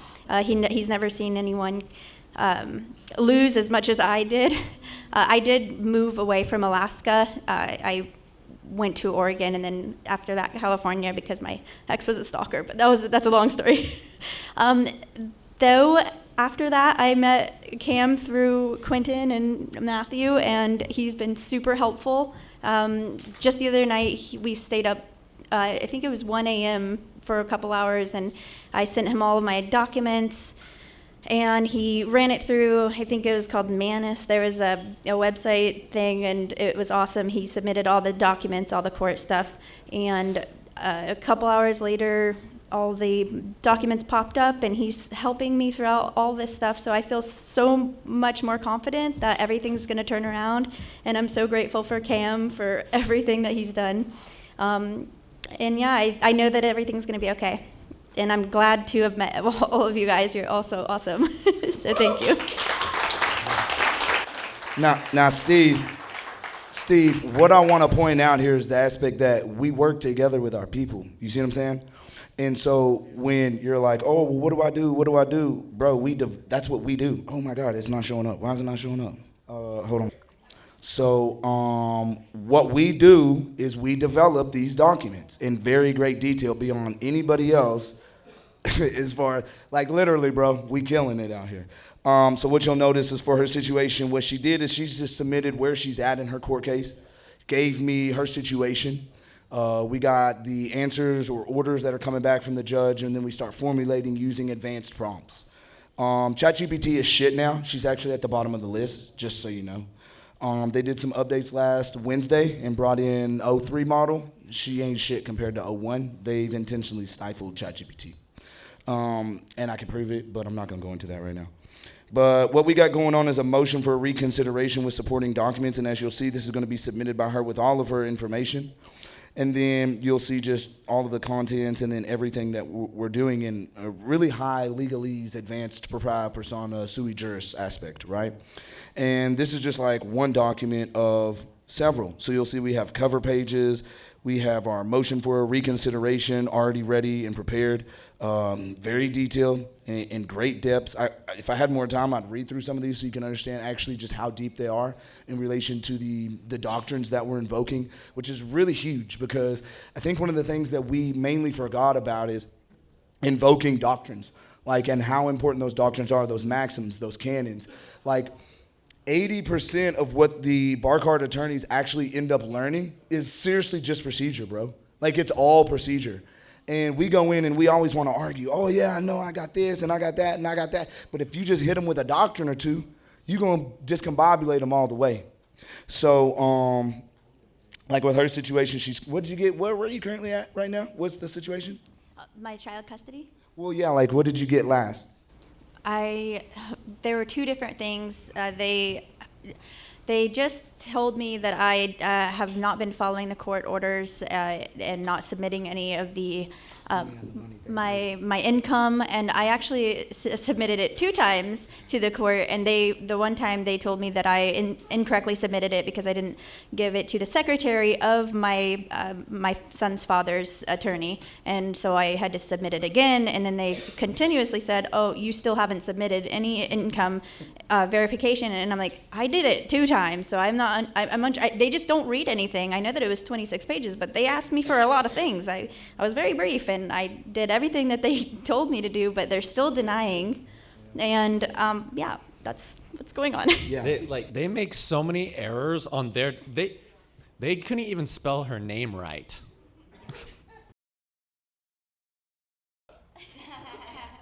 So as you'll notice, yeah, we do like the supplemental declaration of Sydney and support. And I mean, we're really developing these things and very quickly on a more advanced aspect.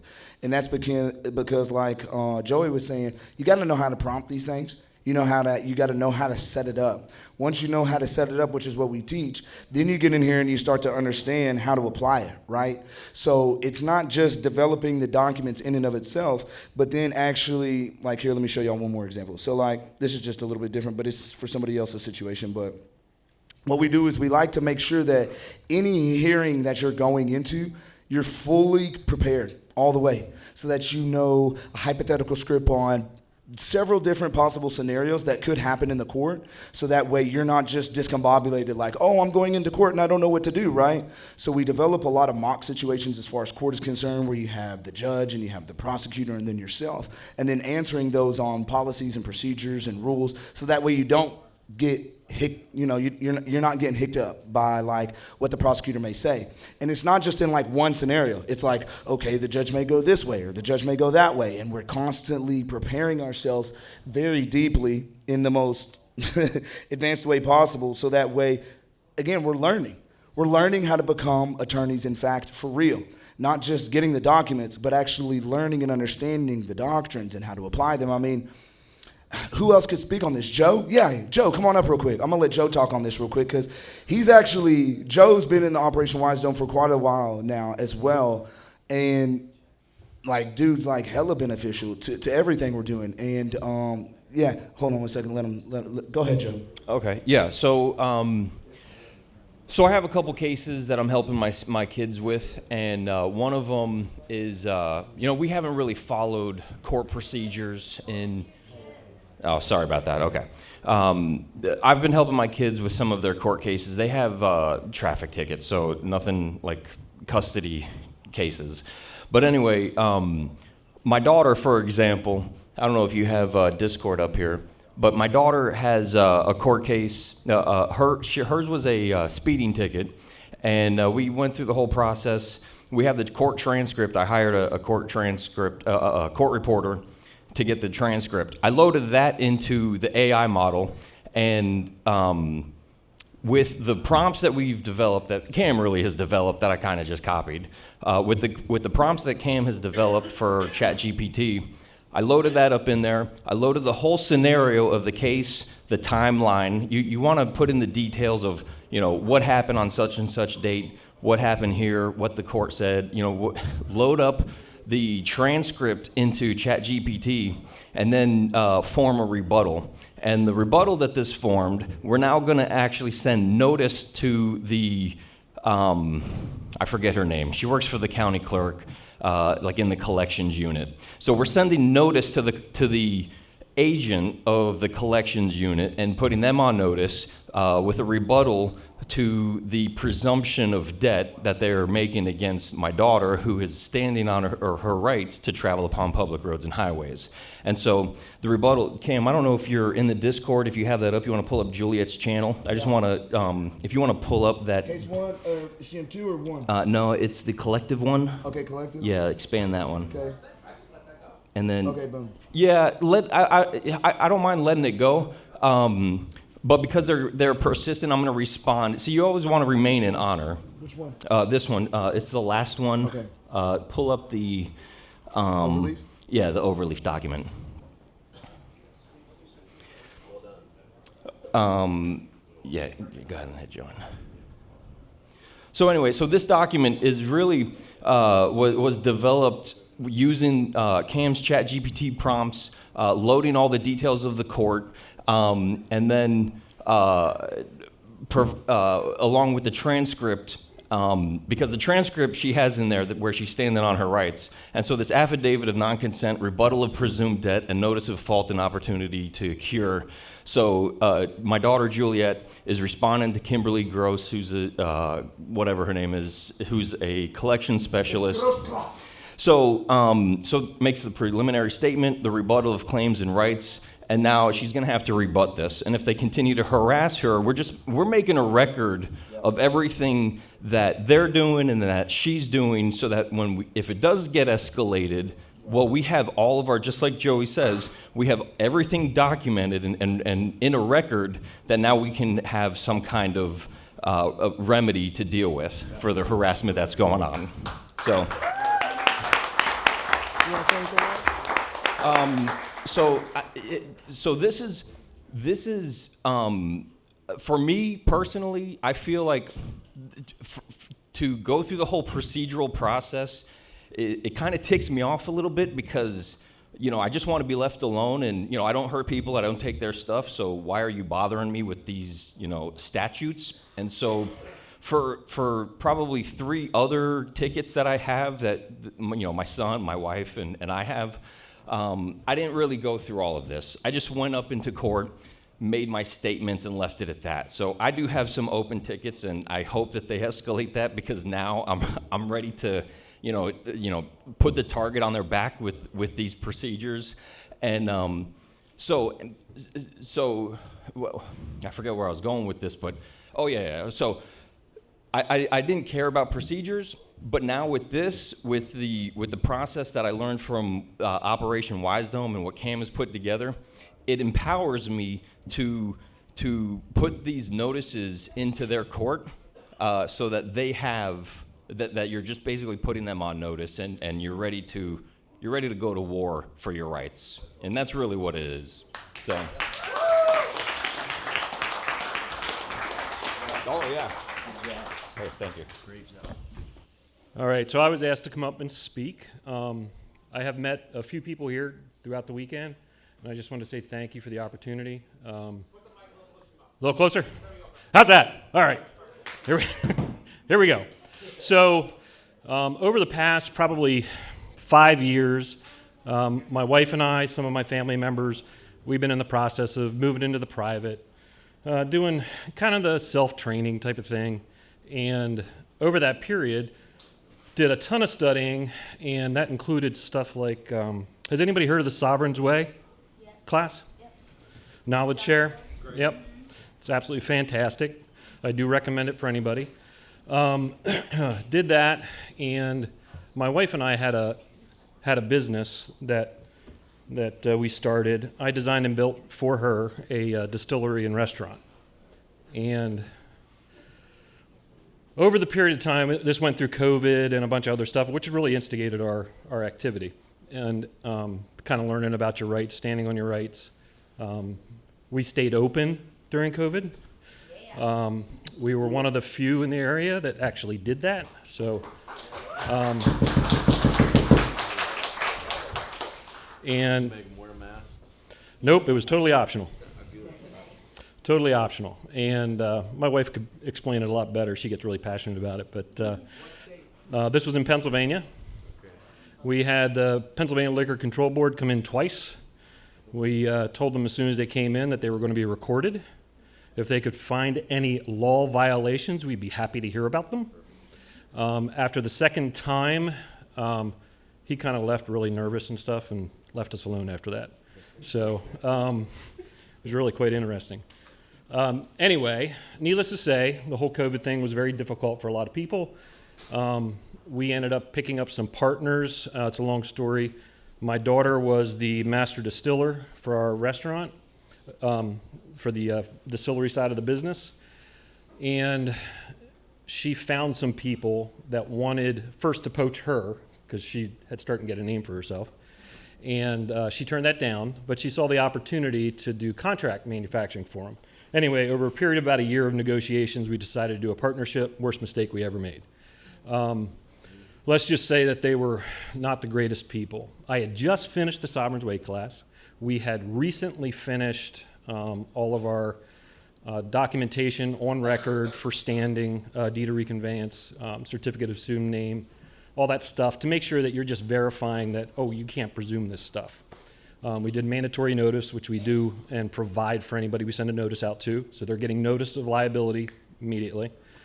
And yep, so it's kind of standard practice for us. We just did it. So, and all this is on our own. We figured all this out on our own. But needless to say, long story short, due to some misleading accounting on some of their people that they hired in one of their other companies unassociated with our company that fraudulently cooked the books, then accused my wife of stealing money, and it goes on and on and on. The first thing I did, as soon as I got the first letter, I sent a notice. They sent a second email, I think it was about a week later. I had already had my second notice done. Every 7 days, send a notice, send a notice. The notice was, I'm calling you out as a man. You need to tell me exactly how I harmed you. However, if I did, here's the remedy. And would love to offer remedy back to you in honor. However, I do believe this is trespass, and if it continues without proof, I will consider it trespass. Did it as an escalating series of notices, building my evidence. Long story short, that went through 7 notices, including a notice of forgiveness, all in the private, documenting all of the actual transactions, providing all that information, all with no rebuttal. 0. I called out the attorney directly, 3 notices, no rebuttal. Called out their new attorney once they decided to file a claim, did the same thing. Needless to say, this has gone on now for about 3 years. I have developed a huge portfolio of information.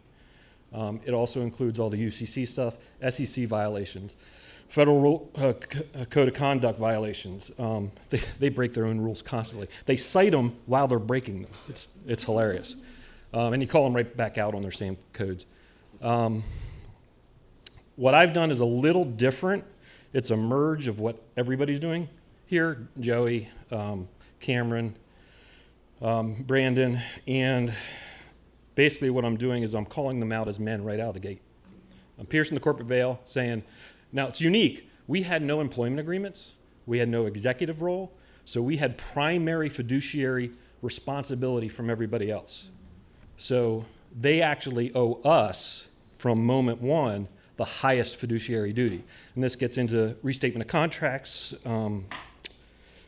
SEC violations, calling them out for bond stuff. They actually changed, they changed the names on our case partway through that they were naming us as defendants. Called them out on that, never rebutted it. So I've got a case file that we did last week that's about this big. We actually moved the venue, did an improper venue, moved the venue because trespass followed us to the new venue. It's quite extensive. I do have to thank Brandon for some of his UCC stuff because I was just learning that myself when I came across his stuff last year. And I started doing the same thing as Cameron's doing with ChatGPT, where you go through all this prompt activity, and it takes a while because it lies to you all the time. But once you get it set up, it's amazing what you can generate. Now you have to check it all, and it constantly tries to throw the wrong terms in, so you got to read everything and read it again and read it again. But I have a lot of stuff that could probably help a lot of people. I'm in the process right now of actually updating some of my filing. One of the things you do in Honor, you find any errors, you immediately go refile and correct any of your errors. You note it that you're doing it in Honor to make sure the record's clean. There's so many little details that you need to do to make sure that you're in Honor. That's the biggest thing that regardless of the outcome, you can go to sleep at night. So in any event, Cameron was saying that he asked me to come on next week. In this process, I'm kind of weird. My wife says I'm the only person she knows that creates presentations for myself. So, and I do it just to organize information. So I have tons of stuff. Next Saturday, I think I'm going to be on Cam's show, and we're going to go through some of my stuff, and then I have tons and tons of training stuff. We actually do local training in West Virginia. I have a common law group that I'm doing training to. I have a whole presentation on taxes, the entire system, the history, how the Bureau started, all that stuff. I have a whole thing now on trusts. I have a whole thing on the UCC code, how to properly endorse. Also, everybody's talking about the car thing. Nobody's doing it right. Just hate to tell you. You never go for the loan, ever. It's a private sales agreement. It is the dealership's responsibility to take that properly endorsed sales agreement to get collected on. But that's a whole nother conversation. And you should make it out to the dealership. Never make it out to yourself. That's just selfish. It's totally wrong. That's just my opinion, but I feel it's totally wrong. You make it out to the dealership. You want the economy to keep going. So there's a lot of little details there, but I have tons of this stuff, so I'll be happy to share it with everybody. So. Oh, yeah. So next Saturday at 9 a.m. Pacific Standard Time, he's going to be with us in Operation Wisedome. We normally go about 3 hours, but we might have to pull an Eddie Craig with him and go about 7 to 8. So y'all just be prepared. If you're in the Discord, you'll know. You'll have the link. I do have a Substack also, by the way. Yeah. I do have a Substack. It's shirenews.substack.com. I have tons of articles on there. It starts with history. I'm very much like Cameron. I enjoy. What's that? SHIRENEWS.substack.com. And it'll come up, it'll say Shire Herald. You do not have to pay anything. You can go on, read all of it for free. I do not close out any of my information. I don't think that's right. Just because this has been hidden from everybody doesn't mean it should be hidden from you. SHIRENEWS.substack.com. That's Lord of the Rings, Shire. Mm-hmm. Yeah, if you go into the history of, that is correct. Yep, if you go into the history of shires, it's actually a real thing, and the hundreds back in England. So back before the Norman conquest, etc. But y'all give a round of applause for my boy. Woo! All right, that's one round of applause. Now I'm gonna need a second round of applause. Huge, right here, huge round of applause. Yeah. Yo, Quentin, stand up. Kate, stand up. We got Matthew and Sydney back here. Big applause. Yo, they've been helping out so much throughout this whole thing. Like, I could not have done this without them. And I just want to say thank you. So I really appreciate that. Really appreciate that. Go ahead, Brendan. All right, ladies and gentlemen. Well, this brings us to the close of our fucking shithole event. So the thing is that we've been asked to get everybody out of here by 6 o'clock. So it might seem a little bit of abrupt, but I feel like we got to a lot of the conversations and stuff. I think Joey did send you a link to the Facebook group. Has anybody gotten that, or anybody seen that there's a Facebook group that was made for this event? The link is broken, but you can search for the group in Facebook. All right, we're all fucked. So apparently it's private. I don't know who set it up, but anyways, I put a hilarious meme in there. It's got the guy who's like this, and he's got a police hat on, and it says, when the cop's looking to break out your windows or some shit. It was fucking hilarious. Anyways, hopefully we can get that fixed and get you guys into it, and then, yeah, that's it. So fucking big round of applause for all you guys for being here. Thank you so much, and we'll see you next time.